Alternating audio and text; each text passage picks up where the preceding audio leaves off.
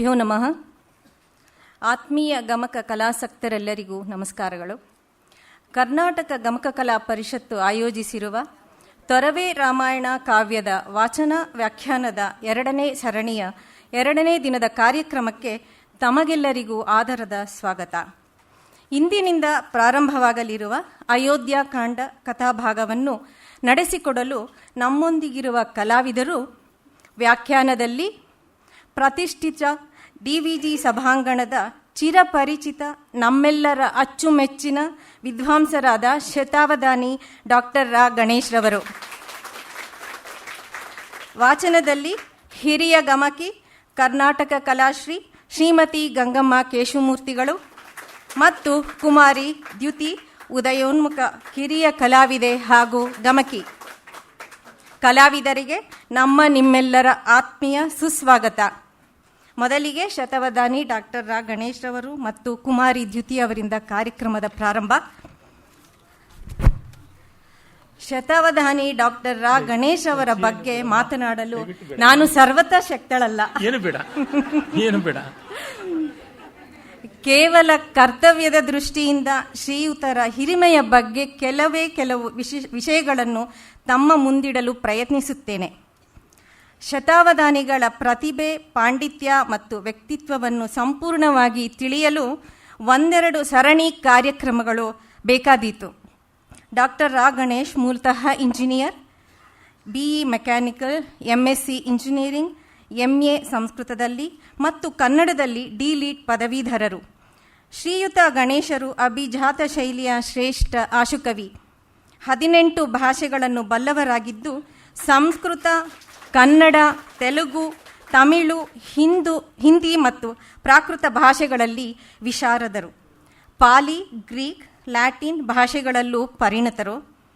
8 ಭಾಷೆಗಳಲ್ಲಿ ಪದ್ಯ ರಚನೆ ಮಾಡಬಲ್ಲ ಅತ್ಯದ್ಭುತ ಪ್ರತಿಭೆ ಇವರದು.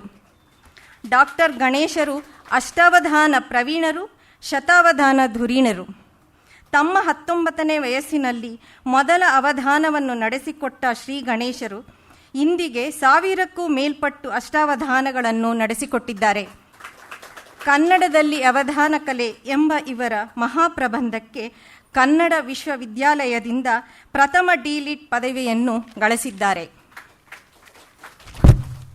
ಇವರ ತುಂಬುಗನ್ನಡದ ಶತಾವಧಾನದಲ್ಲಿ ಪಾಲ್ಗೊಂಡ ನಾವೆಲ್ಲರೂ ಧನ್ಯರು. 24 ಗಂಟೆಗಳ ಸತತ ಆಶು ಕವಿತೆಯ ವಿಶ್ವ ದಾಖಲೆಯನ್ನು ಸ್ಥಾಪಿಸಿದ್ದಾರೆ. ಇವರಿಗೆ ಭಾರತೀಯ ಸಾಹಿತ್ಯ, ಸಂಸ್ಕೃತಿ, ಅಧ್ಯಾತ್ಮ, ಕಲೆ, ಇತಿಹಾಸಗಳಲ್ಲಿ ಗಾಢವಾದ ಪ್ರೀತಿ. ಅಲಂಕಾರ ಶಾಸ್ತ್ರ, ಛಂದಸ್ಸು, ವೇದಾಂತ, ಧರ್ಮಶಾಸ್ತ್ರ, ನೃತ್ಯ, ನಾಟಕ, ಯಕ್ಷಗಾನ, ಸಂಗೀತ, ಚಿತ್ರ, ಶಿಲ್ಪ ಕ್ಷೇತ್ರಗಳಲ್ಲಿ ಅಪಾರ ಪರಿಶ್ರಮದಿಂದ ಅಪರಿಮಿತ ಜ್ಞಾನವನ್ನು ತಮ್ಮದಾಗಿಸಿಕೊಂಡಿದ್ದಾರೆ. ಅನೇಕ ಕಾವ್ಯಗಳನ್ನು ಸಂಸ್ಕೃತ ಹಾಗೂ ಕನ್ನಡದಲ್ಲಿ ರಚಿಸಿದ್ದಾರೆ. ವಿಭಿನ್ನ ವಿಷಯಗಳನ್ನು ಕುರಿತಂತೆ ಅನೇಕ ಉಪನ್ಯಾಸ ಸರಣಿಗಳನ್ನು ಇದೇ DVG ಸಭಾಂಗಣದಲ್ಲಿ ನಾವೆಲ್ಲರೂ ಕೇಳಿ ಆನಂದಿಸಿದ್ದೇವೆ. ಇವರ ಪ್ರವಚನಗಳನ್ನು CD, MP3 ಮತ್ತು ಯೂಟ್ಯೂಬಿನಲ್ಲಿ ಆಲಿಸುವುದು ನಮ್ಮಲ್ಲಿ ಅನೇಕರ ಜೀವನ ಕ್ರಮವಾಗಿ ಹೋಗಿದೆ. ಇವರ ಸಂಸ್ಕೃತ ವಿದ್ವತ್ತಿಗಾಗಿ ರಾಷ್ಟ್ರಪತಿಯವರಿಂದ ಬಾದರಾಯಣ ವ್ಯಾಸ ಪುರಸ್ಕಾರವನ್ನು ಗಳಿಸಿದ್ದಾರೆ. ರಾಜ್ಯೋತ್ಸವ ಪ್ರಶಸ್ತಿ, ಅತ್ಯುತ್ತಮ ರಾಷ್ಟ್ರೀಯ ಯುವ ಪ್ರತಿಭಾ ಪ್ರಶಸ್ತಿ, ಕಾವ್ಯಕಂಠ ಪ್ರಶಸ್ತಿಗಳು ಸಂದಿವೆ. ಶತಾವಧಾನಿ ಡಾಕ್ಟರ್ ರಾ ಗಣೇಶರ ಜ್ಞಾನ ಭಂಡಾರ, ಅಪಾರ ವಿದ್ವತ್ತಿನ ಬಗೆಗೆ ಸಂಶೋಧನಾ ಪ್ರಬಂಧವನ್ನು ಮಂಡಿಸಿ ಡಾಕ್ಟರೇಟ್ ಪದವಿಯನ್ನು ಗಳಿಸಬಹುದು ಎಂದ ನನ್ನ ಅಭಿಪ್ರಾಯ. ನಾವೆಲ್ಲರೂ ಇವರೊಂದಿಗೆ ಸಮಕಾಲೀನರಾಗಿರುವುದು ನಿಮ್ಮೆಲ್ಲರ ಸುದೈವ. ಬನ್ನಿ ಇವರ ವ್ಯಾಖ್ಯಾನವನ್ನು ಕೇಳಿ ತೊರವೆ ರಾಮಾಯಣದ ಸಾರ್ಥಕತೆಯನ್ನು ಪಡೆಯೋಣ. ಇನ್ನು ಶ್ರೀಮತಿ ಗಂಗಮ್ಮ ಕೇಶವಮೂರ್ತಿಯವರ ಬಗ್ಗೆ ಕೆಲವು ವಿಷಯಗಳು. ಇವರು ಪ್ರಸ್ತುತ ಕರ್ನಾಟಕ ಗಮಕ ಕಲಾ ಪರಿಷತ್ತಿನ ಅಧ್ಯಕ್ಷರಾಗಿದ್ದಾರೆ. ಗಮಕ ಕಲೆಗೆ ಶಿಖರ ಪ್ರಾಯದಂತೆ ಸದಾ ಗಮಕಕ್ಕಾಗಿ ದುಡಿಯುತ್ತಿರುವ ಇವರು ಗಮಕ ಕ್ಷೇತ್ರದ ಅಶ್ವತ್ಥ ವೃಕ್ಷ. ಇವರನ್ನು ಜಂಗಮ ಗಮಕ ವಿಶ್ವವಿದ್ಯಾನಿಲಯ ಎನ್ನಬಹುದು. ಕರ್ನಾಟಕ ಸಂಗೀತ ನೃತ್ಯ ಅಕಾಡೆಮಿಯ ಮಾಜಿ ಅಧ್ಯಕ್ಷರು. ಗಮಕ ಕಲಾ ಪರಿಷತ್ತಿನ 9ನೇ ಸಮ್ಮೇಳನದ ಅಧ್ಯಕ್ಷತೆಯನ್ನು ವಹಿಸಿದ್ದರು ಶ್ರೀಮತಿ ಗಂಗಮ್ಮನವರು. ಅನೇಕ ದಶಕಗಳಿಂದ ದೂರದರ್ಶನ ಮತ್ತು ಆಕಾಶವಾಣಿಯ ಕಲಾವಿದರಾಗಿದ್ದಾರೆ. ಪಂಪ ಮಹಾಕವಿಯಿಂದ ಹಿಡಿದು ಶ್ರೀ ಕುವೆಂಪುರವರೆಗಿನ ಎಲ್ಲ ಕಾವ್ಯಗಳನ್ನು ವಾಚನ ಹಾಗೂ ವ್ಯಾಖ್ಯಾನ ಮಾಡಬಲ್ಲ ಅಪ್ರತಿಮ ಕಲಾವಿದರು. ಲಕ್ಷ್ಮೀಶ ಗಮಕ ಪಾಠಶಾಲೆಯಲ್ಲಿ ಸಾವಿರಾರು ಶಿಷ್ಯರಿಗೆ ಸಂಗೀತ ಮತ್ತು ಗಮಕವನ್ನು ಬಹಳ ಶ್ರದ್ಧೆಯಿಂದ ಕಲಿಸುತ್ತಿದ್ದಾರೆ. ಇವರ ವಾಚನ ಶೈಲಿ ಗಂಗಮ್ಮ ಘರಾನ ಎಂದು ಪ್ರಚಲಿತವಾಗಿದೆ. ಶ್ರೀಮತಿ ಗಂಗಮ್ಮನವರಿಗೆ ಕಾವ್ಯ ಗಾಯನ ಕಲಾಧರೆ, ಕರ್ನಾಟಕ ಕಲಾಶ್ರೀ, ಗಮಕ ರತ್ನಾಕರ, ಕಾವ್ಯ ಗಾಯನ ಕೋಗಿಲೆ, ಕ್ಯಾಪ್ಟನ್ ಗಮಕಿ, ಗಂಡು ಗಮಕಿ, ಸದ್ಗುರು ಶ್ರೀ ಪ್ರಶಸ್ತಿ, ಪರಿಮಳ ಪ್ರಶಸ್ತಿ, ಆರ್ಯಭಟ ಪ್ರಶಸ್ತಿ, ಕಲಾಶ್ರೀ ಜ್ಯೋತಿ ಎಂಬ ಮುಂತಾದ ಬಿರುದುಗಳು ಸಂದಿವೆ. ಇವರ ಪರಿಶುದ್ಧ ರಾಗ, ಸಾಹಿತ್ಯ ಶುದ್ಧ ವಾಚನವನ್ನು ಸವಿಯುವ ಭಾಗ್ಯವು ಇಂದು ನಮ್ಮದಾಗಿದೆ. ಇನ್ನು ಕುಮಾರಿ ದ್ಯುತಿ ಎಸ್ ಜಹಗೀರ್ದಾರ್ ಅವರ ಪರಿಚಯ.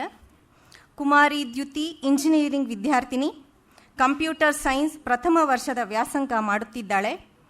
ಹಿಂದೂಸ್ತಾನಿ ಶಾಸ್ತ್ರೀಯ ಸಂಗೀತವನ್ನು ಶ್ರೀ ಓಂಕಾರ್ನಾಥ್ ಹವಲ್ದಾರ್ ಬಳಿಯಲ್ಲಿ ಅಭ್ಯಾಸ ಮಾಡುತ್ತಿದ್ದಾಳೆ. ಜೂನಿಯರ್ ಪರೀಕ್ಷೆಯಲ್ಲಿ ವಿಶೇಷ ಯೋಗ್ಯತೆಯೊಂದಿಗೆ ಉತ್ತೀರ್ಣಲಾಗಿದ್ದಾಳೆ. ಗಮಕ ವಾಚನವನ್ನು ಶ್ರೀಮತಿ ಸಿ.ವಿ. ಶ್ರೀಮತಿ ಅವರ ಬಳಿ 8 ವರ್ಷಗಳಿಂದ ಕಲಿಯುತ್ತಿದ್ದಾಳೆ. ಸಂಗೀತ ನೃತ್ಯ ಅಕಾಡೆಮಿಯಿಂದ ಗಮಕ ಶಿಷ್ಯ ವೇತನವನ್ನು ಗಳಿಸಿದ್ದಾಳೆ. ಸುಗಮ ಸಂಗೀತವನ್ನು ದಿವಂಗತ ಯಶವಂತ ಹಳಬಂಡಿಯವರಲ್ಲಿ ಅಭ್ಯಾಸ ಮಾಡಿದ್ದಾಳೆ. ದೂರದರ್ಶನದ ಚಂದನ ವಾಹಿನಿ, ಶ್ರೀ ಶಂಕರ ವಾಹಿನಿ ಹಾಗೂ ಉದಯ ವಾಹಿನಿಯಲ್ಲಿ ಗಮಕ, ದೇವರನಾಮ ಹಾಗೂ ಸುಗಮ ಸಂಗೀತ ಕಾರ್ಯಕ್ರಮಗಳನ್ನು ನೀಡಿದ್ದಾಳೆ. ತುಮಕೂರಿನಲ್ಲಿ ನಡೆದ ಪ್ರಥಮ ಮಕ್ಕಳ ಗಮಕ ಕಲಾ ಸಮ್ಮೇಳನ ಹಾಗೂ ಉಡುಪಿಯಲ್ಲಿ ನಡೆದ ದ್ವಿತೀಯ ಮಕ್ಕಳ ಗಮಕ ಕಲಾ ಸಮ್ಮೇಳನದಲ್ಲಿ ಸಕ್ರಿಯವಾಗಿ ಭಾಗವಹಿಸಿ ಹೆಗ್ಗಳಿಕೆ ಕುಮಾರಿ ದ್ಯುತಿಯದು.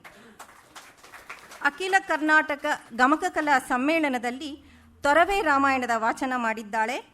ಅನೇಕ ದೇವರನಾಮ, ಗಮಕ, ಅಡಕ ಮುದ್ರಿಕೆಗಳಲ್ಲಿ ಹಾಡಿ ತನ್ನ ಪ್ರತಿಭೆಯಿಂದ ಉದಯೋನ್ಮುಖ ಕಲಾವಿದೆಯಾಗಿ ಗುರುತಿಸಿಕೊಂಡಿದ್ದಾಳೆ.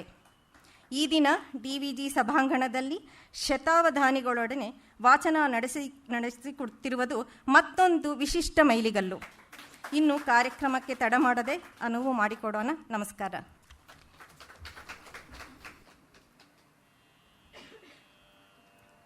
ತುಷ್ಟಯದಾ ಉದಿತಮದ ಸಿಂಧುರ ನಿಭಾನನದಾ ಅಮಲಲಂಬೋದರದಾ ವರಸಿಂಧೂರ ಚಂದನ ಗಂಧ ಬಂಧುರದಾ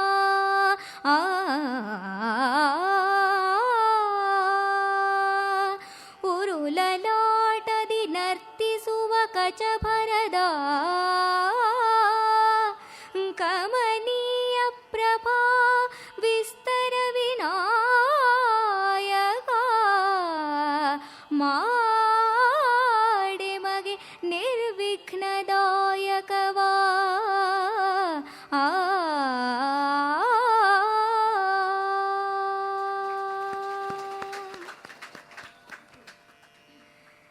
ರಾಯ ದಶರಥನು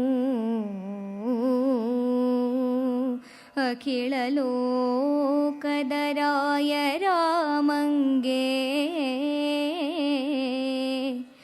ಒಲಿದು ರಾಜ್ಯಶ್ರೀಯ ಪಟ್ಟವ ಕಟ್ಟಲೆಂದು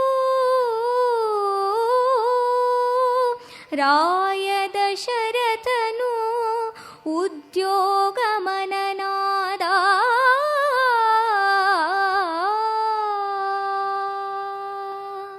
ಓಂ ತತ್ಸತ್. ಎಲ್ಲರಿಗೆ ನಮಸ್ಕಾರ. ಸೊಗಸಾದ ಹಂಸಧ್ವನಿಯಿಂದ ಈ ಒಂದು ಅಯೋಧ್ಯಾಕಾಂಡದ ಉಪಕ್ರಮ ಆಗಿದೆ. ಅಯೋಧ್ಯಾಕಾಂಡ ರಾಮಾಯಣದ ಹೃದಯ ಭಾಗ ಅಂತ ಡಿ.ವಿ.ಜಿ. ಹೇಳ್ತಾರೆ. ಇಡೀ ರಾಮಾಯಣದಲ್ಲಿ ಅಲೌಕಿಕವಾದ ಪವಾಡಗಳು ಮತ್ತು ಅದ್ಭುತಗಳು, ಚಮತ್ಕಾರಗಳು ಅನ್ನುವುದು ಇಲ್ಲವೇ ಇಲ್ಲ ಅನ್ನುವಂತೆ ಬರುವ ಭಾಗ ಅಂತಂದರೆ ಬಹುಶಃ ಅಯೋಧ್ಯಾಕಾಂಡ ಅಂತಲೇ ಹೇಳಬೇಕು. ಬಾಲಕಾಂಡದಲ್ಲಿ ಪಾಯಸೋತ್ಪತ್ತಿಯಿಂದಲೇ ಆರಂಭವಾಗುತ್ತದೆ ಅದ್ಭುತ. ಯುದ್ಧಕಾಂಡದಲ್ಲಂತೂ ಹೆಜ್ಜೆ ಹೆಜ್ಜೆಗೆ ಅದ್ಭುತ. ಅಲ್ಲದೆ ಆ ರಾಮ ರಾವಣ ಸಂಗ್ರಾಮ, ವಾನರ ವೀರರ, ರಾಕ್ಷಸ ವೀರರ ಸೆಣಸಾಟ ಇವೆಲ್ಲ ಅದ್ಭುತ, ಅಲೌಕಿಕ. ಅದೇ ಬಗೆಯಲ್ಲಿ ಸುಂದರಕಾಂಡದಲ್ಲಿ ಸಮುದ್ರೋಲ್ಲಂಘನವಾಗಲಿ, ಹನುಮಂತನ ಲೀಲೆಗಳಾಗಲಿ, ಇನ್ನು ಕಿಷ್ಕಿಂಧಾಕಾಂಡದ ವಾಲಿ ಸುಗ್ರೀವ ಸಂಗ್ರಾಮ ಮತ್ತು ವಾನರ ಜಗತ್ತಿನ ಪರಿಚಯ ಇದೆಲ್ಲ ಅದ್ಭುತ. ಅದೇ ಬಗೆಯಲ್ಲಿ ಅರಣ್ಯಕಾಂಡದಲ್ಲಿ ಕಂಡಾಗಲೂ ಅಷ್ಟೇ ಶೂರ್ಪಣಖೆ, ರಾವಣ, ಪುಷ್ಪಕ ವಿಮಾನ, ಮಾರೀಚ, ಮಾಯಾಮೃಗ, ಹೀಗೆ ಹೆಜ್ಜೆ ಹೆಜ್ಜೆಗೆ ಅದ್ಭುತ. ಇನ್ನು ಉತ್ತರಕಾಂಡವಂತೂ ಅದ್ಭುತಗಳ ಶೃಂಖಲೆ ಅಂತ ಹೇಳಬೇಕು. ಆದರೆ ಅಯೋಧ್ಯಾಕಾಂಡದಲ್ಲಿ ಮಾತ್ರ ಅಪ್ಪಟ ಮಾನವ ಸ್ವಭಾವ ಕಾಣುತ್ತದೆ. ಆ ದೃಷ್ಟಿಯಿಂದ ಮಾನವ ಭಾವದ, ಜೀವ ಸ್ವಭಾವದ ವಿಷಯಗಳು, ವಿವರಗಳು ಬರ್ತಕ್ಕಂಥದ್ದು ಅಲ್ಲಿಯೇ ಹೆಚ್ಚು. ಈ ಕಾರಣದಿಂದಲೇ ಆದಿಕವಿ ವಾಲ್ಮೀಕಿ ಮುನಿಗಳು ಯುದ್ಧಕಾಂಡದ ಘಟನಾ ಬಾಹುಲ್ಯವನ್ನು ಗಮನಿಸಿ ಮತ್ತು ಜನಸಾಮಾನ್ಯಕ್ಕೆ ಅದ್ಭುತಗಳು, ಚಮತ್ಕಾರಗಳು ಬೇಕು. ಮಾಸ್ತಿಯವರು ಒಂದು ಕಡೆ ತಮ್ಮ ಕಥನಕದಲ್ಲಿ ಹೇಳ್ತಾರೆ, ಜನರ ಮನಸ್ಸು ಮಗುವಿನಂಥದ್ದು, ಸದಾ ಅದು ಅದ್ಭುತಗಳನ್ನು, ಚಮತ್ಕಾರಗಳನ್ನು ಬಯಸ್ತಾ ಇರ್ತವೆ ಅಂತ. ಈಗ ಇಷ್ಟು ಚೆನ್ನಾಗಿ ಪಾಪ ಈ ಹುಡುಗಿ ದ್ಯುತಿ ಹಾಡಿದ್ದನ್ನು ಅದೆಲ್ಲ ಬರ್ತಿಂದ ಬರೋ ಗಿಫ್ಟ್ ಕಂಡ್ರಿ ಅಂತ ಕಷ್ಟಪಟ್ಟಿದ್ದನ್ನೆಲ್ಲ ಪಕ್ಕಕ್ಕೆ ಹಾಕಿ ತಳ್ಳಿಬಿಡ್ತಾರೆ. ಪರಿಶ್ರಮ ಇರುತ್ತದೆ, ದೈವಕೃಪೆ ಎಲ್ಲಕ್ಕೂ ಬೇಕು, ಕೊಲೆಗಾರನಿಗೂ ಬೇಕು, ಸಾಧುಜೀವಿಗೂ ಬೇಕು, ಪ್ರತಿಯೊಬ್ಬರಿಗೂ ದೈವಕೃಪೆ ಇರಬೇಕು. ಎಲ್ಲರಿಗೂ ಸೂರ್ಯ ಚಂದ್ರ ಬೆಳಕು ಕೊಡ್ತಾರೆ, ಗಾಳಿ ನೀರು ಎಲ್ಲರನ್ನೂ ಪೋಷಣೆ ಮಾಡುತ್ತವೆ, ಅಲ್ಲಿ ಭೇದ ಏನು ಮಾಡುವಂಥದ್ದಲ್ಲ. ಹೀಗೆ ಇದ್ದಾಗ ಈ ಸಾಮಾನ್ಯರಿಗೆ ಅದ್ಭುತ ಬೇಕಾದ್ದರಿಂದ, ಅದನ್ನೂ ಗಮನಿಸಬೇಕಾದದ್ದರಿಂದ ಯುದ್ಧಕಾಂಡ ಒಂದು ಮಟ್ಟಿಗೆ ದೊಡ್ಡ ಗಾತ್ರದ ಕಾಂಡ. ಅದಾದ ಮೇಲೆ ಅತಿ ಗಾತ್ರದ ಕಾಂಡ ಅಂತಂದರೆ, ಗುಣಗಾತ್ರಗಳಲ್ಲಿ ಭವ್ಯವಾದಂಥ ಕಾಂಡ ಅಂತಂದರೆ ಅಯೋಧ್ಯಾಕಾಂಡ. ತೊರವೆ ನರಹರಿ ಮಾತ್ರ ಜನಸಾಮಾನ್ಯರನ್ನೇ ಗಮನದಲ್ಲಿಟ್ಟುಕೊಂಡ ಕಾರಣ ಇಡೀ ರಾಮಾಯಣದ 6 ಕಾಂಡಗಳಿಗೆ ಎಷ್ಟು ಗಾತ್ರವೋ ಅಷ್ಟು ಗಾತ್ರ ಯುದ್ಧಕಾಂಡಕ್ಕಿದೆ. ಅತ್ಯಂತ ಹ್ರಸ್ವವಾದ ಕಾಂಡ, ತುಂಬ ಸೊರಗೋಗಿರುವ ಕಾಂಡ ಅಂದರೆ ಅಯೋಧ್ಯಾಕಾಂಡ. ಇದು ಆ ಕವಿಯ ಮನೋಧರ್ಮವನ್ನು ತೋರಿಸುತ್ತದೆ. ಜನರಿಗೆ ರಂಜನೆ ಬೇಕು, ಅದ್ಭುತ ಬೇಕು, ಬೆರಗು ಬೇಕು. ಹಾಗೆ ಆಗದೇ ಇದ್ದರೆ ಸಾಧ್ಯವಿಲ್ಲ. ಈ ಕವಿಯ ಮಹತ್ವ ಇರುವುದಿದ್ದರೆ ಲೋಕ ಸಾಮಾನ್ಯಕ್ಕೆ, ಗಮಕಿಗಳಿಗೆ, ಗಾಯಕರಿಗೆ, ಯಕ್ಷಗಾನ ಕಲಾವಿದರಿಗೆ, ಬಯಲುನಾಟಕ ಮಾಡತಕ್ಕಂಥವರಿಗೆ, ಪ್ರಕರಣ ಇತ್ಯಾದಿಗಳನ್ನು ಮಾಡಿಕೊಂಡ ದೇಶೀಯ ರಂಗಭೂಮಿಗಳವರಿಗೆ ಎಲ್ಲರಿಗೂ ಕೂಡ ಬೇಕಾದ ರಾಮಕಥೆಯನ್ನು ವಾಲ್ಮೀಕಿಯ ಅಭಿಪ್ರಾಯಕ್ಕೆ ವಿರಸವಾಗದಂತೆ ನಮ್ಮ ಕನ್ನಡದಲ್ಲಿ ಸುಲಭವಾದ ಷಟ್ಪದಿಯಲ್ಲಿ ತಂದುಕೊಟ್ಟಿರೋದು. ಹಾಗಾಗಿ ಈತನಲ್ಲಿ ಕಾವ್ಯ ಚಮತ್ಕಾರ, ರಸಸ್ವಾರಸ್ಯಗಳನ್ನು, ಅಲಂಕಾರ ವಿಸ್ತಾರಗಳನ್ನು ಹುಡುಕಿದರೆ ಸಿಗುವಂಥದ್ದಲ್ಲ. ಮತ್ತು ಮಾನುಷ ಭಾವಗಳ ಮೂಲಕವಾಗಿ ಉನ್ಮೀಲಿತವಾಗುವ ಮರ್ಮಭೇದಕವಾದ ಸನ್ನಿವೇಶಗಳನ್ನು ಕಂಡ್ರೆ ರಾಮಾಯಣದ್ದೆಲ್ಲ ಬರುತ್ತೆ. ಆದರೆ ಈತನ ಯೋಗದಾನ ಪಾಪ ಸೊನ್ನೆಗೆ ಹತ್ತಿರ ಬರುತ್ತದೆ. ಹಾಗಿದ್ದರೆ ಈ ಕವಿಯ ಮಹತ್ವ ಎಲ್ಲಿದೆ ಅಂದರೆ, ರಾಮಾಯಣವನ್ನು ನಮ್ಮ ತಲೆಮಾರಿನವರೆಗೂ ದಾಟಿಸಿಕೊಟ್ಟಂಥ ಮಹತ್ವ. ಆ ರೀತಿಯಾದ ಮಹತ್ವ ದೊಡ್ಡದೆ. ಯಾಕೆಂದರೆ ರಾಮಾಯಣ ಮಹಾಭಾರತಗಳು ಇವತ್ತು ಎಷ್ಟು ಜನಕ್ಕೆ ಮೂಲದಲ್ಲಿ ಓದಿ ಗೊತ್ತು. ಸಂಸ್ಕೃತದ ಒಳ್ಳೆ ವಿದ್ವಾಂಸರಾದವರು ಕೂಡ 100 ಜನ ಸಂಸ್ಕೃತ ವಿದ್ವಾಂಸರಿದ್ದರೆ ಅವರಲ್ಲಿ ಇಬ್ಬರೂ ಕೂಡ ಆದ್ಯಂತವಾಗಿ ರಾಮಾಯಣ ಮಹಾಭಾರತಗಳನ್ನು ಓದಿರೋಲ್ಲ. ರಾಮಾಯಣವನ್ನು ಬೇಕಾದರೆ ಓದುತ್ತಾರೆ, ಅದಕ್ಕಿಂತ 4 ಪಟ್ಟು ಗಾತ್ರವಾದ ಮಹಾಭಾರತವನ್ನು ಓದಲಾರರು. ಓದಕ್ಕೆ ಆಗೋಲ್ಲ ಅಂತಲ್ಲ, ಓದಕ್ಕೆ ಮನಸ್ಸು ಬರೋಲ್ಲ, ಕೇಳಿಬಿಟ್ಟಿದ್ದೀವಿ ಕಥೆ ಗೊತ್ತಿದೆ ಅಂತ. ಅವರಿಗೆ ಹಾಗಾಗೋದಕ್ಕೆ ಕಾರಣ ಇಂಥ ಎಲ್ಲ ಕೃತಿಗಳ ಮೂಲಕ ಅಕ್ಷರಾಭ್ಯಾಸಕ್ಕೆ ಮೊದಲೇ ರಾಮಾಯಣ ಮಹಾಭಾರತ ಕರಗತವಾಗಿರುವುದು. ಹೀಗೆ ಡಿ.ವಿ. ಜಿಯವರು ಹೇಳ್ತಾರಲ್ಲ, ನಮ್ಮ ಸನಾತನ ಧರ್ಮ ಉಳಿದಿರತಕ್ಕಂಥದ್ದು ಮುನೇಶ್ವರನ ಭಕ್ತರಿಂದ ಅಂತ. ಅಂದರೆ ಇವತ್ತು ಸಾಮಾನ್ಯಾತಿ ಸಾಮಾನ್ಯರಿಂದ ನಮ್ಮ ಹಬ್ಬ, ಹರಿದಿನ, ಪೂಜೆ, ವ್ರತ, ದೇವರು, ಭಕ್ತಿ, ಆಚಾರ ಇವೆಲ್ಲ ಉಳಿದಿರುವುದು. ಯಾರು ದೊಡ್ಡ ದೊಡ್ಡ ಗ್ರಂಥಗಳನ್ನು ಬರೀತಾರೆ, ಉಪನ್ಯಾಸಗಳನ್ನು ಮಾಡ್ತಾರೆ, ತುಂಬ ಪ್ರಖ್ಯಾತರಾದ ವಿದ್ವಾಂಸರು ಅಂತ ಅನ್ನಿಸಿಕೊಂಡವರು, ಚಿಂತಕರು ಅಂತ ಅನ್ನಿಸಿಕೊಂಡವರು, ಅವರುಗಳಲ್ಲಿ ಆ ಆಚರಣೆಗಳು, ಅವುಗಳನ್ನು ಅನುಷ್ಠಾನದಲ್ಲಿ, ಅವುಗಳನ್ನು ಉಪಸ್ಥಿತಿಯಲ್ಲಿ ಇಟ್ಟುಕೊಳ್ಳೋದು ಇರೋಲ್ಲ. ಹೀಗಾಗಿ ರಾಮಾಯಣ ಸಂಸ್ಕೃತಿಯನ್ನು ಕಾಪಾಡುವಲ್ಲಿ ತೊರವೆಯ ನರಹರಿಯ ಕೆಲಸ, ಆ ರೀತಿಯಾದವರ ಕೆಲಸ ತುಂಬ ಗಣನೀಯವಾದದ್ದು. ಹಾಗಾಗಿ ಅಯೋಧ್ಯಾಕಾಂಡದಲ್ಲೇ ಮಿಕ್ಕ ಕಾಂಡದಲ್ಲಿ ಯಾವುದನ್ನು ವಾಲ್ಮೀಕಿ ರಾಮಾಯಣದಲ್ಲಿ ಕಾಣ್ತೀವಿ ಜೀವಸ್ವಾರಸ್ಯ, ಯಾವುದನ್ನು ನಮ್ಮ ಕುವೆಂಪು ಅವರ ರಾಮಾಯಣದಲ್ಲಿ ಕಾಣ್ತೀವಿ ಭಾವಸ್ವಾರಸ್ಯ ಅಥವಾ ಕಲಾ ಕೌಶಲ ಸ್ವಾರಸ್ಯ ಅಂಥದ್ದು ಕಾಣೋಲ್ಲ. ವಿಚಾರಿಸೆ ಬರಿಯ ತುಳಸಿಯ ಉದಕದಂತಿರೆ ಅಂತ ಹೇಳದನ್ನೆಲ್ಲ ಕುಮಾರವ್ಯಾಸ, ಅದು ಇಲ್ಲಿ ನಿಜವಾಗಿಯೂ ಸಲ್ಲತಕ್ಕಂಥದ್ದು. ರಾಮಾಯಣದ ಈ ಅಯೋಧ್ಯಾಕಾಂಡದ ಆರಂಭವೇ ಶ್ರೀರಾಮನ ಗುಣವಿಶೇಷಗಳನ್ನು ಅಯೋಧ್ಯೆಯ ಪೌರರು ಎಲ್ಲರೂ ಜಾನಪದರು ಕೊಂಡಾಡ್ತಾ ಇರ್ತಾರೆ. ಆ ಮಾತಿನ ಮೇಲೆ ದಶರಥ ತನ್ನ ಮಗನಿಗೆ ತಾನು ಪಟ್ಟ ಕಟ್ಟಬೇಕು ಅಂತ ತೀರ್ಮಾನ ಮಾಡಿಕೊಳ್ತಾನೆ. ರಾಯ ದಶರಥನ ಅಖಿಲ ಲೋಕದ ರಾಯ ರಾಮಂಗೆ ಒಲಿದು ರಾಜ್ಯಶ್ರೀಯ ಪಟ್ಟವ ಕಟ್ಟಲೆಂದು ಉದ್ಯೋಗ ಮನನಾದ. ಮಗನಿಗೆ ಪಟ್ಟ ಕಟ್ಟಬೇಕು ಅಂತ ಅವನಿಗೆ ಮನಸ್ಸಾಯಿತು. ನಮ್ಮ ಪ್ರಾಚೀನ ಭಾರತದ ಡೆಮೋಕ್ರೆಟಿಕ್ ಸೆಟಪ್ ಅಂತೀವಲ್ಲ, ಗಣತಂತ್ರ ವ್ಯವಸ್ಥೆ, ಪ್ರಜಾಭಿಪ್ರಾಯ ವ್ಯವಸ್ಥೆ ಏನು ಅನ್ನೋದಲ್ಲಿ ಕಾಣಿಸುತ್ತದೆ. ಪೌರರು ಅಂದರೆ ಯಾರನ್ನ ಅರ್ಬನೈಟ್ಸ್ ಅಂತ ಕರಿತೀವಿ ಅವರು, ಮತ್ತು ಜಾನಪದರು ಯಾರನ್ನ ರೂರಲ್ ಪೀಪಲ್ ಅಂತ ಕರಿತೀವಿ, ನಾಗರಿಕರು ಮತ್ತು ಗ್ರಾಮೀಣರು ಇಬ್ಬರನ್ನೂ ಸೇರಿಸಿಕೊಂಡು ಅವರೆಲ್ಲರ ಅಭಿಪ್ರಾಯ ತೆಗೆದುಕೊಂಡು ಪಟ್ಟ ಕಟ್ತಾನೆ. ರಾಮನ ಹಿಂದೆ ಇಡೀ ಜನಸಮೂಹವೇ ಕಾಡಿಗೆ ನಾವು ಬರ್ತೀವಿ ಅನ್ನೋದಕ್ಕೆ ಕಾರಣ ಅವರೆಲ್ಲರ ಕಣ್ಮಣಿಯಾಗಿ ಅವನು ಬೆಳೆದಿದ್ದ ಅನ್ನುವುದು ಗೊತ್ತಾಗುತ್ತದೆ. ಹಾಗೆ ಆರಂಭ. ವೀರ ಕೇಳೈ ಕುಶನೇ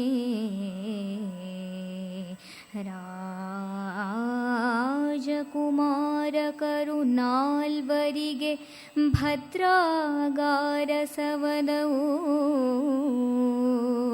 ವಿಶ್ವಕರ್ಮ ಮಯಾನುಮತಗಳಲ್ಲಿ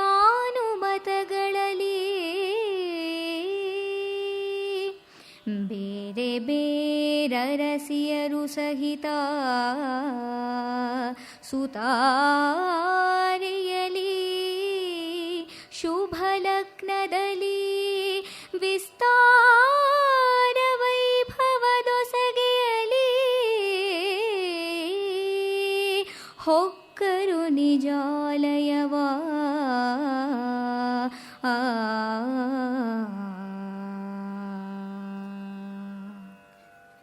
ಬಾಲಕಾಂಡದ ಕೊಂಡಿಯನ್ನು ಕವಿ ಮುಂದುವರಿಸ್ತಾ ಬರ್ತಾನೆ. ಬಾಲಕಾಂಡದಲ್ಲಿ ಶ್ರೀರಾಮ ಲಕ್ಷ್ಮಣ ಭರತ ಶತ್ರುಘ್ನರಿಗೆ ಮದುವೆಯಾಗಿತ್ತಲ್ಲ, ಆ ಹೊಸ ದಂಪತಿಗಳು ಎಲ್ಲರೂ ಕೂಡ ಅವರವರ ಹೊಸತಾದ ಮನೆಗಳಿಗೆ ಹೋಗ್ತಾರೆ. ಗೃಹ ಪ್ರವೇಶ ಆಗುತ್ತದೆ. ಈಚೆಗೆ ದಂಪತಿಗಳು ಅಂತನಬೇಕೆ, ದಂಪತಿ ಅನ್ನಬೇಕೆ ಅಂತ ಯಾವುದೋ ಒಂದು ವಿಚಾರವೋ ವಿಕಾರವೋ ಎದ್ದಿದೆ. ಬಹುವಚನದಲ್ಲಿ ಹೇಳಲೇ ಬೇಕಾದಂಥ ಪದ, ಏನೂ ತೊಂದರೆ ಇಲ್ಲ. ದಂಪತಿಗಳು ಅಂತ ಗೌರವದಲ್ಲಿ ಹೇಳೋಣ. ಏಕವಚನದಲ್ಲಿ ಅದನ್ನು ಪುಂಸಕಲಿಂಗ ಅಂತ ಹೇಳಿದ್ರೆ ಸೀತಾರಾಮ ದಂಪತಿಗಳು ಅಂತ ಹೇಳಿದೆ ಸೀತಾರಾಮ ದಂಪತಿ ಬರುತ್ತಾ ಇದೆ ಅಂತ ಹೇಳಬೇಕಾದ ದುಸ್ಥಿತಿ ಬರುತ್ತದೆ. ಹಾಗಾಗಿ ಮನುಷ್ಯರು ಪ್ರಾಣಿಗಳಾಗತಕ್ಕಂತಹ, ಪ್ರಾಣಿಗಳು ಜಡಾದಿಗಳಾದಂತಹ ಕಲ್ಲು ಮಣ್ಣು ಆ ಥರ ಆಗುವ ದುಸ್ಥಿತಿ ಬರುತ್ತದೆ.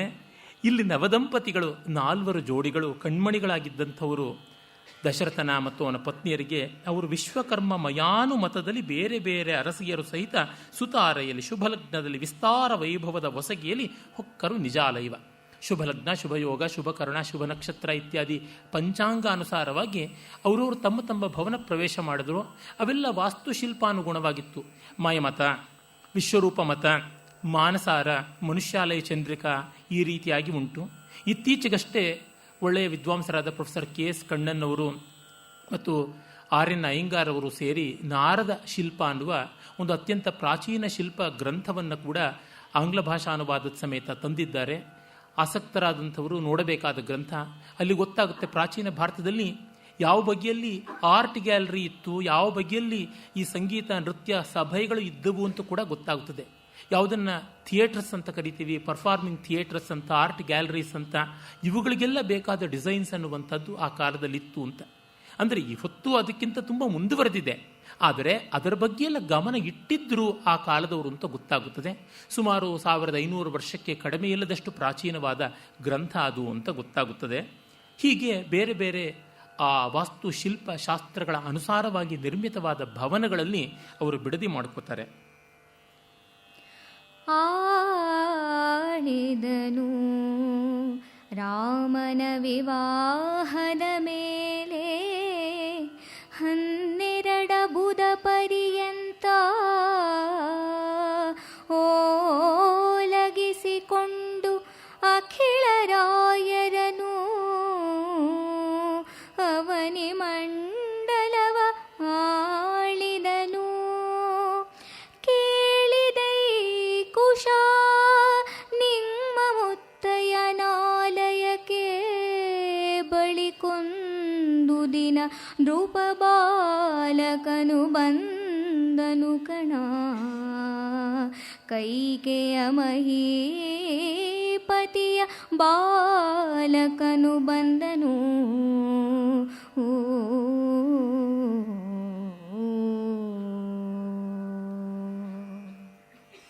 ಹಾಗೆ ಅವರೆಲ್ಲರೂ ಬಂದು ಆ ಹೊಸ ಮನೆಗಳಲ್ಲಿ ಇದ್ದು ಹಳಬರಾದರು. ಕವಿ 12 ವರ್ಷ ಹಾಗೆ ಕಾಲ ಕಳೆಯಿತು ಅಂತಾನೆ. ವಾಲ್ಮೀಕಿ ರಾಮಾಯಣದಲ್ಲಿ ಆ ಅವಧಿ ಏನು ಬರುವಂಥದ್ದಲ್ಲ. ಈ ಅಳತೆಗಳನ್ನು ಇಟ್ಟುಕೊಂಡು ನೋಡಿದಾಗ ರಾಮ, ದಶರಥ ಇತ್ಯಾದಿಗಳ ವಯಸ್ಸು, ಮುಂದೆ ಕಾವ್ಯದೊಳಗೆ ಕಾಣಿಸ್ತಕ್ಕಂಥ ಕಾಲಮಾನ ನೋಡಿದರೆ ಸ್ಪಷ್ಟತೆ ಸಿಗೋಲ್ಲ, ಗೊಂದಲವೂ ಆಗಬಹುದು. ಅದಕ್ಕೆ ಯಾರೂ ತಲೆ ಕೆಡಿಸ್ಕೊಳ್ಬೇಕಾಗಿಲ್ಲ. ಇಲ್ಲಿ ಯಾರ್ದು ಕೂಡ ಏಜ್ ಸರ್ಟಿಫಿಕೇಟು, ಬರ್ತ್ ಸರ್ಟಿಫಿಕೇಟು, ಡೆತ್ ಸರ್ಟಿಫಿಕೇಟು ಇಟ್ಕೊಂಡು ಮಾತಾಡಬೇಕಾಗಿಲ್ಲ. ಇದು ಕಾವ್ಯ. ಕಾಲ ಕಳೆಯಿತು, ಒಳ್ಳೆ ಕಾಲ ಕಳೆದರು, ಚೆನ್ನಾಗಿ ಬಾಳಿದರು, ಹಲವು ಕಾಲ ಇದ್ದರು, ಬೇರೆ ಬೇರೆ ಘಟನೆಗಳಾದವು, ಅದರ ಸುಖ ದುಃಖಗಳೇನು, ಅದರ ಒಳಿತು ಕೆಡಿಕೇನು, ಅದರ ಪುರುಷಾರ್ಥ ಮೌಲ್ಯ ಏನು, ಇದಕ್ಕಾಗಿ ಕಾವ್ಯವನ್ನು ವ್ಯಾಸಂಗ ಮಾಡಬೇಕು. ಹಾಗಾಗಿ ಇಲ್ಲಿ ಸರಿ ಇಲ್ಲ, ಅಲ್ಲಿ ಸರಿ ಇಲ್ಲ ಅಂತ ಗೂಬೆ ಕೂಡಿಸಿದ್ರೆ ಏನೂ ಪ್ರಯೋಜನವಾಗೋದಿಲ್ಲ. ಪ್ರಾಚೀನ ಕಾವ್ಯಗಳಲ್ಲಿ ಆ ಕರಾರುವಾಕ್ಕಾಗಿ ನೋಡುವಂತೆ ಇಲ್ಲ. ಇವತ್ತಿನ ಕಮರ್ಷಿಯಲ್ ಸಿನಿಮಾದಲ್ಲಿ ಕೂಡ ಅದನ್ನು ನೋಡಿದ್ರೆ ನಮಗೆ ರಂಜನೆ ಸಿಗೋಲ್ಲ.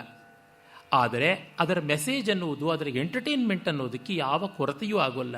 ಪ್ರಾಚೀನ ಕಾವ್ಯಗಳಲ್ಲಾಗಲಿ ಕಲಾ ವಿಶೇಷಗಳಲ್ಲಾಗಲಿ ಇದನ್ನು ನಾವು ಗಮನಿಸಬೇಕು.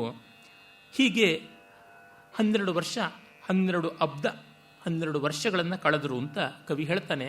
ಇದಿಷ್ಟನ್ನು ನೀವೀಗಾಗಲೇ ಬಲ್ಲಂತೆ ವಾಲ್ಮೀಕಿ ಮಹರ್ಷಿಗಳು ಲವಕುಶರಿಗೆ ಹೇಳ್ತಾ ಇರ್ತಕ್ಕಂಥದ್ದು ಅಂತ. ಲವಕುಶರಿಗೆ ರಾಮಾಯಣವನ್ನು ಹೇಳಿ ಆ ಕಾವ್ಯ ಬೆಳೆದುಕೊಂಡು ಬಂದದ್ದು ಅಂತ ಆ ಬಗೆಯ ಕಥನ ತಂತ್ರವನ್ನು ಕವಿ ಅಳವಡಿಸಿಕೊಂಡಿರ್ತಕ್ಕಂಥದ್ದು ತುಂಬ ಸುಂದರವಾದಂಥದ್ದು ಆ ತಂತ್ರ. ಆಗ ಕೈಕೇಯಿಯ ಸಹೋದರ ಯುಧಾಜಿತ್ತು ಆತ ಬರ್ತಾನೆ. ಇದು ಮೂಲ ವಾಲ್ಮೀಕಿ ರಾಮಾಯಣದಲ್ಲಿ ಇಲ್ಲ. ಭರತನೇ ತಾನು ಅಲ್ಲಿಗೆ ಹೋಗ್ತಾನೆ ಅಂತ ಇದೆ.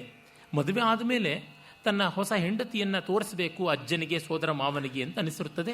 ಅದಕ್ಕೆ ಹೋಗಿದ್ದಾನೆ ಅಂತ ಊಹೆ ಮಾಡಿಕೊಳ್ಳಬಹುದು. ಇಲ್ಲಿ ಹಾಗೆಲ್ಲ, ಇವನೇ ಬರ್ತಾನೆ, ಮತ್ತು ಅದು ದಿವ್ಯಾಸ್ತ್ರ ಶಸ್ತ್ರಗಳ ಕೌಶಲವನ್ನು ಸಾಧಿಸಿಕೊಡೋದಕ್ಕೆ ಸೋದರಳಿಯನಿಗೆ ಅಂತ. ಯಾಕೆಂದರೆ ರಾಮಲಕ್ಷ್ಮಣರಿಗಾದರೆ ವಿಶ್ವಾಮಿತ್ರನ ಅನುಗ್ರಹ ಆಗಿತ್ತು, ಇವನಿಗಾಗಿಲ್ವಾದ್ರಿಂದ ತಾನು ಮಾಡಿಕೊಡಬೇಕು ಅನ್ನೋ ಕೆಲಸಕ್ಕೋಸ್ಕರವಾಗಿ ಮಾಡ್ದ ಅಂತಕ್ಕಂಥದ್ದನ್ನು ನಾವು ಮುಂದೆ ಕಾಣ್ತೀವಿ. ಆದರಿಸಿದನು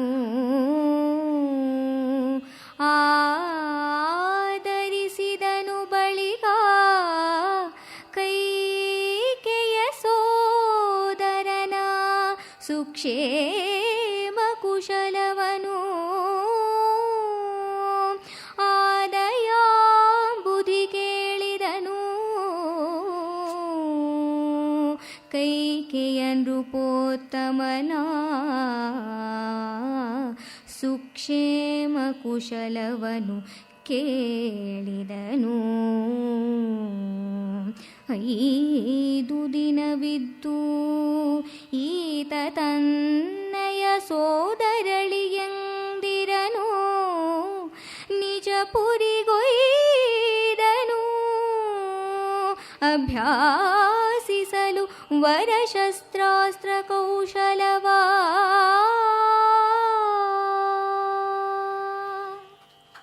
ಮೊದಲೇ ಹೇಳಿದಂತೆ ಅವನು ಬಂದು 5 ದಿನ ಇದ್ದು ಲೆಕ್ಕ ಹೇಳ್ತಾ ಇದ್ದಾನೆ. 12 ವರ್ಷ ಆಯಿತು. ಆಮೇಲೆ ಯುಧಾಜಿತ್ ಬಂದ, 5 ದಿನ ಇದ್ದ.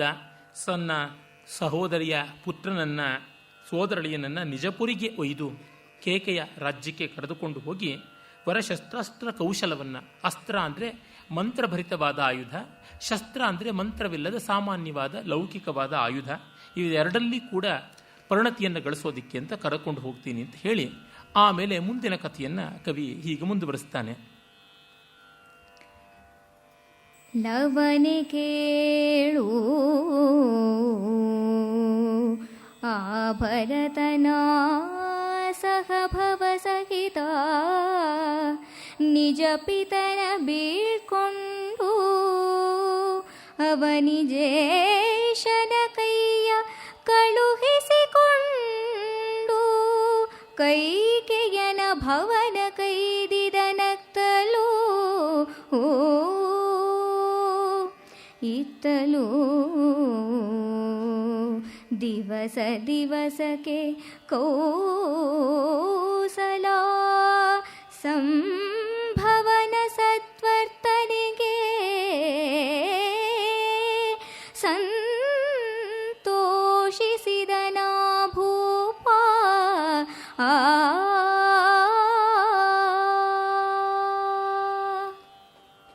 ವಾಲ್ಮೀಕಿ ರಾಮಾಯಣದಲ್ಲಿ ಭರತ ತನ್ನ ಮಾತಾಮಹನ ಮನೆಗೆ ಹೋಗಿದ್ದಾನೆ ಅಂತ ಅನ್ನೋದು ಮಧ್ಯದಲ್ಲಿ ಕಥಾನಕದ ನಿರ್ವಾಹ ಕಾಲದಲ್ಲಿ ಗೊತ್ತಾಗುತ್ತದೆ. ಅದು ದಶರಥ ರಾಮನಿಗೆ ಭರತ ಈಗ ಇಲ್ಲ, ಆದ್ದರಿಂದ ನಿನಗೆ ಪಟ್ಟಾಭಿಷೇಕ ಮಾಡುವುದು ಮತ್ತು ಒಳ್ಳೆಯದು ಅಂತ ಹೇಳ್ತಾನೆ. ಅದು ತುಂಬ ಗುಮಾನಿ ಬರುವಂಥದ್ದಾಗಿದೆ. ದಶರಥನಿಗೆ ಏನೋ ಮಾನ ಉಳಿಸ್ತಕ್ಕಂಥದ್ದಲ್ಲ ಆ ಮಾತು, ಹಾಗೆ ಬರುತ್ತದೆ. ಆದರೆ ಇಲ್ಲಿ ಆ ರೀತಿಯಾಗಿಲ್ಲದೆ ಮಧ್ಯದಲ್ಲಿ ಗೊತ್ತಾಗದೆ ಮೊದಲೇ ಗೊತ್ತಾಗುವಂತೆ ಮಾಡಿದ್ದಾನೆ. ವ್ಯಾಸ ವಾಲ್ಮೀಕಿಗಳ ಕಥಾಶಿಲ್ಪ ಕ್ರಮದಲ್ಲಿ ಎಷ್ಟೋ ವಿವರಗಳು ಮಧ್ಯದಲ್ಲಿ ಗೊತ್ತಾಗ್ತಾ ಹೋಗುತ್ತವೆ. ನಾವು ಮಾತನ್ನು ಆಡುವಾಗ ಮಧ್ಯದಲ್ಲಿ ಕೆಲವು ಹಿಂದಿನದು ಮುಂದಿನದನ್ನೆಲ್ಲ ನೆನಪಿಸಿಕೊಂಡು ಹೇಳ್ತಾ ಒಗ್ಗೂಡಿಸಿಕೊಂಡು ಹೋಗ್ತೀವಲ್ಲ, ಆ ರೀತಿಯಾದದ್ದು ಅದಕ್ಕೆ ಅದರದೇ ಆದ ಸ್ವಾರಸ್ಯ ಉಂಟು. ನಮ್ಮ ಮಾಸ್ತಿಯವರ ಒಂದು ಮನೋಹರವಾದ ಕಾವ್ಯ ಶ್ರೀರಾಮ ಪಟ್ಟಾಭಿಷೇಕ, ಅಲ್ಲಿ ಅಲಂಕಾರದ ಉಕ್ತಿ ಸೌಂದರ್ಯದ ವಚೋ ವಿಚ್ಛಿತ್ತಿಯ ಸ್ವಾರಸ್ಯಗಳು ಇಲ್ಲದೇ ಇದ್ದರೂ ಭಾವನೆಯ, ಕಥಾ ನಿರ್ವಾಹದ, ಸಂವಾದದ ಸ್ವಾರಸ್ಯಗಳು ತುಂಬ ಚೆನ್ನಾಗಿವೆ. ಅಲ್ಲಿ ಹಾಗೆ ರಾಮನ ಪಟ್ಟಾಭಿಷೇಕದ ಹಿಂದಿನ ದಿನದಲ್ಲಿ ಎಲ್ಲರೂ ಸೇರಿಕೊಂಡು ಇಡೀ ರಾಮಾಯಣವನ್ನು ಜ್ಞಾಪಿಸಿಕೊಳ್ತಕ್ಕಂಥದ್ದು, ರಾಮ ಕಥಾನಕವನ್ನು ಜ್ಞಾಪಿಸಿಕೊಳ್ತಕ್ಕಂಥದ್ದು ಅನ್ನುವಂತೆ ಬಹಳ ಸೊಗಸಾದ ತಂತ್ರ. ಅದನ್ನು ಬಹಳ ಹಿಂದೆ ಅವರು ನವರಾತ್ರಿ ಅಂತಕ್ಕಂಥ ಕಾವ್ಯದಲ್ಲಿ ಬಳಸಿದ್ರು. ಅದಕ್ಕೆ ಚಾಸರ್ನ ಕ್ಯಾಂಟರ್ಬರಿ ಟೇಲ್ಸ್ ಅನ್ನೋದು ಸ್ಫೂರ್ತಿ ಅಂತ ಗೊತ್ತಲ್ವ. ಇಲ್ಲಿ ಆ ಥರ ಇಲ್ಲದೆ ಸ್ಪಷ್ಟವಾಗಿ ಸರಳವಾಗಿ ಎಲ್ಲ ಕಥಾನಕ ಹೇಗೆ ಬರಬೇಕು ಅನ್ನೋದನ್ನು ಪೂರ್ವಾನ್ವಯ ಇಟ್ಟುಕೊಂಡು ಕವಿ ಹೇಳ್ತಾನೆ. ಲವ ಕುಶ ಇಬ್ಬರಿಗೂ ಕೂಡ ಆದಿಕವಿಗಳು ಪಾಠ ಹೇಳ್ತಾ ಇದ್ದಾರೆ. ನೋಡಪ್ಪ, ಅವನು ಹೋದ ಸೋದರಮಾವನ ಜೊತೆಯಲ್ಲಿ ಇತ್ತ ಕೌಸಲ್ಯಾನಂದ ವರ್ಧನನಾದ ರಾಮನ ಗುಣ ವಿಶೇಷಗಳನ್ನು ಪ್ರತಿಯೊಬ್ಬರೂ ಮೆಚ್ಚುತ್ತಾ ಇದ್ರು. ದಶರಥನೂ ಮೆಚ್ಚಿಕೊಂಡ. ದಶರಥನ ಮೆಚ್ಚುಗೆಯ ಕ್ರಮವನ್ನು ಮುಂದಿನ ಪದ್ಯದಲ್ಲಿ ಕವಿ ಹೇಳ್ತಾನೆ. ಈತನೇ ಸಿಂಹಾಸನ ಸ್ಥಿತನು, ಈತನೇ ಸಾಮ್ರಾಜ್ಯಪತಿ, ತಾನೀತನೇ ರಘುಕುಲ ಸಮುದ್ರೋತ್ಥರಣ ಹಿಮಕಿರಣ,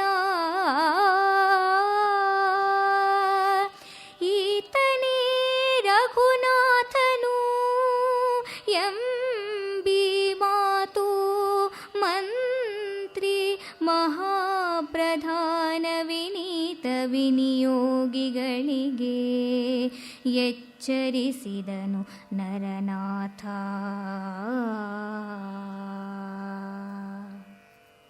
ರಾಮನ ವ್ಯಕ್ತಿತ್ವವನ್ನು ತನ್ನ ಮಂತ್ರಿಮಂಡಲದಲ್ಲಿ ಹೇಳ್ತಾ ಇದ್ದಾನೆ.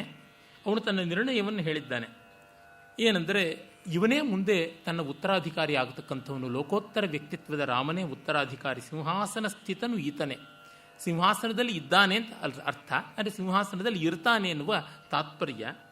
ಸಿಂಹಾಸನ ಸ್ಥಿತ ಅಂದರೆ ಆಲ್ರೆಡಿ ಈಸ್ ಆನ್ ಥ್ರೋನ್ ಅಂತ ಅನ್ನುವ ಭೂತ ಕೃದಂತ ರೂಪ, ಲೋಕರೂಢಿಯ ಮಾತುಗಳು. ಹಾಗಾಗಿ ಇನ್ನು ಅವನು ಸಿಂಹಾಸನಕ್ಕೆ ಬರುವಂಥವನು, ಸಾಮ್ರಾಜ್ಯಕ್ಕೆ ಅಧಿಪತಿಯಾಗತಕ್ಕಂಥವನು. ಅದು ಮಾತ್ರವಲ್ಲ, ಸಿಂಹಾಸನವನ್ನು ಏರುವುದೇನು ದೊಡ್ಡ ವಿಷಯ ಅಲ್ಲ. ಅಪ್ಪನೂ ರಾಜ, ಮಗ ರಾಜನೇ ಆಗಬೇಕು. ಜ್ಯೇಷ್ಠ ಪುತ್ರ ಜ್ಯೇಷ್ಠಾನುಕ್ರಮದಲ್ಲಿ ಬರುತ್ತದೆ. ಇನ್ನು ಇಡೀ ಆ ಒಂದು ಕೋಸಲ ದೇಶ ಯಾವುದಿದೆ, ಆ ಸಾಮ್ರಾಜ್ಯವೂ ಅವನದಾಗುತ್ತದೆ. ತುಂಬ ಜನಕ್ಕೆ ಗೊತ್ತಿಲ್ಲ, ಕೌಸಲ್ಯೆ ದಕ್ಷಿಣ ಕೋಸಲದವಳು, ಅಯೋಧ್ಯೆ ಉತ್ತರ ಕೋಸಲದ ಪ್ರಾಂತ. ದಕ್ಷಿಣ ಕೋಸಲದ ರಾಜನಿಗೆ ಪ್ರಾಯಶಃ ಒಬ್ಬಳೇ ಮಗಳಾಗಿದ್ದಿರಬೇಕು ಕೌಸಲ್ಯೆ. ಹೀಗಾಗಿ ಅವಳ ಮದುವೆ ಆದಮೇಲೆ ಇಡೀ ಆ ಭಾಗವು ಉತ್ತರ ಕೋಸಲವಾದ ಆ ರಘುವಂಶೀಯರ ಸಾಮ್ರಾಜ್ಯಕ್ಕೆ ಸೇರಿ ಹೋಗಿ ಸಮಸ್ತವೂ ವಿಶಾಲವಾದ ಒಂದೇ ಕೋಸಲ ಸಾಮ್ರಾಜ್ಯ ಅಂತ ಆಯಿತು. ಅದರಿಂದಲೇ ಕೌಸಲ್ಯಗೆ ಎಷ್ಟೋ ಗ್ರಾಮಗಳ ಉಂಬಳಿಯೆಲ್ಲ ಇತ್ತು. ಕೈಕೇಯಿ ಮತ್ತು ಸುಮಿತ್ರೆಯರಿಗೆ ಇಲ್ಲದ ತವರಿನ ಆ ಬಳುವಳಿ ಕೌಸಲ್ಯಗೆ ಇತ್ತು. ಸುಮಿತ್ರೆ ಮಗಧ ರಾಷ್ಟ್ರದ, ಮಗಧ ದೇಶದ ರಾಜಪುತ್ರಿ ಅಂತ ಕೆಲವು ಉಲ್ಲೇಖಗಳು ಇವೆ. ಕಾಳಿದಾಸಾದಿಗಳು ಹೇಳ್ತಾರೆ, ಕೈಕೇಯಿ ದೇಶದ ದೂರದ ಪ್ರಾಂತದಿಂದ ಬಂದವಳು ಕೈಕೇಯಿ. ಮಗಧ ಕೋಸಲಕ್ಕೆ ಪಕ್ಕದ ಊರು, ಪಕ್ಕದ ದೇಶ. ಆದರೆ ಕೇಕೆಯ ತುಂಬ ದೂರದ್ದು ಆಗಿದ್ದಂಥದ್ದು. ಈ ಹೊತ್ತಿನ ಪಾಕಿಸ್ತಾನದ ಬಲೂಚಿಸ್ತಾನದ ಆಸುಪಾಸಿನಲ್ಲಿ ಬರ್ತಕ್ಕಂಥದ್ದು ಕೇಕಯವಾದರೆ, ಈ ಹೊತ್ತಿನ ಬಿಹಾರದ ಪ್ರಾಂತದ್ದು ಮಗಧ. ಮತ್ತು ಜಾರ್ಖಂಡ್ನ ಪ್ರಾಂತಕ್ಕೆ ಉತ್ತರ ಭಾರತದ ಒಂದು ಸ್ವಲ್ಪ ಭಾಗಗಳಿಗೆ ಯಾವುದನ್ನು ಅವಧ್ ಅಂತ ಕರೀತಾರಲ್ಲ, ಈ ಹೊತ್ತು ಅಯೋಧ್ಯೆಯೆಲ್ಲ ಇರತಕ್ಕಂಥ ಪ್ರಾಂತ, ಯಾವುದನ್ನು ಪೂರ್ವ ದಿಕ್ಕಲ್ಲಿರ್ತಕ್ಕಂತಹ ಉತ್ತರ ಪ್ರದೇಶ, ಆ ಭಾಗ ಉತ್ತರ ಕೋಸಲ ಅಂತ ಹೆಸರಾದದ್ದು. ಒಟ್ಟಿನಲ್ಲಿ ಆ ಇಡೀ ಸಾಮ್ರಾಜ್ಯಕ್ಕೆ ಇವನು ಅಧಿಪತಿ ಆಗ್ತಾನೆ. ಅದು ದೊಡ್ಡ ವಿಷಯ ಅಲ್ಲ. ಆದರೆ ರಘುಕುಲ ಸಮುದ್ರೋದ್ಧರಣ ಹಿಮಕಿರಣ, ಈ ರಘುಕುಲ ಸಮುದ್ರವನ್ನು ಉಬ್ಬಿಸ್ತಕ್ಕಂಥ, ಉಕ್ಕೇರಿಸ್ತಕ್ಕಂಥ ಚಂದ್ರಮ ಇವನು ಅಂತ. ರಘುಕುಲ ಸಮುದ್ರ ಯಾವುದಿದೆ ಅದನ್ನು ಉದ್ಧರಣ ಮೇಲೆ ಕೆತ್ತತಕ್ಕಂಥವನು, ಚಂದ್ರೋದಯವಾದಾಗ ಸಮುದ್ರ ಉಕ್ಕೇರಿ ಬರುತ್ತಲ್ಲ ಹಾಗೆ ಮಾಡ್ತಕ್ಕಂಥವನಂದರೆ ಕುಲೋದ್ಧರಣ ಮಾಡ್ತಾನೆ. ಯಾವನು ನಿಜವಾಗಿ ಮಗ ಅಂತಂದರೆ ಅವನ ವಂಶ ಬೆಳಗುತ್ತದೆಯೋ, ಅವನ ಪೂರ್ವಜರಿಗೆಲ್ಲ ಇವನಲ್ಲಿ ಸಾರ್ಥಕ್ಯವನ್ನು ಕಾಣುವಂತೆ ಆಗುತ್ತದೆಯೋ ಅಂಥವನಿವನು ಅಂತ ತಾನು ತನ್ನ ಇಡೀ ಮಂತ್ರಿ ಮಹಾಪ್ರಧಾನ ಪರಿವಾರಕ್ಕೆ, ಮಂತ್ರಿಗಳಿಗೆ, ಅಮಾತ್ಯರಿಗೆ, ಆಮೇಲೆ ಇವರಿಗೆ ಸಚಿವರಿಗೆ ಬೇರೆ ಬೇರೆ ಡಿಗ್ರೀಸ್ ಅವು, ಮಂತ್ರಾಲೋಚನೆಗೆ ಬರುವವರು ಮಂತ್ರಿಗಳು, ಕಾರ್ಯನಿರ್ವಾಹಕರಾದವರು ಸಚಿವರು, ಎಲ್ಲವನ್ನೂ ನೋಡಿಕೊಳ್ತಕ್ಕಂಥವರು ಅಮಾತ್ಯರು, ಆ ಥರ ಮುಖ್ಯ ಪ್ರಧಾನರು, ನಿಯೋಗಿಗಳು ಅಂದರೆ ಬೇರೆ ಬೇರೆ ಸರ್ಕಾರದ ಕಾರಕೂನರಾಗಿರ್ತಕ್ಕಂಥವ್ರು, ಬೇರೆ ಬೇರೆ ರಾಜ್ಯ ನಿಯೋಗವನ್ನು ಅನುಷ್ಠಾನ ಮಾಡ್ತಕ್ಕಂಥವ್ರು, ಯಾರು ನಾವು ಸೆಕ್ರೆಟರಿಯೇಟ್ ಎಂಪ್ಲಾಯೀಸ್ ಅಂತ ಕರೀಬಹುದಲ್ಲ, ಆ ರೀತಿಯಾದಂಥವರು, ಅವರೆಲ್ಲರಿಗೂ ಅವನು ಹೇಳ್ತಾನೆ. ತೋರಿದುದು ಜರೆ ನಮಗೆ ನಾವಿನ್ನೇರಲುಳ್ಳವರು, ಅಮರನಗರದ 100 ಯಜ್ಞದ ಜಾಣನೋಲಗದ ಅಮಳವಿಷ್ಟರವ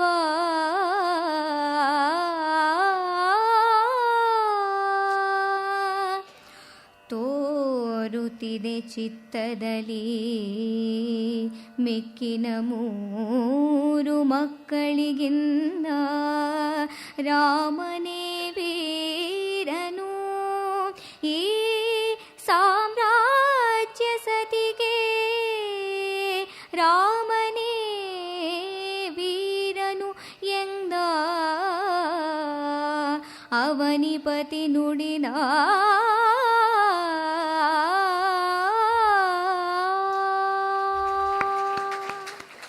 ತುಂಬ ಚೆನ್ನಾಗಿ ಹಾಡ್ತಾ ಇರ್ತಕ್ಕಂಥ, ಬಹಳ ಒಳ್ಳೆಯ ಕಂಠ, ಒಳ್ಳೆಯ ಭಾವ, ರಾಗಭಾವ ಎಲ್ಲ ಇರ್ತಕ್ಕಂಥ ಹೆಣ್ಣುಮಗಳು. ಬಹಳ ಸಂತೋಷವಾಗುತ್ತದೆ. ತುಂಬ ಒಳ್ಳೆಯ ಕಾವ್ಯವಾಚನ. ಆರಂಭದಲ್ಲಿ ಬೇಹಾಗಿದ್ದಿರಬಹುದು, ಈಗ ಸ್ವಲ್ಪ ಮುಂಚೆ ಆಗಿದ್ದ ಆನಂದ ಭೈರವಿ ಇರಬಹುದು. ಪ್ರತಿಯೊಂದು ರಾಗದಲ್ಲಿಯೂ ಸೌಂದರ್ಯ ಇದೆ. ಕೇವಲ ಗಮಕ ಮಾತ್ರ ವಿಶ್ರಾಂತವಲ್ಲ ಈ ಪ್ರತಿಭೆ ಅನಿಸುತ್ತೆ. ಯಾಕೆಂದರೆ ಪದ್ಯಕ್ಕೆ ಮಾತ್ರ ಹೇಳುವಷ್ಟು ರಾಗ ಇಲ್ಲದೆ ಅದರ ಆಚೆಗೂ ರಾಗ ಗೊತ್ತಿದ್ದರೆ ಪದ್ಯ ಶೋಭಿಸುತ್ತದೆ. ಒಬ್ಬ ಸಂಗೀತ ಸಾಹಿತ್ಯ ಪೂರ್ಣವಾಗಿ ಗೊತ್ತಿದ್ದವರು ಕಾವ್ಯವಾಚನ ಮಾಡಿದಾಗ ಅದಕ್ಕೆ ಬರುವ ಪುಷ್ಟಿಯೇ ಪುಷ್ಟಿ. ಸಂಗೀತದ ತಿಳುವಳಿಕೆ ತುಂಬ ಸಂತೋಷಕಾರಿಯಾಗಿದೆ. ಸಾಹಿತ್ಯದ ಉಚ್ಚಾರವೂ ಬಹಳ ಸೊಗಸಾಗಿದೆ. ಅಭ್ಯುದಯಕ್ಕೆ ಬರಬೇಕಾದಂಥವರು ಸಂತೋಷ. ಚಿಕ್ಕ ವಯಸ್ಸಿನವರು ಇಷ್ಟು ಚೆನ್ನಾಗಿ ಗಮಕಕ್ಕೆ ಬರ್ತಾ ಇದ್ದಾರೆ ಅಂತಕ್ಕಂಥದ್ದು ಹಳೆ ಬೇರು ಹೊಸ ಚಿಗುರು ಅಂತ ಆಗುತ್ತೆ ಅಂತ ಅನಿಸುತ್ತೆ. ಸಂತೋಷ. ಅವನು ಹೇಳ್ತಾ ಇದ್ದಾನೆ, ತೋರಿದುದು ಜರೆ ನಮಗೆ, ಮುಪ್ಪು ಬರ್ತಾ ಇದೆ. ಕಾಳಿದಾಸ ಹೇಳ್ತಾನಲ್ಲ, ನಿರ್ವಿಷ್ಟ ವಿಷಯ ಸ್ನೇಹ ಸ ದಶಾಂತ ಮುಪೇಯಿವಾನ್ ಆಸೀದ್ ಆಸನ್ನ ನಿರ್ವಾಣ ಪ್ರದೀಪಾರ್ಚಿರೆ ಓಷಸಿ. ಮುಂಜಾನೆಯ ದೀಪದ ಹಾಗೆ ಬತ್ತಿ ಬತ್ತಿ ಹೋಗಿ ಬೆಳಕು ಬಾಡಿ ಹೋಗಿ ಇರುವ ಸ್ಥಿತಿ ಅವನದಾಗಿತ್ತು. ಆಗ ಕೈಕೇಯಿ ಶಂಕಯೇವಾಗತ್ಯ ಫಲಿತ ಛದ್ಮನಾಜರ ರಾಮೇ ಶ್ರೀರ್ ನ್ಯಸ್ಯತಾಮಿತಿ ಪ್ರಾಹ. ಮುಪ್ಪು ಕಿವಿಯ ಮೇಲೆ ಮೊದಲಿಗೆ ಬರ್ತಕ್ಕಂಥ ಬಿಳಿಗೂದಲಿನ ನೆವದಲ್ಲಿ ಬಂದು, ಬಿಳಿಗೂದಲಿನ ಮರೆಯಲ್ಲಿ ಬಂದು ಕಿವಿಯಲ್ಲಿ ಹೇಳ್ತಂತೆ. ಯಾಕೆಂದರೆ ಕೈಕೇಯಿ ಕಂಡ್ರೆ ಭಯ. ಅದಕ್ಕೆ ರಾಮೇ ಶ್ರೀರ್ ನ್ಯಸ್ಯತಾಮಿತಿ, ರಾಮನಿಗೆ ಪಟ್ಟ ಕಟ್ಟುವಂಥ ತಂಕರ್ಣ ಮೂಲ ಮಾಗತ್ಯ.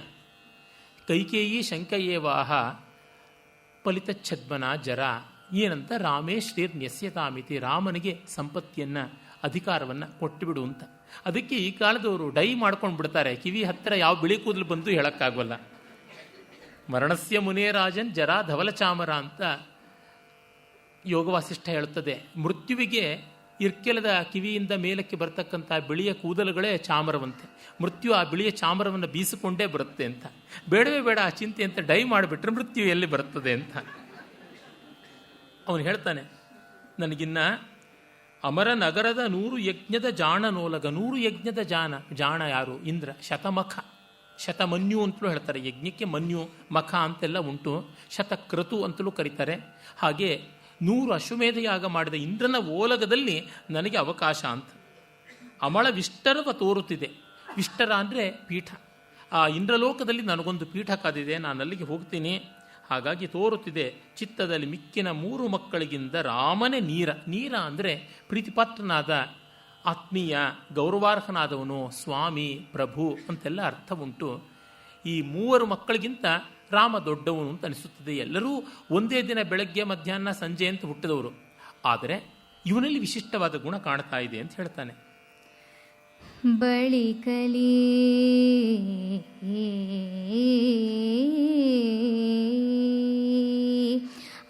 ಬರಮತದಿನ್ ಆತಂಗೆ ಒಳು ದಿವಸದಲ್ಲಿ ಯೌವರಾಜ್ಯದ ಲಲಿತ ಪಟ್ಟವ ಕಟ್ಟಿದನು. ಸಂಭ್ರಮಿಸೆ ಸಕಲ ಜನ ಹಲವದೇನು ಈ ರಾಮಚಂದ್ರನ ನೆಳಲು ನಿರ್ಜರ ಕುಜದ ನೆಳಲಾಯಿತು. ಇಳೆಯ ಜನ ಪುರವರ ಜನಗಳಿಗೆ ರಾಮಚಂದ್ರನ ನೆಳಲು. ಇಳೆಯ ಜನ ಪುರವರ ಜನಗಳಿಗೆ ನೆಡಲಾಯಿತು. ಅಣುಗ ಕೇಳೆಂದ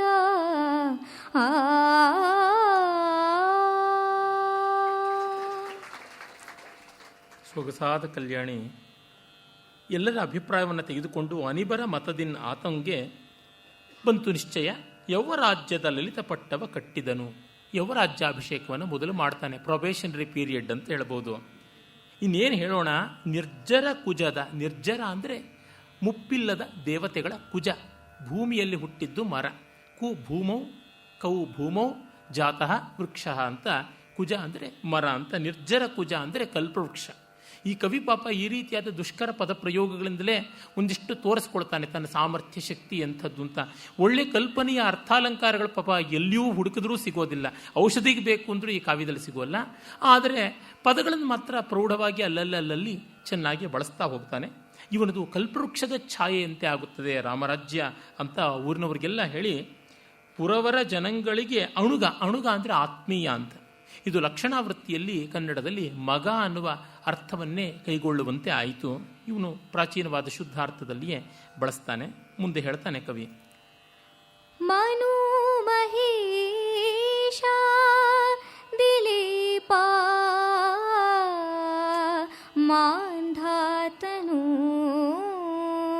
ಪುರೂರವ ಕಾರ್ತಿವೀರ್ಯಾರ್ಜುನ ಭಗೀರಥ ಸಗರ ನಳನಹುಷಾದಿ ಭೂಭುಜರ ನೆನಹಮರಸಿದ ನೀತನು ಈತನ ವಿನುತ ವಿಮಲ ಚರಿತ್ರಗೆ ಅಬುಜಾಸನ ಪುರಾರಿ ಪುರಂದರರು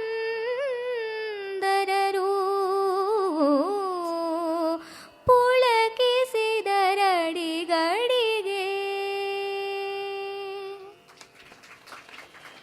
ಹೇಳ್ತಾ ಇದ್ದಾನೆ, ಷೋಡಶ ಚಕ್ರವರ್ತಿಗಳಲ್ಲಿ ಗಣ್ಯರಾದಂಥ ವೈವಸ್ವತ ಮನು, ದಿಲೀಪ, ಮಾಂಧಾತ, ಪುರೂರವ, ಕಾರ್ತವೀರ್ಯ, ಭಗೀರಥ, ಸಗರ, ನಳ, ನಹುಷ ಮುಂತಾದ ಪೂರ್ವ ಮಹಾರಾಜರು ಯಾರಿದ್ದಾರೆ ಅವರ ಚಾರಿತ್ರ್ಯವನ್ನು, ಅವರ ಕೀರ್ತಿಯನ್ನು ಮರೆಸಿ ಹೋಗ್ತಕ್ಕಂಥದ್ದು ಇದು ಅಂತ ನೋಡಿ. ಈಗ ಮಿಕ್ಕ ಇಂಥ ಮಹಾಚಕ್ರವರ್ತಿಗಳ ಹೆಸರುಗಳು ಪುರಾಣಗಳಲ್ಲಿ ಅಲ್ಲಲ್ಲಿ ಬರ್ತವೆ.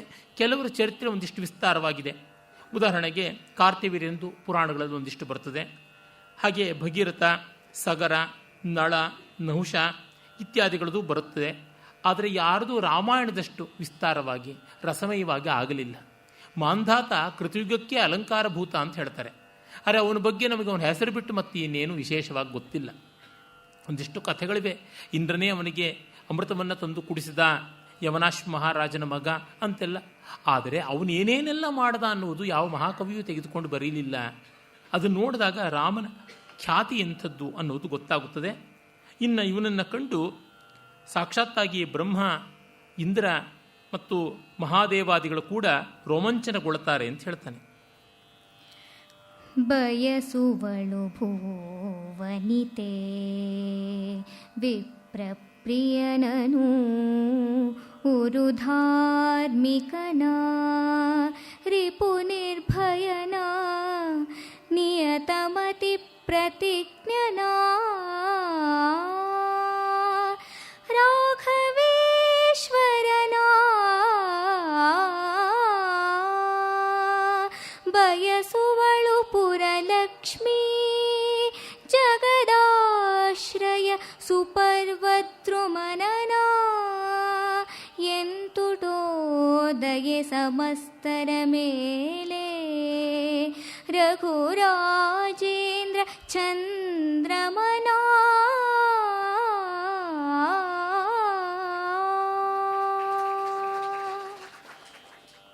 ಈ ಭೂದೇವಿ ರಾಮನಂತಹ ರಾಜನನ್ನು ಬಯಸ್ತಾಳೆ ಅಂತ. ಪ್ರತಿಯೊಂದು ಕಾಲದಲ್ಲೂ ಅಷ್ಟೇ ಜನ ಸಮುದಾಯಕ್ಕೆ ಲೋಕಕ್ಕೆ ಬೇಕಾಗಿರೋದು ಒಳ್ಳೆಯ ರಾಜ ಆಗಲಿ. ರಾಜೋ ಧಾರ್ಮಿಕ ರಾಜ ಧಾರ್ಮಿಕೋ ಭೂಯಾತ್ ಅನ್ನುವುದೇ ಮತ್ತೆ ಮತ್ತೆ ರಾಜಾಶೀರ್ವಾದದಲ್ಲಿ ನಮ್ಮ ಪುರಾಣ ಪ್ರವಚನಗಳಲ್ಲೆಲ್ಲ ಮಾಡತಕ್ಕಂಥ ಆಶಂಸೆ. ಭೂಮಿ ಕೂಡ ಬಯಸ್ತಕ್ಕಂಥದ್ದು ಒಬ್ಬ ಉದ್ಧಾರಕನನ್ನು. ಪೃಥು ಮೊದಲಾದ ಮಹಾರಾಜರು ಹಾಗೆ ಬಂದವರು ಹಾಗೆ ಬಯಸ್ತಾ ಇದ್ದಾಳೆ. ಇನ್ನು ಪುರಲಕ್ಷ್ಮಿ ಕೂಡ ಈ ಸುಪರ್ವದ್ರುಮ ಮತ್ತು ಕಲ್ಪವೃಕ್ಷ ಅನ್ನುವ ಅರ್ಥದ ಪದ ಇದು. ಸುಪರ್ವ ಅಂದರೆ ಸುಪರ್ವಾಣ ದೇವತೆಗಳು ಅಂತ ಅರ್ಥ.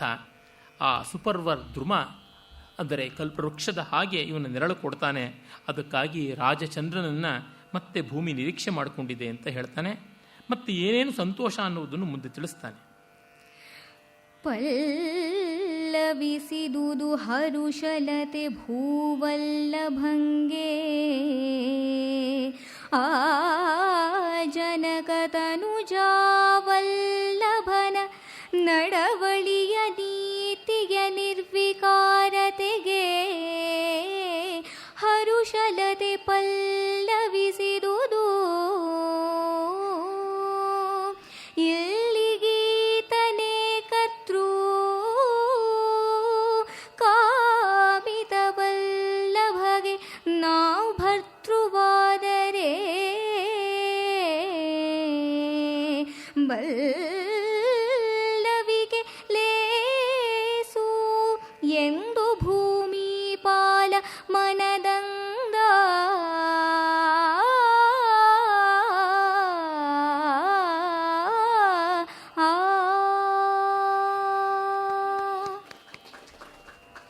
ಆ ತಕ್ಷಣವೇ ಆನಂದದ ಬಳ್ಳಿ ದಾಂಗುಡಿ ಇಟ್ಟು ಬೆಳೆಯಿತು. ಶ್ರೀರಾಮನ ವರ್ತನೆಗೆ, ಅವನ ನಿರ್ವಿಕಾರವಾದ ಪರಿಗ್ರಹಕ್ಕೆ ಎಲ್ಲರೂ ಕೂಡ ಬೆರಗಾಗ್ತಾ ಇದ್ದರು. ಇಲ್ಲಿ ಗೀತನೆ ಕರ್ತೃ, ಈ ಜಗತ್ತಿಗೆ ಅವನೇ ಕರ್ತನಾಗಿ ಭರ್ತನಾಗಿ ಬಂದಿದ್ದಾನೆ ಅಂತ ದಶರಥ ಕೂಡ ನಿಶ್ಚಯ ಮಾಡಿಕೊಂಡ. ರಾಮ ಅವತಾರ ಪುರುಷ ಅನ್ನುವುದನ್ನು ತ್ರಿಕರಣಪೂರ್ವಕವಾಗಿ ನಂಬಿದವನಲ್ವಾ ನಮ್ಮ ಕವಿ. ಹಾಗಾಗಿ ದಶರಥನಿಗೆ ಆ ರೀತಿಯಾದಂಥ ಭಾವ ಉಂಟು. ಹಾಗಾಗಿ ಅವನು ಸಂತೋಷಪಟ್ಟು ತಾನು ಆ ವಿವರವನ್ನು ಇನ್ನು ಮಿಕ್ಕವರಿಗೆ ಹೇಳಿ ಅದನ್ನು ಹಂಚಿಕೊಂಡು ಇನ್ನು ಮುಂದಿನ ಕೆಲಸವನ್ನು ಆಲೋಚನೆ ಮಾಡಬೇಕು ಅಂತಾನೆ. ಆಗ ದಿವ್ಯ ತೀರ್ಥ ಕ್ಷೇತ್ರಗಳಿಂದ, ನದ ನದಿ ತಟಾಕ ಸಮುದ್ರಗಳಿಂದ ನೀರನ್ನು ತರಬೇಕು, ಗಂಗಮ್ಮನವರು ಬರಬೇಕು.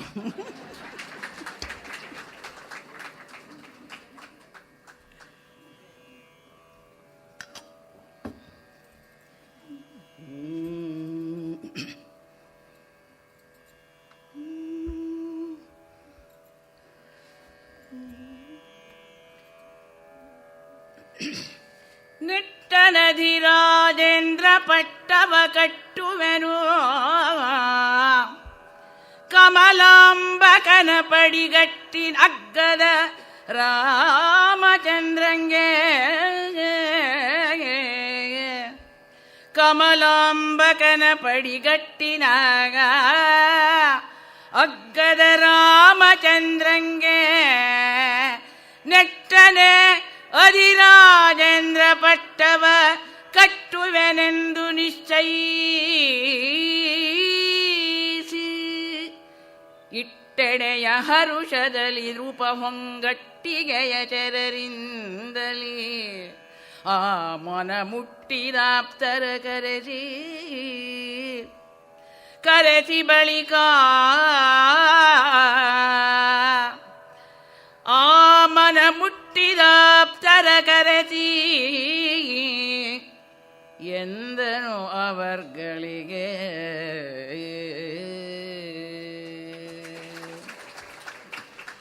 ಆ ಸೇವಕರನ್ನ ಕರೆಸ್ತಾನೆ. ಹೊಂಗಟ್ಟಿಗೆಯವರು ಅಂತ, ಬಂಗಾರದ ಕಟ್ಟಿಗೆ ಕೋಲು ಹಿಡ್ಕೊಂಡಂಥವರು, ಅಧಿಕಾರ ಸೂಚಕವಾದ ದಂಡವನ್ನು ಹಿಡಿದವರು, ಭಟರು, ಬೇಹುಗಾರರು, ವಾರ್ತಾವಾಹಕರು. ಅವರಿಗೆ ಹೇಳ್ತಾನೆ, ಇವೆಲ್ಲ ವಾರ್ತೆಯನ್ನು ನೀವು ಸಾರಿ ಬನ್ನಿ, ಅದು ಅಗ್ಗದ ರಾಮಚಂದ್ರಂಗೆ ಅಂತ. ಅಗ್ಗ ಅಂದರೆ ಈ ಹೊತ್ತಿನ ಕನ್ನಡದ ಅಗ್ಗವಲ್ಲ, ಅದು ಅಗ್ಗ ಅನ್ನೋದಕ್ಕೆ ಅರ್ಘ ಅನ್ನುವ ಸಂಸ್ಕೃತದ ಮೂಲ. ಅರ್ಘ ಅಂದರೆ ಶ್ರೇಷ್ಠವಾದದ್ದು ಅಂತ. ಆ ಶ್ರೇಷ್ಠವಾದದ್ದರಿಂದ ಈ ಅಗ್ಗ ಅನ್ನುವ ತದ್ಭವ ಉಂಟಾಗಿದೆ. ಇಲ್ಲದೇ ಇದ್ದರೆ ಅಗ್ಗವಾಗಿಬಿಟ್ಟಿದ್ದಾನೆ, ಸವಕಲು ಸೋವಿ ಆಗಿಬಿಟ್ಟಿದ್ದಾನೆ ಶ್ರೀರಾಮಚಂದ್ರ ಅನ್ನುವ ತಪ್ಪು ಕಲ್ಪನೆ ಬಂದೀತು ಅಂತ. ಮುಂದೆ ಆ ವಾರ್ತೆ ಎಲ್ಲ ಕಡೆಗೂ ಹರಡ್ತಾ ಬರುತ್ತದೆ.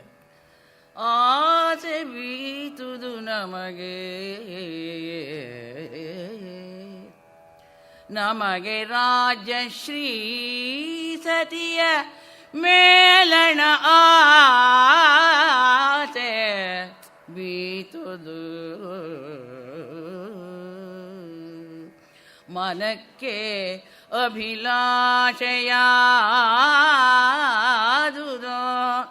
ಮುಕ್ತಿ ವನಿತೆಯ ಖೇಳ ಮೇಳದಲ್ಲಿ ಮನಕ್ಕೆ ಅಭಿಲಾಷೆಯಾದುದು ಈ ಸಕಲ ಸಾಮ್ರಾಜ್ಯ ಭಾರವನು ಈ ಸುಬಾಹುಧ್ವಂಸಿಯಲಿ ನಿರ್ಣಯಿಸಿದಡೆ ನಿಶ್ಚಿಂತರ ಎಂದು ಅರಸ ನೇಮಿಸಿದ.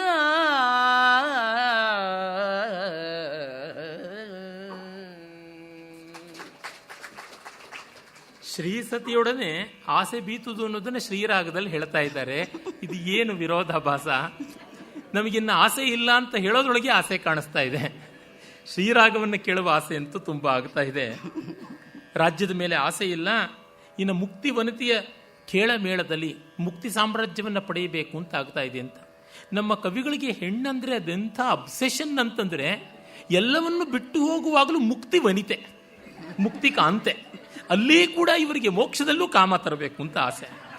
ಏನು ಮಾಡೋಣ, ಅದೇ ಆಗಿರ್ತಕ್ಕಂಥದ್ದು ಒಂದು ವ್ಯಾಧಿ ಅಂತನ್ಬೇಕು. ಅದು ಅವ್ರಿಗೆ ಗೊತ್ತೂ ಆಗೋಲ್ಲ ಪಾಪ. ಬರೆಯುವಾಗ ಹೀಗೆಲ್ಲ ಅನ್ಸುತ್ತೆ, ಈ ಥರ ಎಲ್ಲ ಅರ್ಥ ಬರುತ್ತೆ ಅಂತಲೂ ಗೊತ್ತಾಗಲ್ಲ. ಕಣ್ಣು ಮುಚ್ಚಿಕೊಂಡು ಗತಾನುಗತಿಕವಾಗಿ ಬರ್ಕೊಂಡು ಹೋಗುವಂಥದ್ದಾಗ್ಬಿಟ್ಟಿರುತ್ತೆ.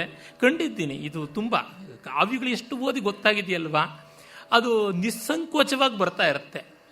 ನಾವು ಎಷ್ಟೋ ಬಾರಿ ಮಾತುಗಳನ್ನಾಡುವಾಗಲೂ ಹಾಗೇನೆ, ಒಳ್ಳೆಯದು ಕೆಟ್ಟದ್ದು ಬೈಗಳು ಹೇಳುವಾಗ ಅವುಗಳ ಬೈಗಳಿಗೆ ಇಂಥ ಪ್ರಭಾವ ಉಂಟು, ಇಂಥ ಕಠೋರತೆ ಉಂಟು ಅನ್ನೋದು ಗೊತ್ತಾಗೋಲ್ಲ, ಇನ್ಕ್ಲೂಡಿಂಗ್ ಮೀ. ಧಾರಾಳವಾಗಿ ಬಂದುಬಿಡ್ತಾ ಇರುತ್ತೆ. ಅಭ್ಯಾಸದಿಂದ ಮೊನೆ ಹೊರಟೋಗುತ್ತಲ್ಲ ಆ ತರಹ. ಆಮೇಲೆ ಮುಹೂರ್ತ ಬೇಕು ಅಂತ ಮೊದಲು ಜೋಯಿಸರನ್ನ ಕರೆಸ್ತಾನೆ. ವಿತತ ವಿನಿಯೋಗಿ ಪ್ರಧಾನ ಪ್ರತತಿ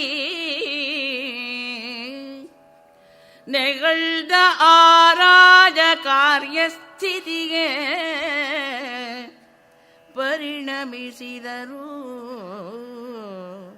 ಕೊಂಡಾಡುತ್ತ ನೃಪಾಲಕನ ಕೊಂಡಾಡುತ್ತ ನೆಗಳ್ದ ಆರಾಜ ಕಾರ್ಯಸ್ಥಿತಿಗೆ ಪರಿಣಮಿಸಿದರು. ಕ್ಷಿತಿಸುತ ಕೇಳು ಬಳಿಕ ಅಚ್ಯುತನ ಮಾಯಾ ನರನನು ಅವನೀಪತಿಯ ಪಟ್ಟಕ್ಕೆ ಪರುಠವಿಸಿದರು ಕರೆಸಿ ಜೋಯಿಸರ ಅವನೀಪತಿಯ ಪಟ್ಟಕ್ಕೆ ಪರುಠವಿಸಿದರು. ಜೋಯಿಸರು ಬರಬೇಕು, ಸರಸ್ವತಿಯ ಆಜ್ಞೆ ಆಗಬೇಕು, ಆಗ ಮುಹೂರ್ತಕ್ಕೆ ಅವಕಾಶವಾಗುತ್ತದೆ. ಅವರೆಲ್ಲ ಬಂದು ಪರುಟವಿಸಿದರು ಅಂದರೆ ವಿಸ್ತರಿಸಿಕೊಂಡ್ರು, ಮಾಡಬೇಕಾದ ಕಲಾಪಗಳಿಗೆ ತೊಡಗಿಕೊಂಡ್ರು. ಕ್ಷಿತಿಸುತಾಸುತ ಕೇಳು ಅಂತ ಇವನ ಲವನೋ ಕುಶನೋ ಗೊತ್ತಾಗ್ತಾ ಇಲ್ಲ, ಇಬ್ಬರಿಗೂ ಹೇಳತಕ್ಕಂಥದ್ದು. ಕ್ಷಿತಿಸುತ ಅಂದರೆ ಭೂದೇವಿಯ ಮಗಳು ಸೀತೆ, ಅವಳ ಮಕ್ಕಳಾದವರು ಇವರು ಅಂತ ಸಂಬೋಧನೆ.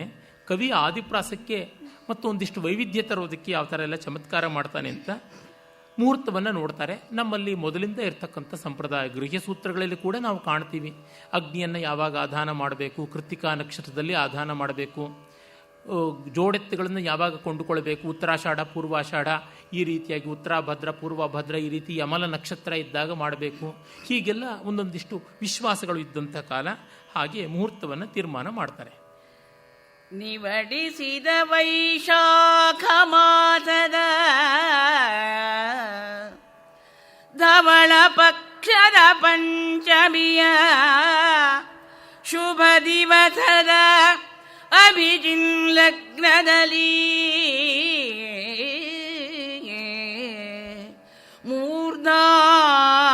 ಮೂರ್ಧಾಭಿಷೇಚನದ ವಿವರವಾಯಿತು. ವಿದೇಹ ಜಾಪತಿಗೆ ಅವನಿಪನ ಬರುಬಯಕೆಯಲಿ ಅಭಿಜಿನ್ ಲಗ್ನದಲ್ಲಿ ಮೂರ್ಧಾಭಿಷೇಚನದ ವಿವರವಾಯಿತು. ಮರುದಿವಸ ಮತ್ಸರಿಸಿತ್ತು ಪುರವು ಪುರಂದರನ ಪುರವ ಮತ್ಸರಿಸಿತ್ತು ಪುರವೋ. ರಾಮ ಹುಟ್ಟಿದ್ದು ಚೈತ್ರ ಮಾಸ, ಅವನಿಗೆ ಪಟ್ಟಾಭಿಷೇಕ ವೈಶಾಖ ಮಾಸದಲ್ಲಿಂತ ನಮ್ಮ ತೊರವೆ ನರಹರಿ ನಿಶ್ಚಯ ಮಾಡಿದ್ದಾನೆ. ವಾಲ್ಮೀಕಿ ರಾಮಾಯಣದಲ್ಲಿ ಇಲ್ಲ, ತೊಂದರೆ ಇಲ್ಲ. ಎರಡೂ ವಸಂತ ಋತುವೆ, ವಸಂತರಾಗವೇ ಅದಕ್ಕೆ ತಕ್ಕಂತೆ ಬಂದಿರತಕ್ಕಂಥದ್ದು. ವೈಶಾಖ ಮಾಸದ ಧವಲ ಪಕ್ಷದಲ್ಲಿ, ಶುಕ್ಲ ಪಕ್ಷದಲ್ಲಿ ಪಂಚಮಿ ಶಂಕರ ಜಯಂತಿಯ ದಿವಸ ಏರ್ಪಾಟು ಮಾಡಿದ್ದಾನೆ. ಶುಭ ದಿವಸದಲ್ಲಿ ಅಭಿಜಿಲ್ ಲಗ್ನದಲ್ಲಿ, ಅಂದರೆ ಸೂರ್ಯ ಮಧ್ಯಂದಿನವಾಗಿರುವಾಗ, ಹಣೆಗೆ ಮುಟ್ಟುವಂತೆ ಇದ್ದಾಗ, ನೆರಳು ತುಂಬ ಕಡಿಮೆ ಇದ್ದು ಬೆಳಕೇ ಹೆಚ್ಚಾಗಿದ್ದಾಗ ಮೂರ್ಧಾಭಿಷೇಕ ಅಂತ. ತಲೆಯ ಮೇಲೆ ಸೂರ್ಯ ಬಂದಾಗ ಸೂರ್ಯ ಪ್ರಭಾವಳಿ ದ್ಯೋತಕವಾದ ಕಿರೀಟವನ್ನು ಇಡುವ ಹೊತ್ತು ತಲೆಗೆ ಅಂತ. ಆಗ ಊರಿಗೆ ಆದ ಅಲಂಕಾರವೆಲ್ಲ ಒಂದು ವಾಕ್ಯದಲ್ಲಿ ಚೆನ್ನಾಗಿ ಹೇಳಿದ್ದಾನೆ. ಮತ್ಸರಿಸಿತ್ತು ಪುರವ ಪುರಂದರನ ಪುರವ. ಪುರಂದರ ಅನ್ನುವ ಶಬ್ದವನ್ನು ತುಂಬ ಚೆನ್ನಾಗಿ ಬಳಸಿದ್ದಾನೆ. ಪುರಂ ದಾರಯತೀತಿ ಪುರಂದರ. ಅನೇಕರ ಊರುಗಳನ್ನು ಧ್ವಂಸ ಮಾಡಿದವನು, 100 ಅಸುರರ ಊರುಗಳನ್ನು ನಾಶನ ಮಾಡಿದವನಾದವನು ಇಂದ್ರ ಅಂತ. ವಸ್ತುತಃ ಈ ದೇಹಾಭಿಮಾನವನ್ನು ಹೋಗಲಾಡಿಸ್ತಾನೆ. ಪುರ ಅಂದರೆ ದೇಹ, ಅದನ್ನು ಧ್ವಂಸ ಮಾಡುವವನು ಪುರಂದರ ಅಂತ ಈ ಅರ್ಥ ಉಂಟು. ಶಂಬರಾಸುರನ 100 ಕಬ್ಬಿಣದಿಂದ ಉಕ್ಕಿನಿಂದ ಆದಂಥ ಅಯಸೀಪುರ ಅಂತ ವೇದದಲ್ಲಿ ಬರುತ್ತದೆ. ಕಬ್ಬಿಣದ ಉಕ್ಕಿನ ಊರುಗಳನ್ನು ಪುಡಿಗಟ್ಟಿದ ಅಂತ. ಅದಕ್ಕೆ ಬೇರೆ ಬೇರೆ ಬೇರೆ ಬೇರೆ ಇಂಟರ್ಪ್ರಿಟೇಷನ್ಸ್, ವ್ಯಾಖ್ಯಾನಗಳು ಆಧುನಿಕರು ಪ್ರಾಚೀನರು ಕೊಟ್ಟಿದ್ದಾರೆ. ಅದು ಆ ಕಡೆಗೆ ಇರಲಿ. ಆ ಕಾರಣದಿಂದ ಪುರಂದರ ಅಂತ. ಪುರಂದರೋಪನಿಷತ್ತು, ಪುರಂದರ ರಹಸ್ಯ ಈ ರೀತಿಯಾಗೆಲ್ಲ ಇದೆ. ನಮ್ಮ ಪುರಂದರದಾಸರ ಆ ಒಂದು ದಿವ್ಯ ನಾಮಗಳನ್ನು, ದೇವರ ನಾಮಗಳನ್ನೇ ಪುರಂದರೋಪನಿಷತ್ತು ಅಂತ ಕರೆದದ್ದುಂಟು. ಪುರಂದರ ವಿದ್ಯಾ, ಪುರಂದರ ರಹಸ್ಯ ಅಂತೆಲ್ಲ ಪ್ರಸಿದ್ಧವಾದದ್ದು ವೇದಾಂತ ಶಾಸ್ತ್ರದಲ್ಲಿ. ಆ ಪುರಂದರನ ನಗರಿ ಅಮರಾವತಿಯನ್ನು ಮೀರಿಸುವಂತೆ ಇತ್ತು, ಅದಕ್ಕೆ ಹೊಟ್ಟೆ ಕೆಚ್ಚಾಯಿತು ಅಂತ. ಇಲ್ಲಿ ಪುರಂದರ ಅಂತ ಹೇಳುವುದರೊಳಗೆ ಶಬ್ದಾಲಂಕಾರ ಜೊತೆಗೆ ಅರ್ಥಸ್ವಾರಸ್ಯ ಯಾಕಿದೆ ಅಂದರೆ, 100 ಊರುಗಳನ್ನು ಸಹಿಸದೆ ಧ್ವಂಸ ಮಾಡಿ ಗೆದ್ದು ತಾನು ತನ್ನ ಆಧಿಪತ್ಯವನ್ನು ಸ್ಥಾಪನೆ ಮಾಡಿದ ಇಂದ್ರನ ಅಮರಾವತಿ ಅದಕ್ಕಿಂತಲೂ ಚೆನ್ನಾಗಿತ್ತು ಅಯೋಧ್ಯ ಅಂತಕ್ಕಂಥ ಸ್ವಾರಸ್ಯವನ್ನು. ಮತ್ತು ಅಲಂಕಾರ, ಸಾರಣೆ, ತೋರಣ, ರಂಗವಲ್ಲಿ ಇತ್ಯಾದಿಗಳೆಲ್ಲವೂ ಆಗುತ್ತವೆ. ಆಮೇಲೆ ಋಷಿಗಳನ್ನೆಲ್ಲರನ್ನು ಕೂಡ ಕರೆಸುವುದಾಗುತ್ತದೆ. ಮತ್ತು ಅದಕ್ಕೆ ಪೂರ್ವದಲ್ಲಿ ಒಂದಿಷ್ಟು ವ್ರತ ಉಂಟು. ಯಾವುದೇ ದೊಡ್ಡ ಪದವಿಗೆ ಬರುವ ಮುನ್ನ ಒಂದಿಷ್ಟು ಉಪವಾಸ ವನವಾಸ ಮಾಡಲೇಬೇಕಾದದ್ದು ಉಂಟು. ನಮ್ಮಲ್ಲಿ ಎಲ್ಲದರೊಳಗೂ ಅದಕ್ಕೆ ಅವಕಾಶ ಉಂಟು. ಕೃಚ್ಛ್ರಾದಿಗಳನ್ನು ಮಾಡಿಕೊಳ್ಬೇಕು, ಪ್ರಾಯಶ್ಚಿತ್ತಗಳನ್ನು ಮಾಡಬೇಕು, ಪಯೋವ್ರತ ಮಾಡಬೇಕು, ಹೀಗೆಲ್ಲ ಉಂಟು. ಅದಕ್ಕೆ ಕವಿ ಮೊದಲಾಗ್ತಾನೆ. ಮೇಲೆ ಮುದದಲ್ಲಿ ಕೌಶಿಕಾಧ್ವರ ಪಾಲಕನ ನಿಜ ನಿಲಯಕ್ಕೆ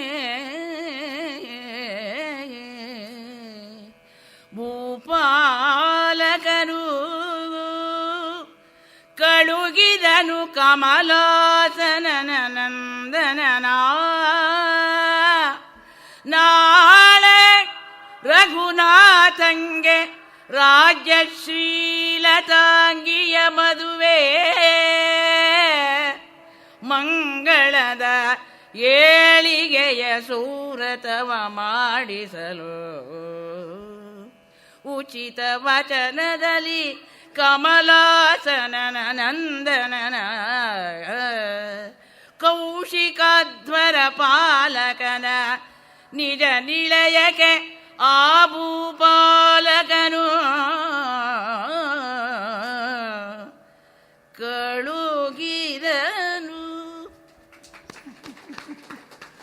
ಅಪೂರ್ವ ಕಲ್ಯಾಣಿ, ಪೂರ್ವಿ ಕಲ್ಯಾಣಿ, ಕೌಶಿಕಾಧ್ವರ ಪಾಲಕ, ವಿಶ್ವಾಮಿತ್ರ ಯಾಗ ಸಂರಕ್ಷಕನಾದ ಶ್ರೀರಾಮನ ಹತ್ತಿರಕ್ಕೆ ಕಮಲಾಸನ ನಂದನನ ಬ್ರಹ್ಮಮಾನಸ ಪುತ್ರನಾದ ಮೈತ್ರಾವರುಣಿ ಅಂತ ನಾಮಾಂತರವುಳ್ಳ ವಸಿಷ್ಠ ಮಹರ್ಷಿಯನ್ನು ಕಳಿಸಿಕೊಡ್ತಾನೆ. ನಾಳೆ ರಾಮನಿಗೆ ಪಟ್ಟಾಭಿಷೇಕವಲ್ಲವ, ಇವತ್ತು ಅವನು ಮಾಡಬೇಕಾದ ಕೆಲವು ಉಂಟು. ಕಂಕಣ ಕಟ್ಟಿಕೊಳ್ಳಬೇಕು, ವ್ರತದಲ್ಲಿರಬೇಕು, ಸ್ಥಂಡಿಲ ಶಯನ ಮಾಡಬೇಕು ಅಂತೆಲ್ಲ ವಾಲ್ಮೀಕಿ ರಾಮಾಯಣದಲ್ಲಿ ವಿಸ್ತರಿಸಿ ಬರುತ್ತದೆ. ಅದನ್ನು ಮಾಡಬೇಕು ಅಂತ ಹೇಳ್ತಾನೆ. ಅಲ್ಲಿ ನೋಡಿ, ಪಟ್ಟಾಭಿಷೇಕ ಅನ್ನೋದನ್ನು ರಾಜ್ಯಶ್ರೀಲತಾಂಗಿಯ ಮದುವೆ ರಘುನಾಥಂಗಿ ಅಂತ, ರಾಜ್ಯಲಕ್ಷ್ಮಿಯ ಜೊತೆಗೆ ಮದುವೆ ಮಾಡುವಂಥದ್ದಾಗಿದೆ ಅಂತ ಕಳಿಸಿಕೊಡ್ತಾನೆ. ಅದೇ ರೀತಿಯಲ್ಲಿ ವ್ರತ ಆರಂಭವಾಗುತ್ತದೆ. ಜನಕ ಜಾಸುತ ಕೇಳು, ರಘುನಂದನನ ಭವನಕ್ಕೆ ಬಂದಾಗ ಸನ್ಮುನಿ ಜನ ಮನೋರಂಜಕನನೋ ಅಘಭಂಜಕನನೋ ಆ ರಾಮ ವಿನುತ ಸತ್ಕೃತಿ ಸಹಿತ ಗುರುಭಾವನೆಯಲೇ ಪೂಜಿಸಲು ಪೂಜೆಯನನು ಕರಿಸಿ ಕೈಗೊಳಿಸಿದನು ಕಾಲಾಚಿತವು ವ್ರತವ.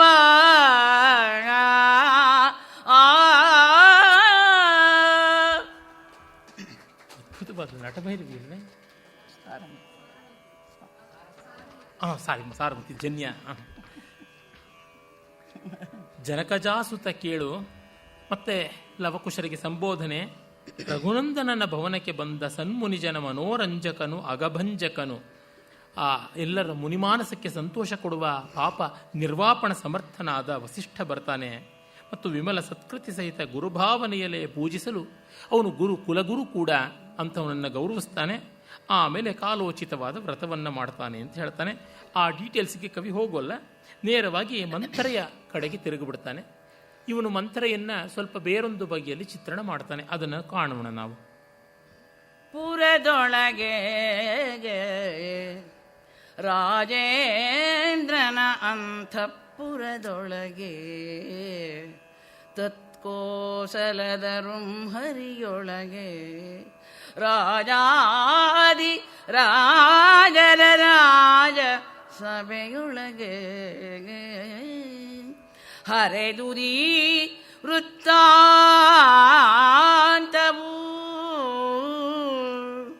ಈ ವೃತ್ತಾಂತವು ರಾಜಾದಿರಾಜರ ರಾಜಸಭೆಯೊಳಗೆ ಹರೆದುದು. ಇದನ್ನು ಆದರಿಸಿದಳಲೈ ಪೂರ್ವಮಾಯಾ ತರುಣಿ ಮಂಥರೆ. ಇದನ್ನು ಆದರಿಸಿದಳಲೈ ಮಥಿಸಿ ಮಥಿಸಿ ಮನದಲೇ ಪೂರ್ವ ಸೂಚಿತವ ಮಥಿಸಿ ಮನದಲೇ ಆದರಿಸಿದಳೈ. ಮಂಥರೆ ವಿಧಿಯ ಕೈಗೊಂಬೆಯಾದಳು ಅಂತ ಕವಿಯ ತಾತ್ಪರ್ಯ. ರಾಮಾಯಣ ಆ ರೀತಿಯಾದದ್ದೇನೂ ಹೇಳೋಲ್ಲ. ರಾಮಾಯಣ ಯಾವ ಪಾತ್ರಕ್ಕೂ ಒಂದು ಅದರದೇ ಆದ ಚಿತ್ರಣವನ್ನು ಕೊಡುತ್ತದೆ, ಅದರದೇ ಆದ ಇಚ್ಛೆಯನ್ನು, ಇಷ್ಟಾನಿಷ್ಟಗಳನ್ನು, ಸ್ವಾತಂತ್ರ್ಯವನ್ನು ಕೊಡುತ್ತದೆ. ಯಾವ ದೇವತೆಗಳು ತಲೆ ಒಳಗೆ ಬಂದು ಯಾವುದೇ ರೀತಿ ಬ್ಯಾಕ್ ಸೀಟ್ ಡ್ರೈವಿಂಗ್ ಮಾಡೋದಿಲ್ಲ. ರಾಮಾಯಣ ಮಹಾಭಾರತಗಳ ವಿಶೇಷ ಇರತಕ್ಕಂಥದ್ದೇನೆ ಆ ಕಾವ್ಯಗಳಲ್ಲಿ ಮನುಷ್ಯರಾಗಿ ಎಲ್ಲ ಪಾತ್ರಗಳು ಇರುತ್ತವೆ. ಆಮೇಲೆ ಬಂದ ಭಕ್ತಿ ಕಾವ್ಯಗಳಲ್ಲಿ ಅದೆಲ್ಲ ಪರಮಾತ್ಮನ ಲೀಲೆ ಅಂತ ತುಂಬ ಒಳ್ಳೆಯದು, ಶ್ರದ್ಧಾದೃಷ್ಟಿಯಿಂದ ಒಳ್ಳೆಯದು. ಆದರೆ ಭಾವದೃಷ್ಟಿಯಿಂದ, ಜೀವದೃಷ್ಟಿಯಿಂದ ನೋಡಿದಾಗ ಕೆಟ್ಟದ್ದು ಪರಮಾತ್ಮನ ಲೀಲೆ. ಅದಕ್ಕೆ ಕೆಟ್ಟದರ ಜೊತೆಗೆ ಹೊಡೆದಾಡ್ಕೊಂಡಿರೋದಕ್ಕೆ ಬದಲಾಗಿ ಕೆಟ್ಟದ್ದರಿಂದ ದುಡಿಸಿಕೊಂಡು ಬಾಳಿ, ಕೆಟ್ಟದ್ದರಿಂದ ಬಡಿಸಿಕೊಂಡು ಬಾಳಿ ಅಂತ ಆಗಿಬಿಟ್ಟಿದೆ. ದುರ್ಯೋಧನ ಅವನೇ ಹೇಳ್ತಾನೆ, ಕುಮಾರವ್ಯಾಸನ ದುರ್ಯೋಧನ ಅಂತ ಮಹಾಕವಿಯ ದುರ್ಯೋಧನನು ಹೇಗೋ ಆಡ್ಬಿಡ್ತಾನೆ, ನೀನೇ ನನ್ನೊಳಗಿದ್ದು ಸಂಧಿಯನ್ನು ಮುರಿತಾ ಇದೀಯಾ ಅಂತ. ಮಂತ್ರೆ ನಂದೇನೂ ತಪ್ಪಿಲ್ಲ, ಒಳಗಿರುವ ಪರಮಾತ್ಮ ಅಂತ ಕುಡಿದವರು ಹಾಗೆ ಹೇಳ್ತಾರೆ. ನಾನೆಲ್ಲ ಮಾಡಿದ್ದು ಗಂಧರ್ವೈಸ್ತದ ಅನುಷ್ಠಿತಂ ಅಂತ. ತಪ್ಪಿಸ್ಕೊಂಡು ಬಿಡೋಕ್ಕಾಗತ್ತೆ? ಈ ಕಾಲದಲ್ಲಿ ಕೋರ್ಟಲ್ಲಿ ಹುಚ್ಚು ಬಪ್ಪು ಶಿವಲೀಲೆ ಅಂತ ತಪ್ಪಿಸ್ಕೊಂಡು ಬಿಡಬಹುದು. ಯಾಕೆಂದರೆ ನಾನು ಮಾಡಿದಾಗ ನನ್ನ ಬುದ್ಧಿ ನನ್ನ ಸ್ವಾಧೀನದಲ್ಲಿಲ್ಲ ಅಂತ ಮೆಡಿಕಲ್ ಸರ್ಟಿಫಿಕೇಟ್ ಒಂದು ಕೊಡಬೇಕಷ್ಟೇ. ಹಾಗೆ ದೇವರ ಸರ್ಟಿಫಿಕೇಟ್ ಒಂದು ಪರಮಾತ್ಮನ ಚೇಷ್ಟಿತ ಅಂದುಬಿಟ್ರೆ ಕ್ಲೀನ್ ಚಿಟ್ ಸಿಕ್ಕಿಬಿಡುತ್ತದೆ ಅಂತ. ಇದು ಈ ರೀತಿಯಾದ ಭಕ್ತಿ ಕಾವ್ಯಗಳಿಂದ ಆದ ಒಂದು ಸೈಡ್ ಎಫೆಕ್ಟ್ ಏನಂದರೆ, ಜ್ಞಾನಕ್ಕೊಂದಕ್ಕೆ ಸೈಡ್ ಎಫೆಕ್ಟ್ ಇಲ್ಲ, ಇನ್ನು ಎಲ್ಲಕ್ಕೂ ಸೈಡ್ ಎಫೆಕ್ಟ್ ಇದೆ. ಭಕ್ತಿಗಿದೆ, ಕರ್ಮಕ್ಕಿದೆ, ಎಲ್ಲದಕ್ಕೂ ಇದೆ. ಹೀಗಾಗಿ ಈ ಭಕ್ತಿಯಲ್ಲಿ ಪರಮಾತ್ಮ ಮಾಡಿಸಿಬಿಟ್ಟ ನಮ್ಮದೇನೂ ಇಲ್ಲ ಅಂದರೆ, ನಾನು ನಿನ್ನನ್ನು ಕೊಲ್ತೀನಿ, ನಂದೇನೂ ಇಲ್ಲ ಅಂತ ಒಪ್ಕೋತೀಯ ನೀನು ಬೇಕಾಗುತ್ತೆ. ಅಂದರೆ ಮಿಸ್ಯೂಸ್ ಆಫ್ ಭಕ್ತಿ ಎಷ್ಟೋ ಆಗಿಬಿಡ್ತದೆ. ನಮ್ಮ ದೇಶದಲ್ಲಿ ಪರಾಕ್ರಮ, ಶೌರ್ಯ ಇತ್ಯಾದಿಗಳಿಗೆ ಕೆಲವೊಂದು ರೀತಿ ಕುಂಠಿತವಾಗುವ ಸ್ಥಿತಿ ಬಂದದ್ದು ಈ ಬಗೆಯ ಭಾವದಿಂದ. ಪರಮಾತ್ಮ ಮಾಡಿಸ್ತಾನೆ ಬಿಡು, ನಾವೇನು ಮಾಡ್ತಕ್ಕಂಥದ್ದು ಅಂತ. ಹೀಗೆ ಕೆಲವೊಮ್ಮೆ ಉದ್ಯಮಶೀಲತೆಯನ್ನು, ಕರ್ತವ್ಯ ವಿಮುಖತೆಯನ್ನು, ಉದ್ಯಮಶೀಲತೆಯನ್ನು ಹೋಗಿಸಿ ಕರ್ತವ್ಯ ವಿಮುಖತೆಯನ್ನು ಬರೆಸುವಂತೆ ಆಗಿಬಿಡುತ್ತೆ. ಮಂಥರೆಯ ಮನಸ್ಸಿನಲ್ಲಿ ಮಾಯಾ ತರುಣಿ ಮಥನ ಮಾಡಿ, ನೋಡಮ್ಮ ನೀನು ಹೋಗಿ ಕೈಕೇಯಿಗೆ ಚಾಡಿ ಹೇಳಿಬಿಡು ಸರಿಯಾಗುತ್ತದೆ ಅಂತ ಮಾಡಿದ್ಲು. ಅದು ಮಂಥರೆಗೂ ಗೊತ್ತಿಲ್ಲ. ಜ್ಞಾತಿದಾಸಿ ಯಥೋ ಜಾತ ಕೈಕೇಯಿ ಅಸ್ತು ಸಾಹೋಷಿತ ಅಂತ ಮೂಲ ವಾಲ್ಮೀಕಿ ರಾಮಾಯಣದಲ್ಲಿ ಕೈಕೇಯಿ ಜೊತೆನೇ ಇದ್ದವಳು ಆಕಸ್ಮಿಕವಾಗಿ ನೋಡಿದ್ಲು ಇದೆಲ್ಲ ಸಂಭ್ರಮ ಏನು ಅಂತ. ರಾಮನಿಗೆ ಪಟ್ಟ ಅಂತ ಗೊತ್ತಾಯಿತು, ಮಾಡ್ತೀನಿ ಸರಿ ಅವನಿಗೆ ಅಂತ ಹೋದಳು. ದುಷ್ಟ ಬುದ್ಧಿಗೆ ಯಾವ ದೇವರ ಕಾರಣವೂ ಇಲ್ಲ, ದೆವ್ವದ ಕಾರಣವೂ ಇಲ್ಲ. ಅಲ್ಲಿ ಮನುಷ್ಯರಲ್ಲಿ ಕೆಟ್ಟವರು ಇರ್ತಾರೆ, ಒಳ್ಳೆಯವರು ಇರ್ತಾರೆ. Take by the face value itself ಅಂತ. ಆ ಮನುಷ್ಯರನ್ನು ನಾವೊಂದು ಪಾತ್ರವಾಗಿ ಕಾಣೋಕ್ಕೆ ಅವಕಾಶ ಕೊಡುವುದು ಕಲೆ. ಮನುಷ್ಯರನ್ನ ಹಾಗೆ ಹಸಿ ಹಸಿಯಾಗಿ ಒಳ್ಳೆಯದು ಕೆಟ್ಟದ್ದು ಅಂತ ನೋಡಿಕೊಂಡು ಲೈಕ್ಸ್ ಆ್ಯಂಡ್ ಡಿಸ್ಲೈಕ್ಸ್ ಬೆಳೆಸ್ಕೊಳ್ಳೋದು ಬದುಕು. ಆದರೆ ಮನುಷ್ಯರು ಕೆಟ್ಟವರಾದರೂ ಒಳ್ಳೆಯವರಾದರೂ ಅವರ ವರ್ತನೆಯನ್ನು ನಾವು ಬೋನಿನಲ್ಲಿರುವ ಸಿಂಹವನ್ನು, ಕಟಕಟೆ ಒಳಗಿರ್ತಕ್ಕಂಥ ಹುಲಿಯನ್ನು ಕಂಡು ನಾವು ನೆಮ್ಮದಿಯಾಗಿದ್ದು ಅಬ್ಸರ್ವ್ ಮಾಡುವಂತೆ ಮಾಡ್ತಕ್ಕಂಥದ್ದು ಕಾವ್ಯದಲ್ಲಿ ಕೊಡ್ತಕ್ಕ ಸೌಲಭ್ಯ. ಕಾವ್ಯದ ಸೌಲಭ್ಯ ದುಷ್ಟವನ್ನು ಕೂಡ ಒಂದು ಅಂತರದಿಂದ ನೋಡುವಂತೆ ಮಾಡಿ ತನ್ಮೂಲಕ ಅದರ ಸ್ವಭಾವ ಗ್ರಹಣ ಮಾಡುತ್ತದೆ. ದುಷ್ಟರನ್ನೆಲ್ಲ ಶಿಷ್ಟರನ್ನಾಗಿ ಮಾಡಿಬಿಟ್ಟು ಕ್ಯಾರೆಕ್ಟರ್ ಸರ್ಟಿಫಿಕೇಟ್ ಕೊಟ್ಬಿಟ್ಟು ಕ್ಲೀನ್ ಚಿಟ್ ಕೊಟ್ಟರೆ ಕಾವ್ಯ ಅನ್ನೋಲ್ಲ, ಅದನ್ನು ಪುರಾಣ ಅಂತ ಕರೀತಾರೆ. ಹೀಗಾಗಿ ಇಲ್ಲಿ ಈ ಥರದ ಸಮಸ್ಯೆಗಳು ಬರುತ್ತವೆ. ನಮ್ಮ ಎಲ್ಲ ಭಾರತದ ಎಷ್ಟೋ ಕಾವ್ಯಗಳಲ್ಲಿ ಹೀಗಾಗಿವೆ. ಹಾಗಾಗಿ ಅವಳು ಮಾಡ್ತಾಳೆ ಎಲ್ಲ ಚಮತ್ಕಾರವನ್ನು. ಈಗ ಅವಳು ಹೊರಡ್ತಾಳೆ ತನ್ನ ಕೆಲಸ ಮಾಡೋದಿಕ್ಕೆ. ಭೂರಿ ಭೂಭಾರದ ನಿಶಾಚರ ವೀರಕುಲ ವಿಚ್ಛೇದನಕ್ಕೆ ಲಕ್ಷ್ಮೀರಮಣನೆ ಉದಿಸಿದನಲೈ ರಾಮಾಭಿಧಾನದಲ್ಲಿ.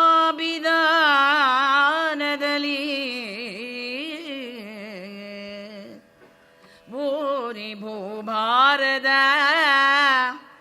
ನಿಶಾಚರ ವೀರಕುಲ ವಿಚ್ಛೇದನಕ್ಕೆ ರಾಮಾಭಿಧಾನದಲ್ಲಿ ಲಕ್ಷ್ಮೀರಮಣನೆ ಉದಿಸಿದನಲೆಗೆ. ಆರಮಾಪತಿಯ ಆಜ್ಞೆಗೆ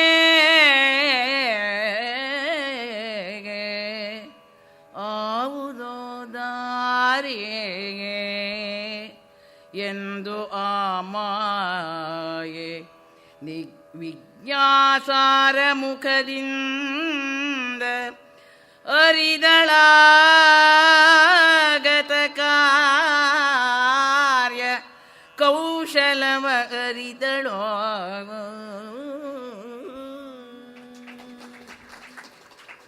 ರಾಕ್ಷಸ ವಧೆ ಆಗಬೇಕು, ರಾಮ ಕಾಡಿಗೆ ಹೋಗಲೇಬೇಕು, ಅದಕ್ಕೆ ಪಟ್ಟಾಭಿಷೇಕ ತಪ್ಪಿಸಲೇಬೇಕು ಅಂತ. ಹೀಗಾಗಿ ಆ ಮಾಯಾವನಿತೆ ಮಂಥರೆಯ ಮನಸ್ಸಿನಲ್ಲಿ ಕೂತು ಅವಳ ಬುದ್ಧಿಯನ್ನು ತಿರುಗಿಸಿದಳು. ಬಟ್ ಫಾರ್ ದಟ್ ಅವಳು ಪರಮ ಸಾಧ್ವಿ ಮಣಿ. ಈ ತರಹ ಅಂದರೆ ಹೀಗೆ ನಿಜವಾಗಿಯೂ ಭಾವಿಸುವಂತೆ ಆದರೆ ಅದು ಒಂದು ದೊಡ್ಡ ಸ್ಥಿತಿಯೇ. ಆದರೆ ನಮಗೆ ಭಾವಿಸೋಕ್ಕಾಗೋದಿಲ್ಲ. ನಮಗೆ ಕಷ್ಟ ನಷ್ಟ ಬಂದರೆ ಇದೆಲ್ಲ ದೇವಲೀಲೆ ಅಂತ ಅಂದುಕೊಳ್ಳೋಕ್ಕಾಗೋದೇ ಇಲ್ಲ. ಇಲ್ಲಿ ಬರುವ ಸಮಸ್ಯೆ ಅಂಥದ್ದು, ಆ ಲೀಲೆಯನ್ನು ನಡೆಸಬೇಕು ಅಂತ. ಇದೆಲ್ಲ ರಿವರ್ಸ್ ಇಂಜಿನಿಯರಿಂಗ್ ಅಂತಾರೆ. ಚಪ್ಪಲಿ ಕಾಲು ಹುಡುಕುವಂಥ ಕೆಲಸ ಆ ಥರದ್ದು ಬಂದುಬಿಡುತ್ತದೆ.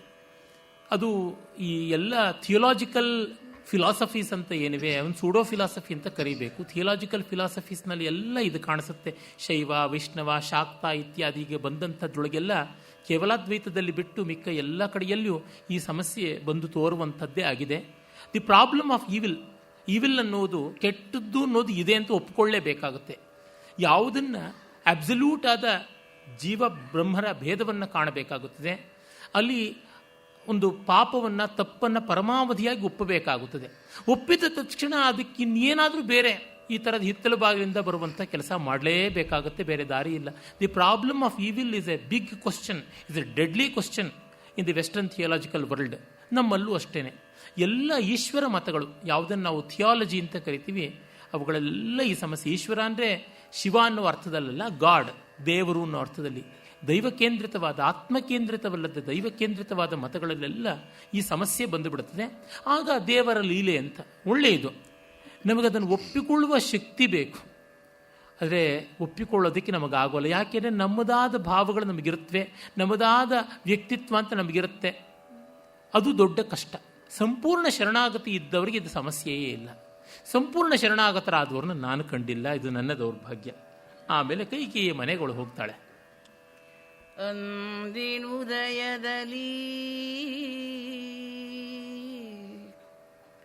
ಉದಯದಲ್ಲಿ ಅವಳು ಅಂದಿನ ಉದಯದಲವಳು ಕೈಕೆಯ ಮಂದಿರಕ್ಕೆ ನೃಪ ಸಭೆಯೊಳಿದ್ದೈ ತಂದಳು.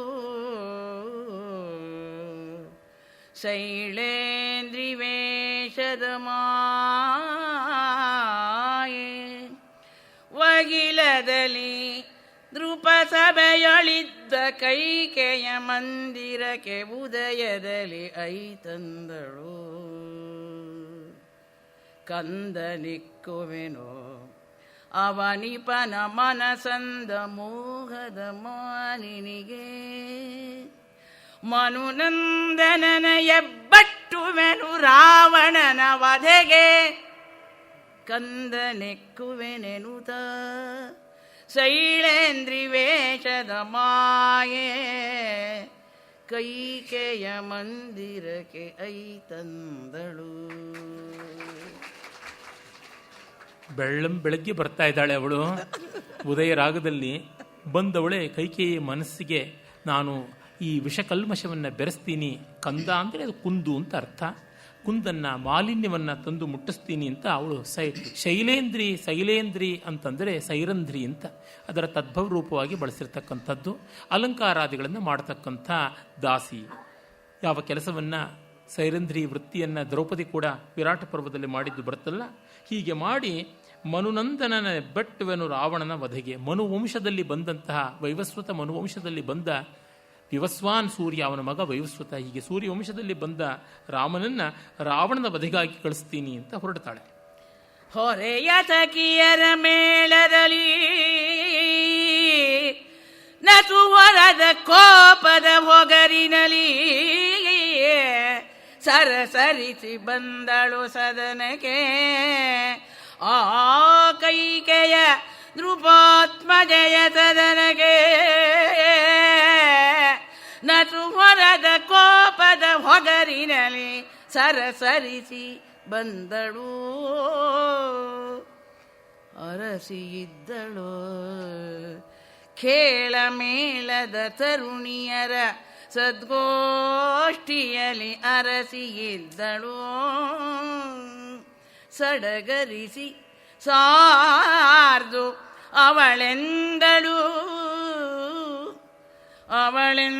ಅವಳೆಂದಳಧಿಕ ಹಿತೋಪಭಾಷಿತವಾ. ಸೊಗಸಾಗಿ ಪೂರ್ವಾರ್ಧದಲ್ಲಿ ಅಬ್ಬರ, ಉತ್ತರಾರ್ಧದಲ್ಲಿ ನಯ ಎರಡನ್ನೂ ಬಳಸಿಕೊಂಡು ಒಂದೇ ರಾಗ ಅಠಾಣವನ್ನು ಹಾಡಿದ್ದಾರೆ. ಅವಳು ವಹಿಲದಲ್ಲಿ ಬೇಗ ಬೇಗ ಬಂದಳು ಮಂಥರೆ. ಇವಳು ಸಖಿಯರ ಮೇಳದಲ್ಲಿ ಕೈಕೇಯಿ ಸಂತೋಷವಾಗಿದ್ದಾಳೆ. ಮತ್ತೆ ಒಂದು ಸಣ್ಣ ಮುನಿಸಿನ ಅಬ್ಬರ ಕೂಡ ಉಂಟು ಕೋಪದ ಹೊಗರಿನಲ್ಲಿ. ಕೋಪದ ಹೊಗರು ಅಂದರೆ ಬೆಳಕು, ಪ್ರಕಾಶ, ಕಾಂತಿ ಇತ್ತು. ಹೆಂಗಸಿಗೆ ಬೇರೆ ಬೇರೆ ಬೇರೆ ಬೇರೆ ಹೆಸರುಗಳನ್ನೇ ಇಟ್ಟಿದ್ದಾರೆ. ಸಂಸ್ಕೃತದಲ್ಲಿ ಹೆಣ್ಣಿಗಿರುವಂಥ ಹೆಸರುಗಳು ಜಗತ್ತಿನಲ್ಲೇ ಎಲ್ಲಿಯೂ ಇಲ್ಲ ಅನಿಸುತ್ತೆ. ಅದರೊಳಗೆ ಒಂದು ಭಾಮಿನಿ ಅಂತ. ಭಾಮಿನಿ ಅಂದರೆ ಕೋಪನ ಅಂತ, ಒಂದು ಸ್ವಲ್ಪ ಮುಂಗೋಪ ಇರತಕ್ಕಂಥವಳಿಗೆ ಭಾಮಿನಿ ಅಂತ. ಹಾಗಾಗಿ ಯಾರಿಗಾದರೂ ಭಾಮಿನಿ ಅಂತ ಕರೆದ್ರೆ ಸ್ವಲ್ಪ ಹುಷಾರಿನಲ್ಲಿರಬೇಕು. ಅವಳನ್ನ ನೋಡಿ ಅವಳ ಹತ್ತಿರ ಬಂದು ಆ ತರುಣಿಯರ ಗೋಷ್ಠಿಯಲ್ಲಿ ಇದ್ದವಳನ್ನು ನಾನು ಈಗ ಹಿತೋಪದೇಶ ಮಾಡ್ತೀನಿ, ನಾನು ಅವಳ ಮನಸ್ಸಿನಲ್ಲಿ ಅವಳ ಭಾವನೆಗೆ ವಿಕಾರವಾಗುವಂಥದ್ದನ್ನು ಮಾಡ್ತೀನಿ ಅಂತ ಅಂದುಕೊಂಡು ನುಗ್ಗುತ್ತಾಳೆ. ಅರಸಿ ಕೇಳು ಇನ್ನೇನ ಹೇಳುವೆನು. ಅರಸಿ ಕೇಳು ಅರಸ ಮನದಲ್ಲಿ ನೆನೆದ ಮಂತ್ರದ ಪರಿಯ ಅರಸಿ ಕೇಳು ನೀನು ಅದನ್ನು ಅರಿತುದಿಲ್ಲವಲ ಮಹಾದೇವ.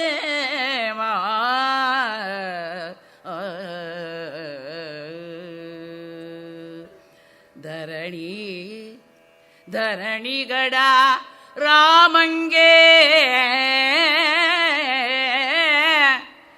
ಭರತಾದ್ಯರುಗಳು ಆ ರಘುನಂದನಗೆ ಕಿಂಕರರುಗಳ ಕೇಳರಸಿ ಕೌತುಕ ನಡೆದುದು ಇಂದಿನಲೇ ನೀನು ಅರಿತುದಿಲ್ಲವಲ ಮಹಾದೇವ.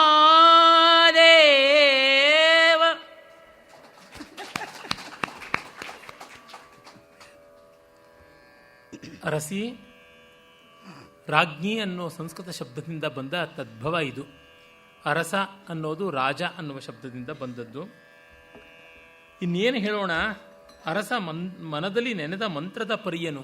ರಾಜ ಏನೇನು ತಂತ್ರ ಮಾಡಿಬಿಟ್ಟಿದ್ದಾನೆ ನೋಡು. ಅಯ್ಯಯ್ಯೋ ಮಹಾದೇವ, ಧರಣಿಗಡ ರಾಮಂಗೆ, ಅಯ್ಯೋ ಈ ಜಗತ್ತು ಈ ಭೂಮಿ ಎಲ್ಲ ರಾಮನಿಗೆ, ಭರತಾದ್ಯರುಗಳು ಆ ರಘುನಂದನಿಗೆ ಕಿಂಕರರು, ಭರತ ಮೊದಲಾದವರು ಅವನ ದಾಸರಾಗ್ತಾರೆ ಅಂತ ತತ್ಕ್ಷಣ ಬಂದು ಈ ದುರ್ವಾರ್ತೆಯನ್ನು ಹೇಳಿಬಿಟ್ರೆ ಇನ್ನೇನಾಗಬೇಕು. ಮೊದಲೇ ಒಬ್ಬರಿಗೆ ಅಭ್ಯುದಯ ಆಗಿದೆ ಅಂತ ಅಂದರೆ ಸಾಕಾಗೋಲ್ಲ, ನಿಮಗೆ ಅದರಿಂದ ನಷ್ಟವಾಗಿದೆ, ತೊಂದರೆ ಆಗಿದೆ ಅನ್ನೋದನ್ನು ಹೇಳಬೇಕಾಗುತ್ತದೆ. ಅದರೊಳಗೂ ಸಮಾನ ಸ್ಕಂದರಿದ್ದಾಗ, ಒಂದೇ ವಯಸ್ಸಿನವರು ಒಂದೇ ತಲೆಮಾರಿನವರಿದ್ದಾಗ ಯಾರಿಗೆ ಅಭ್ಯುದಯ ಬಂದಾದರೂ ಮತ್ತೊಬ್ಬರಿಗೆ ಒಂದು ಸ್ವಲ್ಪ ಕಸಿವಿಸಿ ಆಗುತ್ತದೆ. ನಮ್ಮ ಜೊತೆಯವರು ಅವ್ರು ಹೇಗೆ ಮುಂದೆ ಹೋಗ್ಬಿಟ್ರು, ನಮ್ಮ ಜೊತೆಲಿ ಇಲ್ಲೇ ಇದ್ದವರು ಅಲ್ಲಿ ಹೇಗೆ ಆ ಎತ್ತರಕ್ಕೆ ಏರಿಬಿಟ್ರು ಅಂತಕ್ಕಂಥದ್ದು. ಭೈರಪ್ಪನವರು ಬಹಳ ಸೊಗಸಾಗಿ ಬರೀತಾರೆ ಭಿತ್ತಿಯಲ್ಲಿ. ಅನಂತಮೂರ್ತಿಗಳಿಗೂ ತನಗೂ ಬಂದಂಥ ವೈಮನಸ್ಯದಲ್ಲಿ ಅನಂತಮೂರ್ತಿಗಳು ಸಿಕ್ಕಾಪಟ್ಟೆ ಸಂಕಟ ಪಟ್ಟುಕೊಂಡು ಅಪಪ್ರಚಾರ ದುಷ್ಟ ಕಾರ್ಯ ಎಲ್ಲ ಮಾಡಿದ್ದಕ್ಕೆ ಮುಖ್ಯ ಕಾರಣ ಇಬ್ಬರು ಒಂದೇ ತಲೆಮಾರಿನ ಒಂದೇ ರೀತಿ ಕಾದಂಬರಿ ಬರೀತಾ ಇದ್ದವರಾಗಿದ್ದರಿಂದ, ಅದೇ ಒಂದು 30 ವರ್ಷ ಅಂತರ ಇದ್ದಿದ್ರೆ ಅವರೋ ನಾನೋ ಚಿಕ್ಕವರೋ ದೊಡ್ಡವರಾಗಿದ್ದರೆ ಆಗ ಬರ್ತಾ ಇರಲಿಲ್ಲ. ಸಪತ್ನಿ ಮಾತ್ಸರ್ಯ ಬರುವುದು ಯಾವಾಗ? ಈ ಥರದ್ರಲ್ಲೇನೆ. ಹೀಗೆ ಆ ರೀತಿಯಾಗಿ ನಿನ್ನ ಮಗನಿಗೆ ಸಿಗದೇ ಇದ್ದದ್ದು ರಾಮನಿಗೆ ಸಿಗುತ್ತದೆ, ಅವನಿಗೆ ಸಿಗಬೇಕಾಗಿತ್ತು ಅಂತ ಹೇಳಿ ಮುಂದುವರೆಸ್ತಾಳೆ. ಪ್ರಸಿದ್ಧವಾದ ಕಥಾನಕವಾದ್ದರಿಂದ ಹೆಚ್ಚಿನ ವಿವರ ಬೇಕಿಲ್ಲ. ಅರಸುತನ ರಾಮಂಗೆ ನೆಲೆಗೊಳ್ಳಲು ಅರಸಿ ಕೇಳೋ ನಿನ್ನ ಮಗನೇನು ಅರಸನೋ ಮೇಣ್ವಿರಸನೋ, ಸಾಮ್ರಾಜ್ಯ ಸೌಂದರಿಗೆ ನಿನ್ನ ಮಗನೇನೋ ಅರಸನೋ ಮೇಣ್ವಿರಸನೋ.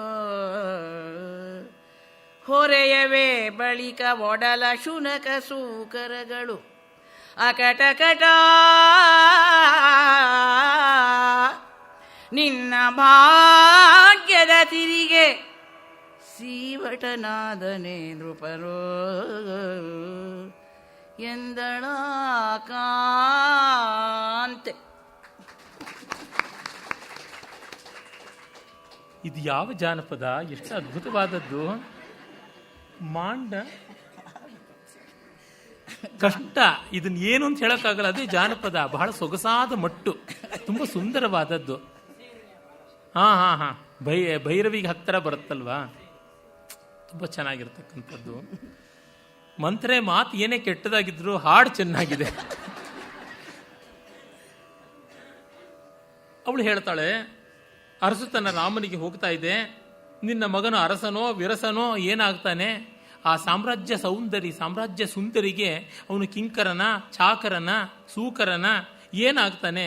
ಅಯ್ಯೋ ನಾಯಿ ನರಿಗಳ ಶುನಕ ಸೂಕರಗಳ ಪಾಡಾಯ್ತಲ್ಲ, ನಿನ್ನ ಭಾಗ್ಯದ ಸಿರಿಗೆ ನಿನ್ನ ಗಂಡನೇ ಸೀವಟವಾದನಲ್ಲ, ನಿನ್ನ ಗಂಡನೇ ಅದಕ್ಕೆ ಕುತ್ತಾದನಲ್ಲ, ಇನ್ನೇನು ಗತಿ ಅಂತ ದುಃಖ ಪಡ್ತಾಳೆ. ಧರೆ ಪರಂಪರೆಯಿಂದ ಲತ್ತಲೆ ಸುತರ ಸೂನುಗಳು, ಹಾಗಾಗಿ ನಿಮ್ಮಡಿಗೆ ದರ್ಭಾಸ್ತರಣ ಸಮಿಧಾಧಾನವೇ ಲೇಸು ಅಂತ ಕುಂತಿ ಪಾಂಡುವಿಗೆ ಹೇಳಿರ್ತಾಳೆ. ಧರ್ಮರಾಜ ಹುಟ್ಟೋ ಮುನ್ನ ಗಾಂಧಾರಿ ಗರ್ಭವತಿಯಾಗಿದ್ದಾಳೆ ಅನ್ನೋ ಮಾತನ್ನು ಕೇಳಿ ಆಮೇಲೆ ಪ್ರಯತ್ನ ಮಾಡ್ತಕ್ಕಂಥದ್ದು ಪಾಂಡು ನಿಯೋಗದ್ದು ಹೀಗೆಲ್ಲ ಬರುತ್ತೆ ಮೂಲದಲ್ಲಿ ಮಹಾಭಾರತದ ಕುಮಾರವ್ಯಾಸನ ಆ ಒಂದು ಮಹಾಕಾವ್ಯದಲ್ಲಿ. ಅದನ್ನು ಹೇಳುವ ಕ್ರಮಕ್ಕೂ ಇದಕ್ಕೂ ಅಂತರ ನೋಡಿದ್ರೆ ಇಬ್ಬರು ಕವಿಗಳ ವ್ಯತ್ಯಾಸ ಏನು ಅಂತ ಕೂಡ ಗೊತ್ತಾಗುತ್ತದೆ. ಈಗ ಅವಳಿಗೆ ಕೋಪ ಬರುತ್ತದೆ, ನೀನು ಮಾಡಿದ್ದು ತುಂಬ ತಪ್ಪು, ಈ ರೀತಿಯಾದ ದುರ್ಬೋಧೆ ಮಾಡಬೇಡ ಅಂತಾಳೆ. ಮೂಲದಲ್ಲಿಯೂ ಕೈಕೇಯಿ ಮೊದಲಿಗೆ ಸಂತೋಷವೇ ಪಡ್ತಾಳೆ, ಒಂದು ಹಾರವನ್ನು ಬಹುಮಾನ ಕೊಡ್ತಾಳೆ. ಆದರೆ ಇವಳಿಗೆ ಆ ಹಾರ ಸಾಕಾಗೋಲ್ಲ. ಕೇಳಿ ಅವಳ ಮಾತನು ಕೇಳಿ ಕಡುಗೋಪದಲ್ಲಿ ಮಾನಿನಿ ಮೇಳದ ಬಲೆಯರೊಡನೆ ನುಡಿದಳು ಕಾಳುಗೆಡದ ಪಳು ಏನನಿವಳಿವಳು ಇವಳೆಂದ ಮಾತುಗಳ ಕೇಳಿಯನೆ ಜರೆದು ಅವಳು ನಮಗೆ ಇದ ಹೇಳ ಕಾರಣವೇನೋ ಹಿಸುಣರ ಜಾಳಿಗರ ಚೆದುರೋಕ್ತಿ ನಮಗೆ ಏಕೆ ಎಂದಳವಳೊಡನೆ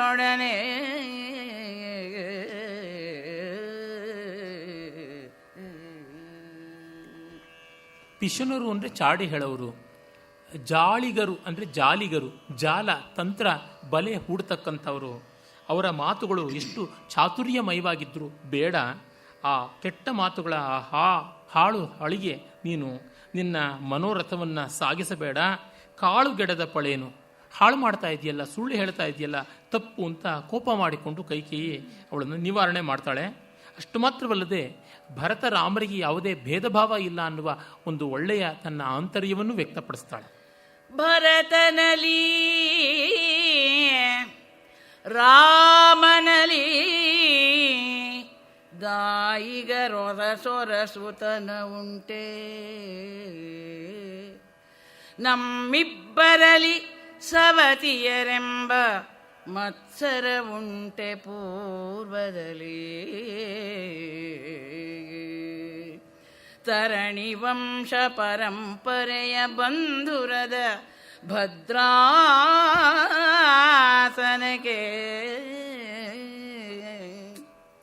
ತರಣಿ ವಂಶ ಪರಂಪರೆಯ ಬಂಧುರದ ಭದ್ರಾಸನಕ್ಕೆ ರಾಘವನರಸನಾದಡೆ ಭಾಗ್ಯವದು ನಮಗೆ ಎಂದಳ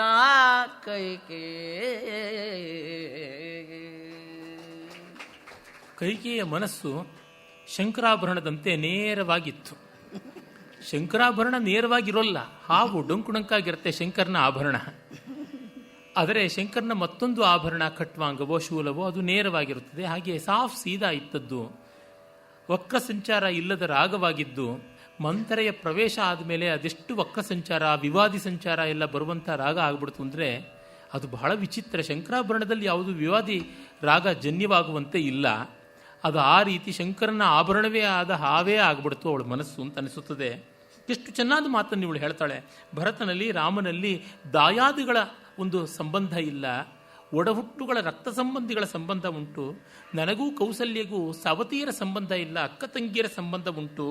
ಈ ಸೂರ್ಯ ವಂಶಕ್ಕೆ ತರಣಿ ಅಂದರೆ ಸೂರ್ಯ ವಂಶ ಪರಂಪರೆಯ ಬಂಧುರ ಮನೋಹರವಾದ ಭದ್ರಾಸನಕ್ಕೆ ಸಿಂಹಾಸನಕ್ಕೆ ರಾಮ ರಾಜ್ಯವಾದರೆ ನನಗೆ ಭಾಗ್ಯ ಅಂತ ಹೇಳ್ತಾಳೆ.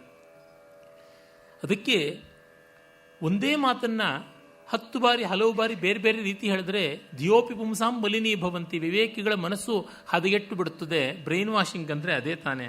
ಈಗ ಆರಂಭ ಮಾಡ್ತಾಳೆ. ಮರುಳು ನುಡಿಗಳು ನಮ್ಮವಿವು, ನಮ್ಮ ನುಡಿಗಳು ಮರುಳು ನೀ ಪರಮ ನೀತಿಯ ಧರ್ಮಶಾಸ್ತ್ರದ ನಿರುತರೋ, ಆವೇ ಕುಹಕ ಕರ್ಮದ ಕಪಟ ಕೌಶಲರು ಇರಲಿರಲು ತೋರಿಸುವೆ ನಿಮಗಹ ಗುರು ಲಘುತ್ವದ ಪರಿಯ, ತುದಿಯಲಿ ತೋರಿಸುವೆ ನಿಮಗಹ ಗುರು ಲಘುತ್ವದ ಪರಿಯ, ಅಶುಭದ ಬೀರಿಗಲಗವನು ತುದಿ ತುದಿಯಲಿ ತೋರಿಸುವೆ ನಂದಳ ಕಾಂತೆ. ಏನು ಈ ತಾಯಿ ಈ ವಯಸ್ಸಿನಲ್ಲಿ ಇವರು ಈ ಕಂಠವನ್ನ, ಈ ಶ್ರುತಿಯನ್ನ, ಈ ಓಪನ್ ಥ್ರೋಟೆಡ್ನೆಸ್ಸು ಅಸಮಾನವಾದದ್ದು. ಪ್ರಾಮಾಣಿಕತೆ ಅಂದರೆ ಈ ಧ್ವನಿ ಅಂತ ನಂಗೆ ಅನ್ಸುತ್ತದೆ. ಅಮ್ಮ, ನೀವಾದ ಮೇಲಿಂದ ಗಮಕಕ್ಕೆ ಯಾರಮ್ಮ ತಯಾರಾಗಿದ್ದಾರೆ? ಶಿಷ್ಯರು ಹಾಡ್ತಿದಾರಲ್ಲ ಅವರೆಲ್ಲ ಹಾಡ್ತಾ ಇದ್ದಾರೆ. ಅರೆ, ಈ ಕಂಠ ಎಲ್ಲಿಂದ ಬರುತ್ತೆ ಅಂತ. ಏನಿದು? ಊಟ ಮಾಡಿ ಅಂತ ಹೇಳ್ತೀನಿ ಎಲ್ರಿಗೂ. ಅದ್ಭುತವಾದ ಕಂಠ. ನಾನು ಪ್ರತಿ ಬಾರಿಯೂ ಬೆರಗಾಗ್ತಾ ಇರ್ತೀನಿ. ಅದೇನು ಅಷ್ಟು ತೂಕ, ಅಷ್ಟು ವಜನ್ನು ಕಾವ್ಯವಾಚನಕ್ಕೆ ಬೇಕು. ಭಾವಗೀತೆಗೆ ಹಾಡ್ತಕ್ಕಂಥ ಕಂಠ ಒಂದು 20-30 ಬೆಸ್ತು ಹೊಸ್ತು ಮಾಡಿದ್ರೆ ಒಂದು ಕಾವ್ಯವಾಚನಕ್ಕಾಗತಕ್ಕಂಥ ಕಂಠ ಆಗುತ್ತದೆ ಅನಿಸುತ್ತೆ. ಭಾವಗೀತಕ್ಕೆ ಚಿನ್ನದ ತಂತಿ ತೆಳ್ಳಗಾಗಿರೋದು ಬೇಕು, ಆದರೆ ಇದಕ್ಕೆ ಆನೆಗಳು ಕಟ್ಟುವಂಥ ಹಗ್ಗ ಬೇಕು. ಎಳೆಯುವಂಥ ಕಾವ್ಯಗಳೆಂಥವೋ? ಪಂಪಾರನ್ನ, ಕುಮಾರವ್ಯಾಸ, ಲಕ್ಷ್ಮೀಶ, ಷಡಕ್ಷರಿ, ನೇಮಿಚಂದ್ರ ಇಂಥ ಮಹಾಕವಿಗಳ ಕಾವ್ಯ ರಥವನ್ನು ಎಳಿಬೇಕು ಅಂದರೆ ಬಲವರಜೆ, ಎಡವರಜೆ, ಮಿಣಿಗಳ ಅಂತೆಲ್ಲ ಕುಮಾರವ್ಯಾಸ ಸುಪ್ರತೀಕವನ್ನು ಕಟ್ಟುವಾಗ ಬೇಕು ಅಂತ ಹೇಳ್ತಾನಲ್ಲ, ಹಗ್ಗ ಆ ಥರ ಬೇಕಾಗುತ್ತದೆ. ಪಾಪ ನಮ್ಮ ಶಿವರುದ್ರಪ್ಪನವರು, ಎಚ್.ಎಸ್. ವೆಂಕಟೇಶ ಮೂರ್ತಿಗಳ ಸುಗಮ ಸಂಗೀತ ಹಾಡೋದಕ್ಕೆ ತಲೆ ಕೂದಲು ಸಾಕಾಗ್ಬಿಡುತ್ತೆ, ಎಳ್ಕೊಂಡು ಹೊರಟೋಗ್ಬಿಡ್ಬೋದು. ಅವ್ರ ಕಾವ್ಯವನ್ನು ಲಘು ಮಾಡೋಕೆ ಹೇಳ್ತಾ ಇಲ್ಲ. ಆ ಕಾವ್ಯಕ್ಕೆ ಗಮಕಗಳನ್ನು ಕೊಟ್ಟರೆ ಪಾಪ ಕವಿಗಳೇ ಅಂಜು ಬಿಡ್ತಾರೆ, ಪಕ್ಕವಾದ್ಯಗಳೇ ದೂರ ಹೊರಟೋಗ್ಬಿಡುತ್ತೆ. ಈ ಕಂಠ ಇದು ಬೇಕಾಗಿರ್ತಕ್ಕಂಥದ್ದು, ಅಸಾಮಾನ್ಯವಾದಂಥದ್ದು. ನಾನು ತುಂಬ ಕಡಿಮೆ ವ್ಯಾಖ್ಯಾನ ಇಟ್ಟುಕೊಂಡು ಜಾಸ್ತಿ ಪದ್ಯ ಉಳಿಸಿದ್ದಕ್ಕೆ ಕಾರಣ ವಾಚನ ಕೇಳೋಣ ಅಂತ. ಹೇಗೂ ಕಾವ್ಯ ನೀರಸ, ಗಾನದಿಂದ ಸರಸವಾಗಲಿ ಅಂತಲೇ ಅಂದುಕೊಂಡಿದ್ದು. ಮತ್ತದೇ ನಾವು ಮಾತ್ರ ನೀಚರು, ನಾವು ಮಾತ್ರ ದುಷ್ಟಬುದ್ಧಿಯವರು, ನೀವು ಪರಮನೀತಿಯ ಧರ್ಮಶಾಸ್ತ್ರದವರು, ನಾವು ಕಪಟಿಗಳು, ಕುಹಕಿಗಳು ಅಂತ ನೀವು ಹೇಳ್ತಿದ್ದೀರಲ್ಲ, ನಿನಗೆ ದೊಡ್ಡದು ಯಾವುದು ಸಣ್ಣದು ಯಾವುದು, ಗುರು ಲಘುತ್ವದ ವ್ಯತ್ಯಾಸವನ್ನು ನಾನು ತೋರಿಸ್ತೀನಿ ನೋಡು, ಬೀದಿಗಲಹ ಹಾದಿ ಬೀದಿಯ ರಂಪ ಏನಾಗುತ್ತದೆ ಅಂತ ಅನ್ನೋದನ್ನು ಮಂಥರೆ ಹೇಳ್ತಾಳೆ. ಹಿರಿದು ರಕ್ಷಿಸಿದ ಒಡತಿಯೆಂದು ಆನರಿಯದೆ ಉಸುರಿದೆ ನಿಮಗೆ, ರಕ್ಷಿಸಿದ ಒಡತಿಯೆಂದು ಆನು ಅರಿಯದೆ ಉಸುರಿದೆ ನಿಮಗೆ. ಇನಿತು ನಿಷ್ಠುರತೆಯ ನಿಷ್ಠುರತೆಯಾದಡೆ ನಮಗೆ ಇದೇಕೆ ಈ ಬಾಯಿ ಬಡಿಕತನ. ಅರತಿ ಕೌಸಲೆಯಿಂದ ಸೇರುವ ಪರಿಭವವ ನೀವ್ ಕಾಬಿರಿಯನುತ ಅವಳು ಎರಡು ಕೈಗಳ ಮುಗಿದು ಹೊರವಂಟಳು ನಿಕೇತನವೋ. ನೋಡಮ್ಮ, ನಂದೇನೂ ಇಲ್ಲ, ನಾನು ಕೈ ಮುಗಿದು ಹೊರಗೆ ಹೋಗ್ತಾ ಇದ್ದೀನಿ. ನೀನುಂಟು, ನಿನ್ನ ಸವತಿ ಉಂಟು, ಅವಳ ಕೋಲಾಹಲ ಇಂಥದ್ದು, ಅವಳ ಬಾಯಿ ಬಡಕತನ ಎಂಥದ್ದು, ಅದನ್ನು ನಾವು ಏನು ಹೇಳೋಣ ಅಂತ. ವಸ್ತುತಃ ಏನಂದರೆ, ಕೌಸಲ್ಯ ತುಂಬ ದಾನ ಮಾಡ್ತಾ ಇರ್ತಾಳೆ, ಅದನ್ನು ವಾಲ್ಮೀಕಿಗಳು ಹೇಳ್ತಾರೆ. ಎಲ್ಲೂ ಇಲ್ಲದೆ ಇರೋದು ಇಷ್ಟು ಜಿಪುಣಿಯಾದ ಕೌಸಲ್ಯ ಇವತ್ತು ಸಿಕ್ಕಾಪಟ್ಟೆ ಎತ್ತೆತ್ತಿ ಕೊಡ್ತಾ ಇದ್ದಾಳೆ ಅಂದರೆ ಏನೋ ಕುತ್ತು ಬಂದಿದೆ ಅಂತ ಅರ್ಥ ಅಂತ ಹೇಳಿಬಿಟ್ಟಿದ್ದು. ತಮ್ಮ ಬುದ್ಧಿಯನ್ನೇ ಬೇರೆ ಎಲ್ಲ ಕಡೆ ಕಾಣುವಂಥದ್ದಲ್ವಾ ಮಂಥರೆಯ ಮನೋಧರ್ಮ.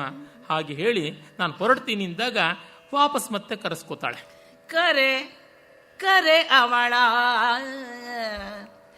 ಅವಳ ಮೂಸಂಡಿದೊತ್ತಿನ ಮರುಕ ಕರಲೇ ಕರೆ ಕರೆ ಅವಳ ಎನಲು ಅವಳ ಹತ್ತಿರಕ್ಕೆ ತಂದರು ಕೆಳದಿಯರು. ಕೈ ಮುರುಚಲೊಡೆಯ ಬುಚಿ ಕೆಳದಿಯರು ಹತ್ತಿರಕ್ಕೆ ಅವಳ ತಂದರು. ಇರಲಿರಲು ನಮಗೆ ಏಕೆ ಹೊದ್ದುವ ಪರಿಭವವು ಅದೇನೋ ಅದೇನೋ ಪರಿಭವವದು ಹೊದ್ದುವ ಪರಿಭವವದು ಅದೇನೋ ಏನೋ ಏನೋ ಎನಲು ಮಾಯಾ ತರುಣಿ ಮಾಯಾ ಮೋಹ ಕರಲಿಯೇ ಕದಲಿ ಮಾಯಾ ತರುಣಿ ಮಾಯಾ ಮೋಹಕದಲ್ಲಿ ಇಂತೆಂದಳು ಆ ಸತಿಗೆ. ಸ್ವಲ್ಪ ಹಾಡಿಮ್ಮ, ಒಂದ್ಸಾಲ ಮತ್ತೆ ಹಾಡಿ ಹೋಗ್ಲಿ. ಮಾಯಾ ತರುಣಿಯಿಂದ ಶುರು ಮಾಡಿ ಹೇಳಿ. ಮಾಯಾ ತರುಣಿಯೇ ಮಾಯಾ ಮೋಹಕದಲ್ಲಿ ಮಾಯಾ ತರುಣಿ ಮಾಯಾ ಮೋಹಕದಲ್ಲಿ ಇಂತೆಂದಳ ಸತಿಗೆ.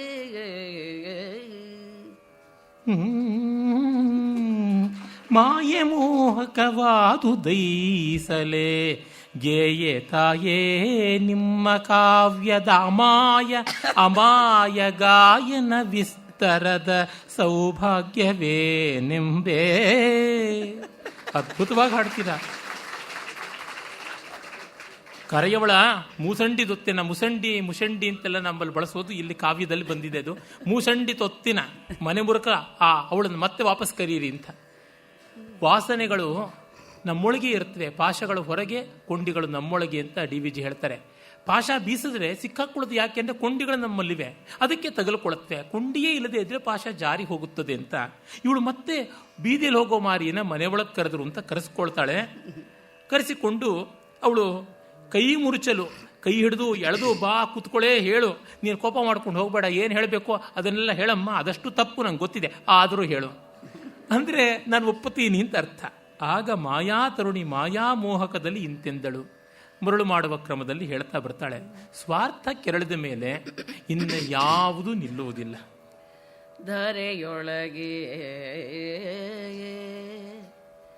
ವೈರಿಗಳು ಬೇರೊಬ್ಬರೇ ನಿತಂಬಿನಿ ಕೇಳೋ, ವೈರಿಗಳು ಧರೆಯೊಳಗೆ ಬೇರೊಬ್ಬರೇ ಸಾಪತ್ನರು ಕಣ ಕಡುವಗೆಗಳು ಉಳಿದವರು ಅಲ್ಪ ವೈರಿಗಳು. ಧರಣಿ ರಾಮಂಗಾಗೆ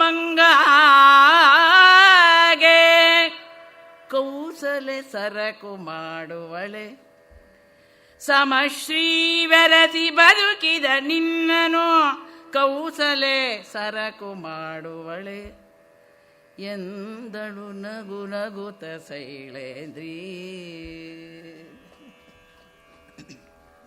ಧರೆಯೊಳಗೆ ವೈರಿಗಳು ಬೇರೊಬ್ಬರೇ, ವೈರಿಗಳು ಯಾರೂ ಬೇಕಾಗಿಲ್ಲ.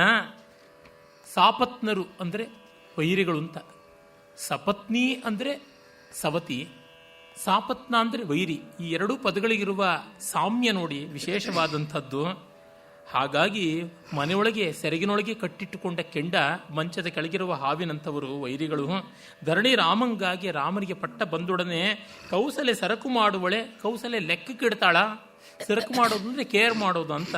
ಸಮಶ್ರೀ ಬೆರೆಸಿ ಬದುಕಿನ, ನೀನು ಸಮೃದ್ಧವಾದ ಸೌಭಾಗ್ಯದಲ್ಲಿ ಬದುಕತಕ್ಕಂಥ ನಿನ್ನನ್ನು ಲೆಕ್ಕಕ್ಕಿಡ್ತಾಳ. ನಿನ್ನನ್ನು ಹಾಕ್ಮಣೆ ನೂಕ್ಮಣೆ ತಳ್ಳುಮಣೆ ಅಂತ ಮಾಡಿ ನಿನ್ನನ್ನು ಅಷ್ಟಮಿಲ್ ಹಿಡಿದು ಪಂಚಮೀಲ್ ಹಾಕಿ ನಿನ್ನನ್ನು ಒದ್ದಾಡಿಸದೇ ಇರ್ತಾಳ ಅಂತ. ನಮ್ಮ ಯಕ್ಷಗಾನದಲ್ಲೆಲ್ಲ ತುಂಬ ಸುಂದರವಾಗಿ ಇದನ್ನು ಮಾಡ್ತಾರೆ. ಚಪ್ಪರ ಮನೆ ಶ್ರೀಧರ ಹೆಗಡೆ ಅಂಥವರೆಲ್ಲ ತಿರುಗಾ ನೀ ದಾಸಿಯಾಗಬೇಕಮ್ಮ ಅಂತ ಒಂದು ಸಾಲನ್ನಿಟ್ಕೊಂಡು ಮುಸುರೆ ತಿಕ್ಕಬೇಕು, ಏನು ಹಿಕ್ಕಬೇಕು, ತಪ್ಪಲೆ ತಿಕ್ಕೋದ್ರಿಂದ ಮೊದಲುಕೊಂಡು ಬಟ್ಟೆ ಒಗೆಯೋದ್ರಿಂದ ಮೊದಲುಕೊಂಡು ಅಷ್ಟನ್ನು ಆ ಹಾಡಿನ ಸಂಚಾರಿಯ ಅಭಿನಯದಲ್ಲಿ ಮಾಡಿ ಮಾಡಿ ಕೂತ್ಕೊಂಡು ಬಿಡ್ತಾರೆ. ಮತ್ತು ಅದೂ ಒಂದು ಯಕ್ಷಗಾನದವರು ಒಂದು ಜಾಣ್ಮೆ ಮಾಡ್ತಾರೆ. ನಿನಗೆ ಪ್ರಸವ ವೇದನೆಯಲ್ಲಿ ಮೂರ್ಛೆ ಹೋಗಿ ಪ್ರಜ್ಞೆ ಇರಲಿಲ್ಲ, ಕೌಸಲ್ಯಗಿಂತ ಮೊದಲು ನೀನೇ ಭರತನ ಹೆತ್ತಿದ್ದು ಒಂದು ಗಳಿಗೆ ಮುಂಚೆ, ಆದರೆ ಕೌಸಲ್ಯ ದಾಸಿಯರು ಅದನ್ನು ಮುಚ್ಚಿಟ್ಟು ಬಿಟ್ಟಿದ್ದಾರೆ, ಹೀಗಾಗಿ ಭರತನೇ ಜ್ಯೇಷ್ಠ ಪುತ್ರ ಅಂತ. ಹೀಗೆಲ್ಲ ಚಮತ್ಕಾರ. ಸುಳ್ಳು ಹೇಳಬೇಕು ಅಂದರೆ 1000 ದಾರಿ ಅಲ್ವಾ, ಸತ್ಯಕ್ಕಿರುವುದು ಒಂದೇ ದಾರಿ. ಆಮೇಲೆ ಈಗ ಹೇಳ್ತಾಳೆ ಏನೇನಾಯಿತು ಅನ್ನೋದು ಕ್ರಮವಾಗಿ ತಿಳಿಸ್ತಾಳೆ. ತೆವರಿದರು ನಿನ್ನಯ ಕುಮಾರರ ನೆವದಿಂ ಅತ್ತಲೂ ನಿನ್ನಯ ಕುಮಾರರ ನೆವದಿಂ ತೆವರಿದರು ರಾಯ ರಾಜ್ಯಲಕ್ಷ್ಮಿಗೆ ಕವಡ ಹಾಯ್ಕಿದರಿತ್ತರು. ರಘುರಾಮಚಂದ್ರಂಗೆ ರಾಜ್ಯಲಕ್ಷ್ಮಿಗೆ ಕವಡ ಹಾಕಿದರೋ. ವ್ಯವಹರಿಸಿತಿ ಕುಹಕತನ ನಿಮ್ ಅವನಿ ಪಾಲನ ಮತದೀಗೆ ಈ ಕುಹಕತನ ವ್ಯವಹರಿಸಿತು ನಿಮಗೆ ಈಗವನು ತಿಳಿಯದೋ.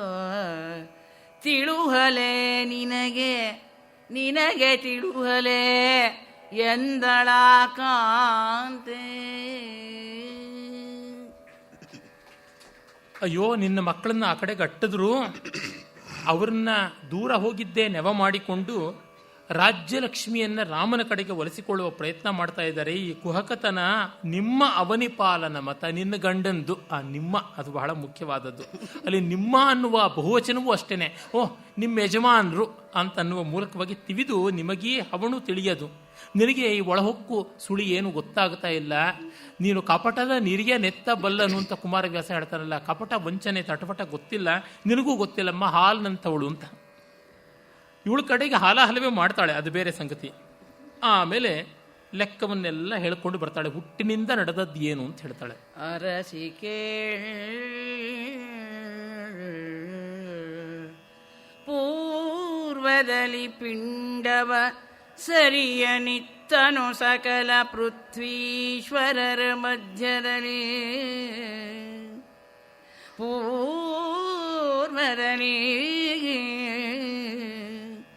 ಸಕಲ ಪೃಥ್ವೀಶ್ವರರ ಮಧ್ಯದಲ್ಲಿ ಪಿಂಡವ ಸರಿಯ ನಿತ್ತರು. ಆ ಪ್ರಕಾರದಲ್ಲಿ ಉರ್ವಿಯೊಡೆತನಕ್ಕೆ ಸರಿ ಸರಿ ಕುಮಾರಕರಿಬ್ಬರು. ಇದು ನಿಮ್ ಅರಸನಲ್ಲಿ ಹುಟ್ಟಿದು ಸಮಸ್ತ ಐಶ್ವರ್ಯ ರಾಮಂಗಾಗೆ. ನೀವೇನ ಹಿರಿ ಬಳಿಕಿನಲೇ.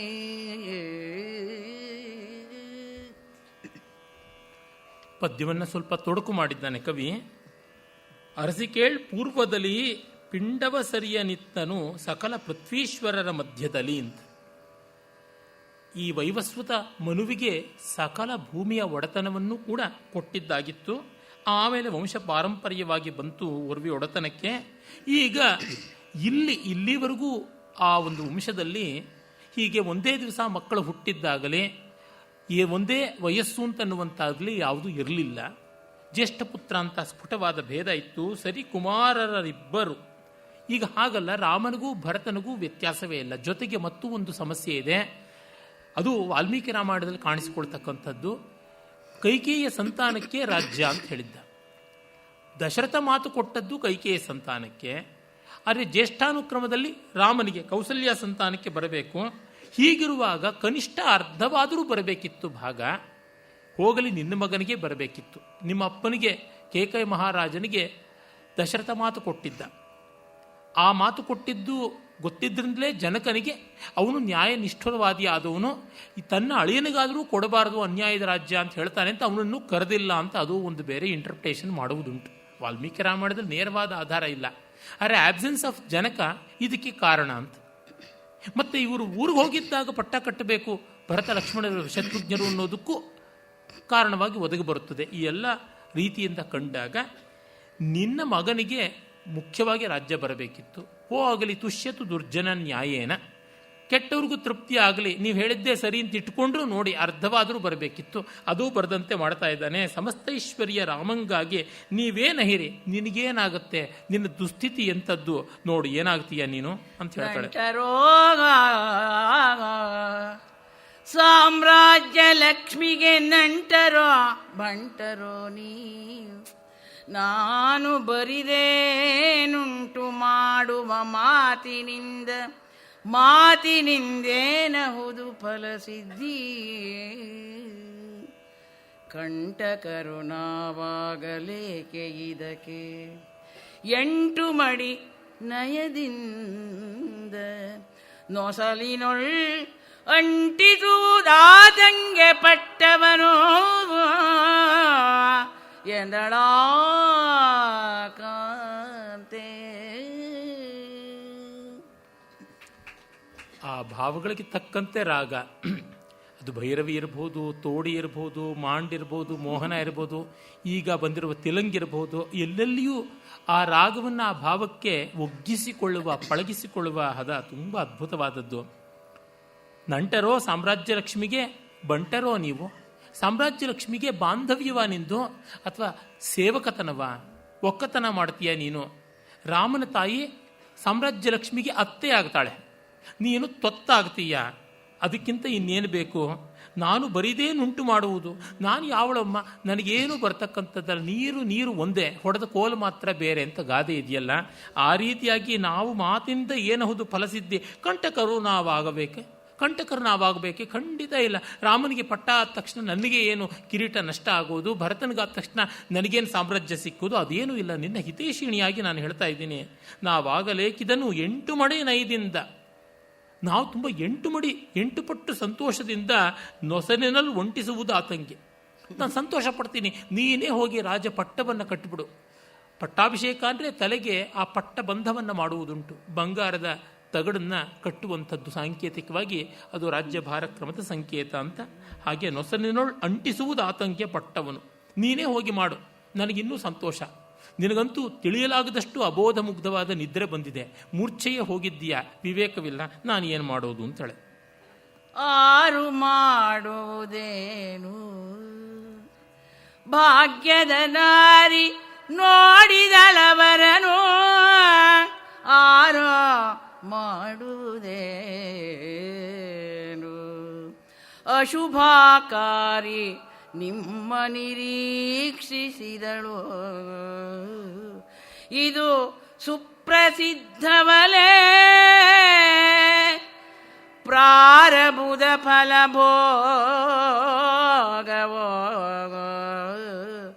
ಇದ ಕೆಲಸ ಸಾರಿಸಲು ನಿಮ್ಮಳವೇ ಮೀರಲು ಬಾರದು ಅಧಿಕೃತ ಪೂರ್ವದತ್ತವನೋ, ಮೀರಲು ಬಾರದೆಂದಳ ಸತಿಗೆ. ಅವಳ ರೀತಿಯನ್ನ ಇವಳು ಗಳಗಳನ್ನೇ ಅಳ್ತಾ ಹೇಳ್ತಾ ಇದ್ದಾಳೆ. ಆರು ಮಾಡುವುದೇನು, ನಾವೇನು ಮಾಡೋಕ್ಕಾಗುತ್ತೆ? ತೆಲುಗಿನಲ್ಲಿ ಒಂದು ಗಾದೆ ಇದೆ, ರಾತಲು ರಾಜ್ಯ ಮೇಲತೆ ಗ್ರಹಚಾರಂ ಗಾಡಿದ ಮೇಯಿಂಚೆ ಅಂತ. ಹಣೆ ಬರಹ ರಾಜ್ಯ ಆಳಬೇಕು ಅಂತಿದ್ರೆ ಗ್ರಹಚಾರ ಕತ್ತೆ ಮೇಯಿಸ್ತಂತೆ. ಆರು ಮಾಡುವುದೇನು ಭಾಗ್ಯದ ನಾರಿ ನೋಡಿದಳು ಅವರನ್ನು. ಭಾಗ್ಯಲಕ್ಷ್ಮಿ ಕೌಸಲ್ಯ ಕಡೆ ತಿರುಗಿದ್ದಾಳೆ, ರಾಮನ ಕಡೆ ತಿರುಗಿದ್ದಾಳೆ, ನಿನ್ನ ಕಡೆಗೆ ಅಮಂಗಳ ಚೇಷ್ಟಾಲಕ್ಷ್ಮಿ ತಿರುಗಿದ್ದಾಳೆ. ಅಶುಭಕಾರಿ ನಿಮ್ಮ ನಿರೀಕ್ಷಿಸಿದಳು, ಮೂದೇವಿ ಅಂತೀವಲ್ಲ, ದೊಡ್ಡಮ್ಮ ಅಂತ ಕರೀತಾರಲ್ಲ, ಅವಳು ನಿಮ್ಮನ್ನು ನೋಡಿದ್ದಾಳೆ. ಇದು ಸುಪ್ರಸಿದ್ಧ ನಿಶ್ಚಯ, ಇವಳೇ ಕಂಡಂತೆ ಹೇಳ್ತಾ ಇದ್ದಾಳೆ. ಪ್ರಾರಬ್ಧ ಫಲವನ್ನು ಅನುಭವಿಸಬೇಕು, ನಿಮ್ಮಳವೆ ಇದನ್ನು ಮೀರಲು ಬಾರದು ಅಧಿಕೃತ ಪೂರ್ವದತ್ತ. ಏನು ಮಾಡಿದ್ರೂ ಕೂಡ ಪಡೆದಷ್ಟಲ್ಲದೆ ಬರ್ಪುದೇ ಹರಹರ ಶ್ರೀಚನ್ನ ಸೋಮೇಶ್ವರ ಅಂತ ಹೇಳಿ ವೈರಾಗ್ಯ ಹೇಳದಂತೆ ಮಾಡಿ ಪ್ರವೃತ್ತಿಗೆ ಒಗ್ಗಿಸ್ತಾಳೆ, ದುಷ್ಪ್ರವೃತ್ತಿಗೆ ಬಗ್ಗಿಸ್ತಾಳೆ. ನೋಡಿ, ಹುಟ್ಟಿದುದು ಬಳಿಕ ಆಯತಿಕೆ ಹುಟ್ಟಿದುದು ಗರಿಗಟ್ಟಿ ತಗ್ಗದ ಅಸೂಯೆ, ಮನ ಕವಲಿಟ್ಟುದಾಕಾಂಕ್ಷೆಯಲಿ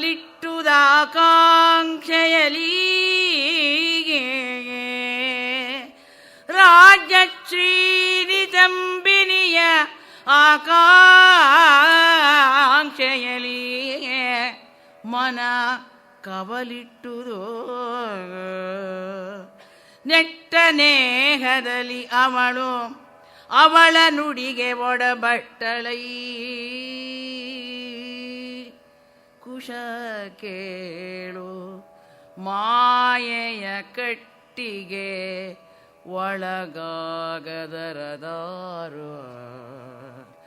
ಭವಾದಿ ಅಭವಾದಿ ದೇವರಲಿಗೆ ಮಾಯೆಯ ಕಟ್ಟಿಗೆ ಒಳಗಾಗದರು ಅದಾರು.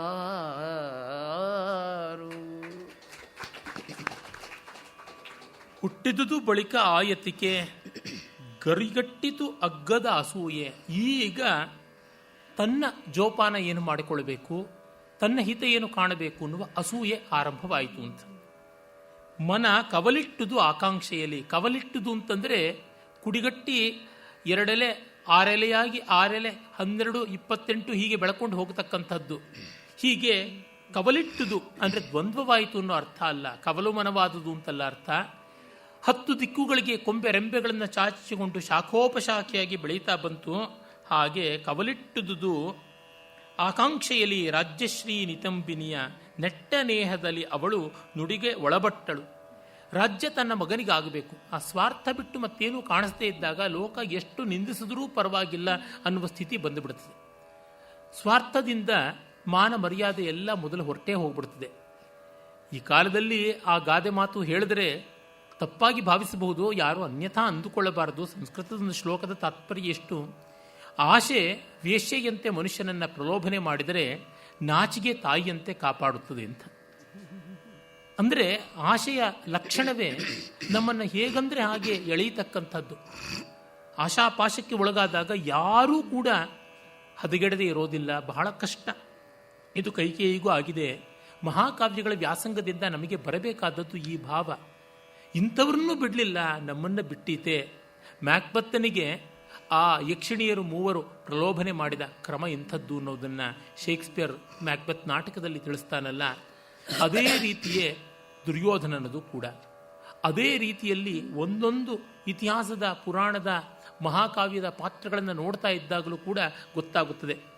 ಅರ್ಥ ಕಾಮ ಇವೆರಡರಿಂದ ಏನೇನೆಲ್ಲ ಆಗುತ್ತದೆ. ಅನ್ನದಾತುರಕ್ಕಿಂತ ಚಿನ್ನದಾತುರ ತೀಕ್ಷ್ಣ ಅನ್ನುವ ಕಗ್ಗದ ಮಾತೆ ಸಾಕ್ಷಿಯಾಗಿದೆ. ಆಮೇಲೆ ಮಾಯೆಯ ಕಟ್ಟಿಗೆ ಒಳಗಾದಳು. ಅದು ಯಾರಿಗಾಗೋಲ್ಲ, ಅಭವಾದಿಗಳು ಭವಾದಿಗಳು ಎರಡೂ ರೀತಿಯಲ್ಲಿ ಅರ್ಥ ಮಾಡ್ಬೋದು. ಶಿವನಿಗೆ ಅಭವ ಭವ ಎರಡೂ ಬಗೆಯ ಹೆಸರು ಉಂಟು. ಆ ದೇವರು ಎಲ್ಲ ದ್ವಂದ್ವಗಳಿಗೆ ಅತೀತನಾದ ಮಹಾದೇವ. ಈಗ ಇನ್ನೂ ಗುಟ್ಟಾಗಿ ಕರ್ಕೊಂಡು ಬರ್ತಾಳೆ. ಅಂದರೆ ನೋಡಿ, ಒಂದೊಂದು ಹಂತ ಹಂತವಾಗಿ ಆತ್ಮೀಕರಣ ಮಾಡ್ಕೋತಾ ಬರ್ತಾಳೆ ಮಂಥರೆಯನ್ನ. ಮಂಥರೆ ಬೆಳೀತಾ ಬರ್ತಾಳೆ, ಕೈಕೇಯಿ ಇಳೀತಾ ಬರ್ತಾಳೆ. ಈ ಕುಬ್ಜೆ ತ್ರಿವಿಕ್ರಮಳಾಗ್ತಾ ಬರ್ತಾಳೆ, ಕೈಕೇಯಿ ಕುಬ್ಜೆ ಆಗ್ತಾ ಬರ್ತಾಳೆ. ಕರೆದು ಬಳಿಕ ಕರೆದು ಏಕಾಂತ ಕೊಯ್ದು ಆದರಿಸಿದಳು. ಬೆಸಗೊಂಡಳು ನಯನೋಕ್ತಿಯಲಿ ಅರಸುತನ ಭರತಂಗೆ ಸೇರುವ ಉಪಾಯವೇನೆಂದು ನಯನೋಕ್ತಿಯಲಿ ಬೆಸಗೊಂಡಳು.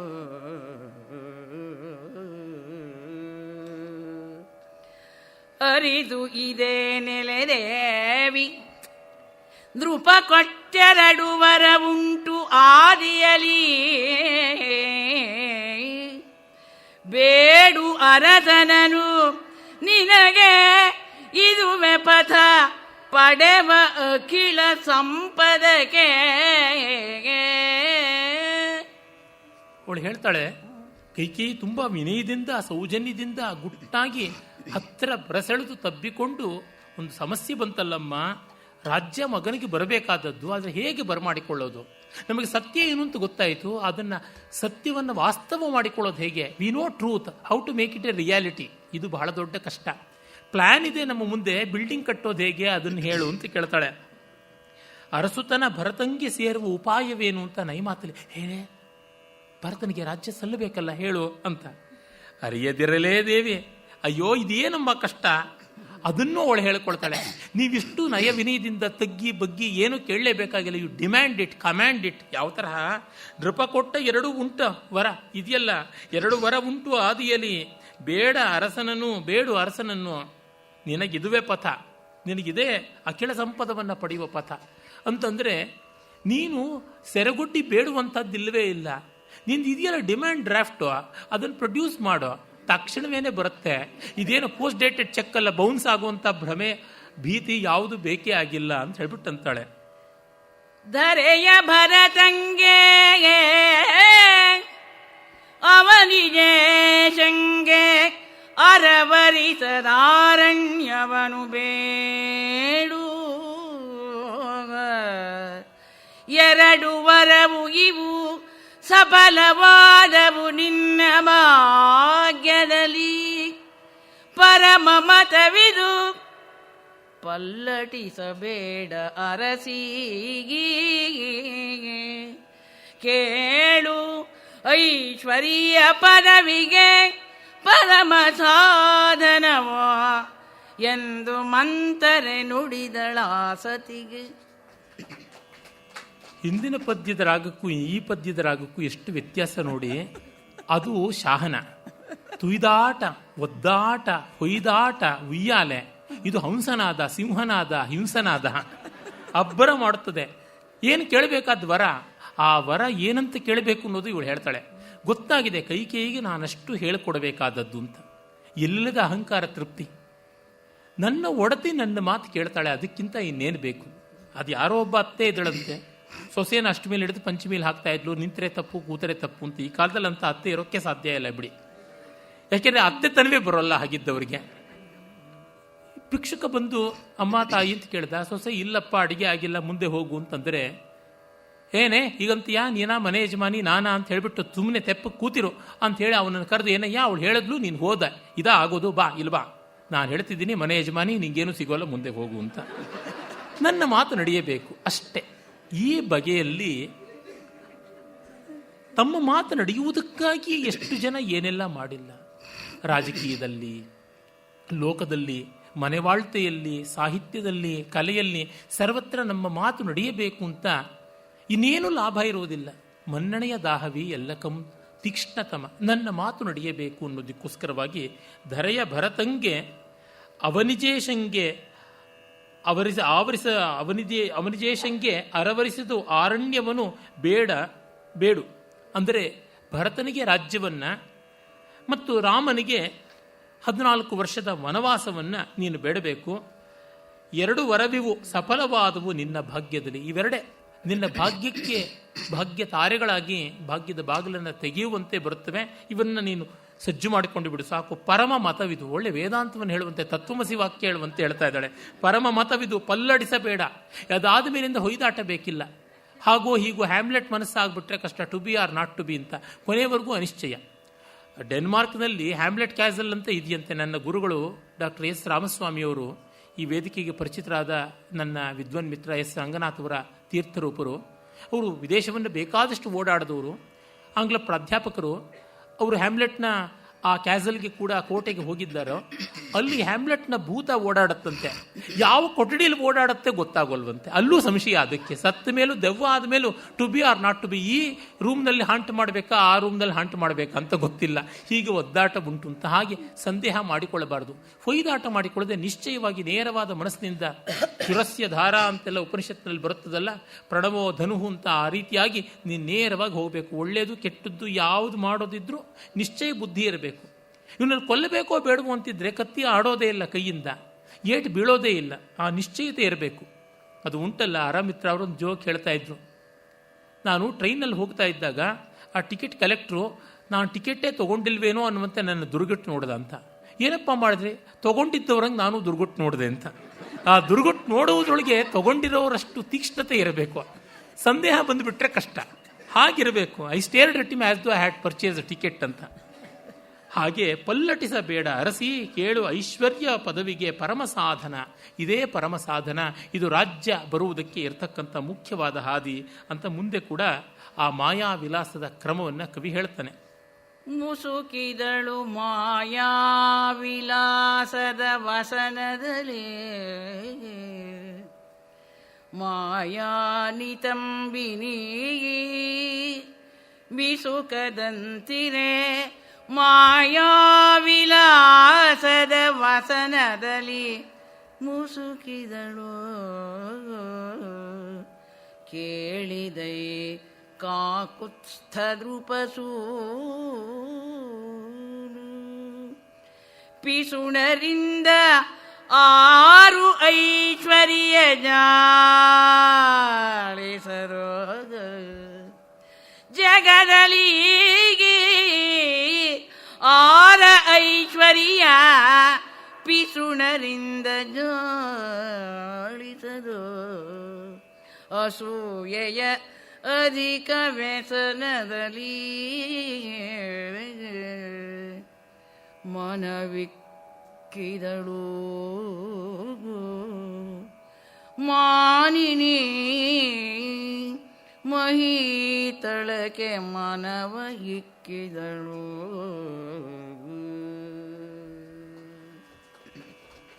ಮಂಥರೆ ಕೈಕೇಯಿ ಮಾಡಿದ ಪ್ಲಾನ್ ಎಷ್ಟು ಅಸಾಮಾನ್ಯವಾದದ್ದು ಅಂದರೆ ಮುಂದೆ ದುರ್ಯೋಧನ ಕೂಡ ಫಾಲೋ ಮಾಡ್ತಾನೆ. ಈ ಪ್ರೆಸಿಡೆನ್ಸ್ ಅಷ್ಟು ಸ್ಟ್ರಾಂಗ್ ಆಗಿರ್ತಕ್ಕಂಥದ್ದು. ದುರ್ಯೋಧನನಿಗೆ ಈ ದುರ್ಬುದ್ಧಿ ದುರ್ವಾರ್ಥ ವಿದ್ಯೆಗಳ ಪೂರ್ವಾಚಾರ್ಯರಾಗಿ ಇವರು ಕಂಗೊಳಿಸ್ತಾ ಇದ್ದಾರೆ. ಯಾಕೆಂದರೆ 14 ವರ್ಷ ಅಂದರೆ ಧರ್ಮಶಾಸ್ತ್ರಗಳೆಲ್ಲರ ಪ್ರಕಾರ 12 ವರ್ಷ ಆದ ಮೇಲೆ ಎಲ್ಲ ಸಂಪತ್ತಿಯ ಮೇಲೆ ಅಧಿಕಾರ ಹೊರಟೋಗುತ್ತೆ ಅಂತ. 12 ವರ್ಷ ಆದಮೇಲೂ ಬಾಂಧವ್ಯ ಎಲ್ಲ ರೂಢಿಸಿಕೊಳ್ಳಬೇಕು ಅಂದರೆ ಅದಕ್ಕೆ ಪ್ರತ್ಯೇಕವಾದದ್ದೇ ಒಂದು ಪ್ರಸಂಗ ಉಂಟು. ಅವ್ರನ್ನ ಒಂದು ಶುಭ ದಿನ ನೋಡಿಕೊಂಡು, ಒಂದು ದೇವಸ್ಥಾನದಲ್ಲಿ ಬರಮಾಡಿಕೊಂಡು, ಇಲ್ಲವಾದರೆ ಒಂದು ಪುಣ್ಯಕ್ಷೇತ್ರದಲ್ಲಿ ಇಟ್ಟುಕೊಂಡು, ಆಮೇಲಿಂದ ಒಂದು ಸುಮುಹೂರ್ತವನ್ನು ಕಂಡು ಅದಕ್ಕೆಲ್ಲ ಬೇಕಾಗಿರೋ ಸದುಪಾಯ ಮಾಡಿಕೊಂಡು, ಒಂದು ಕೊಪ್ಪರಿಗೆ ತುಂಬ ಎಣ್ಣೆಯನ್ನು ಇಟ್ಟು, ಆ ಎಣ್ಣೆಯಲ್ಲಿ ಪರಸ್ಪರ ಮುಖ ನೋಡಿಕೊಂಡು, ಆ ಎಣ್ಣೆಯನ್ನು ಮತ್ತೆ ದುರ್ದಾನ ಅಂತ ಬೇರೆಯವ್ರಿಗೆ ಕೊಟ್ಟು, ಆ ದುರ್ದಾನ ಕೊಟ್ಟಿದ್ದಕ್ಕೆ ಪರಿಹಾರವಾಗಿ ಅವ್ರಿಗೆ ಎಷ್ಟೋ ಬಂಗಾರ ಬೆಳ್ಳಿ ಎಲ್ಲ ಕೊಟ್ಟು, ಹೀಗೆ ಏನೇನೋ ಮಾಡ್ಕೊಳ್ಬೇಕು. ಸುಮ್ಮನೆ ಬಿಟ್ಟು ಹೋದ ಸಂಬಂಧವನ್ನು ಮತ್ತೆ ಎಸ್ಟಾಬ್ಲಿಷ್ ಮಾಡ್ಕೊಳ್ಳೋಕ್ಕೆ ಆಸ್ತಿ ಪಾಸ್ತಿ ಅಂತೂ ಇಲ್ಲವೇ ಇಲ್ಲ. ಅವ್ರು ಕೊಟ್ಟರೆ ಉಂಟು, ಇಲ್ಲದಿದ್ದರೆ ಇಲ್ಲ. ಈ ಥರದ್ದೆಲ್ಲ ಉಂಟು. ಅದ್ರ ಮೇಲೆ ಕೊಸರು 2 ವರ್ಷ ಇರಲಿ, ಅಧಿಕ ಮಾಸ ಮತ್ತೊಂದು ಮಗದೊಂದು ರಗಳೆ ಮಾಡಿದ್ರು ಕೂಡ ಬರದೇ ಇರಲಿ ಅಂತ 14 ವರ್ಷ ಹೇಳಿಬಿಟ್ರು. ಅದೇ ಥರ ದುರ್ಯೋಧನನು ವನವಾಸ ಆದಮೇಲೆ ಅಜ್ಞಾತವಾಸ, ಒಂದು improvised version, enlarged and critically edited second revised edition ಅಂತ ಅನ್ನುವ ರೀತಿಯಲ್ಲಿ ಅವನು ಮಾಡಿದ್ದಾನೆ. ಆ ಪ್ರಕಾರವಾಗಿ ಅಜ್ಞಾತವಾಸವನ್ನು ಸೇರಿಸಿ ಅಲ್ಲಿ ಸಿಕ್ಕಾಕೊಂಡ್ರೆ ಮತ್ತೆ ವಾಪಸ್ ಬರಬೇಕು, ರೆಡ್ಡಿ ವಚ್ಚೆ ಮೊದಲೆತ್ತುಕು ಅಂತ ತೆಲುಗಿನ ಗಾದೆ ಉಂಟಲ್ಲ, ಹಾಗೆ ಮಾಡಬೇಕು ಅಂತ. ಈ ರೀತಿಯಲ್ಲಿ ಪಿಶುಣರು, ಚಾಡಿಕೋರರು, ನೀಲಕಂಠ ದೀಕ್ಷಿತ ಹೇಳ್ತಾನಲ್ಲ, ಗೋಕರ್ಣೇ ಭದ್ರಕರ್ಣೇ ಚ ಸದ್ಯ ಪಾಪ ವಿನಾಶನಂ. ಗೋಕರ್ಣ, ಭದ್ರಕರ್ಣ ಈ ಥರ ಕ್ಷೇತ್ರಗಳಲ್ಲಿ ಜಪ ಮಾಡಿದ್ರೆ ಪಾಪ ನಿವಾರಣೆ. ಅರೆ ರಾಜಕರ್ಣೇ ಜಪ ಸದ್ಯಂ ಪರಕಾರ್ಯ ವಿನಾಶನಂ ಅಂತ. ದೊರೆಯ ಕಿವಿಯಲ್ಲಿ ಚಾಡಿ ಹೇಳಿದ್ರೆ ಬೇರೆಯವ್ರ ಕೆಲಸ ಹಾಳಾಗುತ್ತೆ. ದೊಡ್ಡ ದೊಡ್ಡ ಅಧಿಕಾರವಂತರ ಸ್ಥಾನಗಳಿಗೆ, ಮನೆಗಳಿಗೆ, ಆಫೀಸ್ಗಳಿಗೆ ಹೋಗಿ ನೋಡ್ತಾ ಇರಬೇಕಂತೆ. ನಮಗೆ ಅನುಕೂಲ ಆಗಲಿ ಅಂತಲ್ಲ, ನಮಗೆ ತೊಂದರೆ ಆಗದೆ ಇರಲಿ ಅಂತ. ಗಂತವ್ಯಂ ರಾಜಕುಲಂ ದ್ರಷ್ಟವ್ಯಸ್ತತ್ರ ನೃಪತಿ ನಿಕಟ ಪುರುಷಾಹ ಯದ್ಯಪಿ ನ ಭವಂತ್ಯರ್ಥಾಹ ಭವಂತ್ಯನರ್ಥ ಪ್ರತೀಕಾರಾಹ ಅಂತ ಸುಂದರ ಪಾಂಡ್ಯ ಹೇಳ್ತಾನೆ ನೀತಿ ದ್ವಿಶಿಷ್ಟಿಕಾ ಗ್ರಂಥದಲ್ಲಿ. ಹಾಗೆ ಇಂಥ ಧೂರ್ತರಿಂದ ದೂರ ಇರೋದೇ ಬಹಳ ಕಷ್ಟ. ಆಮೇಲೆ ಕೈಕೇಯಿ ಕೋಪಗ್ರಹಕ್ಕೆ ಸಜ್ಜಾಗ್ತಾಳೆ. ಸಡಿಲಿಸಿದಳು ದುಕೂಲವನು ಹೊಂದಡವುಗಳ ಸಡಿಲಿಸಿದಳು. ಮಲಿನಾಂಬರವನಳವಡಿಸಿದಳು. ಸೂಸಿದಳು ಸೌಗಂಧಿಕ ಸಿರಿಮುಡಿಯ. ಜಡಿತೆಯಲಿ ನೆಲವಾಸಿನಲಿ ಸೈಗಡದು ಸುಯ್ಯುತ ಶೂನ್ಯ ಹರುಷದ ತೊಡಕಿದಲಿ ತಾಂಬೂಲವನೋ ತೊರೆದೋ ಇದ್ದಳೋ ಆ ಕೈಗೆ. ರಾಮಾಯಣದಲ್ಲಿ ಕೋಪಗ್ರಹ ಅನ್ನುವ ಶಬ್ದ ಏನೂ ಬರೋಲ್ಲ. ಆಮೇಲೆ ಸಾಹಿತ್ಯದಲ್ಲಿ ಬೆಳೆದಿದೆ. ಕಾಳಿದಾಸ ಕೂಡ ಕೋಪಗ್ರಹದ ಉಲ್ಲೇಖ ಮಾಡೋದಿಲ್ಲ. ಆಮೇಲಿನ ಕಾಲದಲ್ಲಿ ಬಂದಿರಬೇಕು ಇವೆಲ್ಲ ಅನ್ಸುತ್ತೆ. ಕೋಪ ಮಾಡಿಕೊಳ್ಳೋದೇ ಒಂದು ವ್ಯವಸ್ಥೆ ಆದಮೇಲೆ, ಅದೇ ಒಂದು ಆಚಾರ ಆದಮೇಲೆ ಅದಕ್ಕೆ ತಕ್ಕಂತೆ ಕೋಪಗ್ರಹದ ಅಂದರೆ ಕೋಪ ಅನ್ನುವ ಆಚಾರಕ್ಕೆ ಪೂಜಾ ಮಂದಿರ ಅಂತ ಅನ್ನುವ ರೀತಿಯಲ್ಲಿ ಇಟ್ಕೊಳ್ಬೋದು. ಹಾಗೆ ಮಾಡಿಕೊಂಡ್ರು. ಅದಕ್ಕೆ ಬರುವುದಾಯಿತು. ಕೃಷ್ಣದೇವರಾಯನ ಆಸ್ಥಾನದ ಅಷ್ಟದಿಗ್ಗಜಗಳಲ್ಲಿ ಒಬ್ಬನಾಗಿದ್ದ ನಂದಿ ತಿಮ್ಮನ ಅಂತ ತೆಲುಗಿನ ಮಹಾಕವಿ, ಅವನು ಕೋಪಗ್ರಹದ ಸೊಗಸಾದ ವರ್ಣನೆ ಮಾಡಿದ್ದಾನೆ. ನಾನು ಬಲ್ಲಂತೆ ನಮ್ಮ ಕವಿಗಳ ಪೈಕಿ ಅವನೇ ಅತ್ಯುತ್ತಮನಾದ ಕೋಪಗ್ರಹ ವರ್ಣನಾ ಚತುರ. ಅವಳು ಮೊದಲು ದಿವ್ಯವಾದ ಆ ದುಕೂಲವನ್ನು, ಸೊಗಸಾಗಿರ್ತಕ್ಕಂಥ ರೇಷ್ಮೆಯ ಉತ್ತರೀಯವನ್ನು ಬಿಸಿಟು ಒಂದಡವುಗಳನ್ನು ಕಳಚಿ ಆ ಬಂಗಾರದ ಅಲಂಕಾರವನ್ನೆಲ್ಲ ತೆಗೆದು ಮಲಿನಾಂಬರವನ್ನು, ಅದಕ್ಕೊಂದು ಯೂನಿಫಾರ್ಮ್ ಇದೆ. ದೇವಸ್ಥಾನಕ್ಕೆ ಹೋಗಬೇಕು ಅಂದರೆ ಮಡಿ ಉಟ್ಕೊಳ್ಬೇಕಲ್ಲ, ಕೋಪಗ್ರಹ ಉಟ್ಕೋಬೇಕಂದ್ರೆ ಮೈಲಿಗೆ ಉಟ್ಕೋಬೇಕು. ಕೋಪಗ್ರಹಕ್ಕೆ ಹೋಗಬೇಕು ಅಂದರೆ ಕಪ್ಪು ಬಟ್ಟೆ ಉಟ್ಕೊಳ್ಳೋದು. ನೀವು ತೆಲುಗು ಸಿನಿಮಾ ನೋಡಿ ಅದನ್ನೆಲ್ಲ ಕರೆಕ್ಟಾಗಿ ಫಾಲೋ ಮಾಡಿದ್ದಾರೆ. ಸಂಪೂರ್ಣ ರಾಮಾಯಣಮು, ರಾಮ ಪಟ್ಟಾಭಿಷೇಕಮು, ಅದರೊಳಗೆ ಮ್ಯಾಚಿಂಗು, ಬಾರ್ಡರು ಮೊದಲುಗೊಂಡು ಎಲ್ಲ ಚೆನ್ನಾಗಿ ವ್ಯವಸ್ಥೆ ಇರಬೇಕು. ಏನು ಮಾಡಿದ್ರೂ ಸರಿಗಿರಬೇಕು. ಪಾಶ್ಚಾತ್ಯ ದೇಶಗಳಲ್ಲೆಲ್ಲ ಮಾರ್ನಿಂಗ್ ಡ್ರೆಸ್ ಅಂತ, ಅದಕ್ಕೆ ಒಂದು ಸ್ಪೆಷಲ್ ವಾರ್ಡ್ರೋಬ್ ಕೂಡ ಉಂಟು. 40-50 ದಿವಸಗಳ ಮಾರ್ನಿಂಗ್ ಮುಸ್ಲಿಂ ದೇಶಗಳಲ್ಲಿ ಮಾಡ್ತಾರೆ. ಆಗ ಕಪ್ಪು ಬಟ್ಟೆ ಅಂದರೆ ಒಂದೇ ರೀತಿ ಕಪ್ಪು ಬಟ್ಟೆ ಉಟ್ಟರೆ ಅದು ಸ್ಟೈಲಾ. ಅದಕ್ಕೆ ಫ್ಯಾಷನ್ ಡಿಸೈನರ್ಗಳೆಲ್ಲ ಇದ್ದಾರೆ. ಅಂದರೆ ಶೋಕಾಚರಣೆಯನ್ನು ಒಂದು ಕ್ರಮವಾಗಿ ಉತ್ಸವದಂತೆ ಮಾಡುವಂಥ ಒಂದು ವ್ಯವಸ್ಥೆ ಉಂಟು. ಹೆಣಕ್ಕೆ ಲಕ್ಷಗಟ್ಟಲೆ ಡಾಲರ್ ಕೊಟ್ಟು ಸಿಂಗಾರ ಮಾಡೋ ದೇಶದಲ್ಲಿ ಇದಕ್ಕೆಲ್ಲ ಅವಕಾಶ ಇಲ್ಲದೆ ಇದ್ದರೆ ಹೇಗೆ? ಇವಳು ಹಾಗೆ ಮಾಡ್ತಾಳೆ. ಮಲಿನಾಂಬರವನ್ನು ಅಳವಡಿಸಿ ಸೂಸಿದಳು ಸೌಗಂಧಿಕದ ಸಿರಿಮುಡಿಯ ತಲೆ ಬಿರೆ ಹೊಯ್ಕೊಂಡ್ಬಿಟ್ಲು ಅಂತ. ಜಡಿತೆಯಲ್ಲಿ, ಜಡಿತೆ ಅಂದರೆ ಝಟಿತಿ, ಕ್ವಿಕ್ ಆಗಿ ನೆಲವಾಸಿನಲ್ಲಿ ನೆಲದ ಮೇಲೆ ಬಿದ್ದು ಶೂನ್ಯ ಹರ್ಷದ ತೊಡಕಿನಲ್ಲಿ ತಾಂಬೂಲವನ್ನು ಬಿಟ್ಟಿದ್ಲು. ಈ ಕವಿಗಳಿಗೆಲ್ಲ ವೀಳ್ಯದೆಲೆ ಇಲ್ದಿದ್ರೆ ಬದುಕೋಕ್ಕೆ ಆಗ್ತಿರಲಿಲ್ಲ. ಕುಮಾರವ್ಯಾಸನಂತೂ ತಂಬೂಲದ ರಸಸೂಸೆ ನಕ್ಕು ನಲಿದಾಡತಕ್ಕಂಥದ್ದುಂಟು. ತಾಂಬೂಲವೇ ಬಿಟ್ಲು ಅಂದರೆ ಇನ್ನು ಪ್ರಾಣ ಬಿಡಕ್ಕೂ ಸೈ ಅಂತ ಅರ್ಥ. ಹಾಗಾಗಿ ಕೋಪ ಮಾಡಿಕೊಂಡಿದ್ದಾಳೆ. ನಿಜವಾಗಲೂ ಆಂತರಂಗಿಕವಾದ ಸಾಕ್ಷ್ಯದಿಂದ ಕೈಕೇಯಿ ಮೊದಲಾದಂಥವರು ಕುಮಾರವ್ಯಾಸನ ಪತ್ರಧಾರಿಗಳು ಹವ್ಯಕರು ಅಂತ ತೀರ್ಮಾನ ಮಾಡಬಹುದು ಅಂತ ಅನಿಸುತ್ತೆ. ಅಥವಾ ನಮ್ಮ ಉತ್ತರ ಭಾರತದವರು ಈಗ ವೀಳ್ಯ ಬೇಕಾದಂತೆ ಅಗೀತಾರೆ. But seriously for your information, Ramayana Mahabharata ಕಾಲದಲ್ಲಿ ತಾಂಬೂಲ ಇರಲಿಲ್ಲ. ನಮ್ಮ ಕವಿಗಳ ಪೈಕಿ ಮೊದಲು ತಾಂಬೂಲದ ಉಲ್ಲೇಖ ಮಾಡುವುದೇ ಕಾಳಿದಾಸ. ಗುಪ್ತರ ಕಾಲದಲ್ಲಿ ಅದು ಬಂತು ಅಂತ ಗೊತ್ತಾಗುತ್ತದೆ. ಜಾವಾ, ಸುಮಾತ್ರ, ಮಡಗಾಸ್ಕರ್ ಈ ಕಡೆಯಿಂದ ಬಂದದ್ದು ಅಂತ ಗೊತ್ತಾಗುತ್ತದೆ. ಭಾವೆಯರು ಬಳಿ ಸಲಿಸೆ ಕತಿಯಲಿ ಸೀವರಿಸುವಳು, ಮಜ್ಜನಕ್ಕೆ ಮೈಸೋವಳು, ಸೊಗಸಳು ಸುಭೋಜನ ಗಂಧ ಮಾಲ್ಯದಲ್ಲಿ. ದೇವ ತೊರವೆಯ ನರಗರಿಗೆ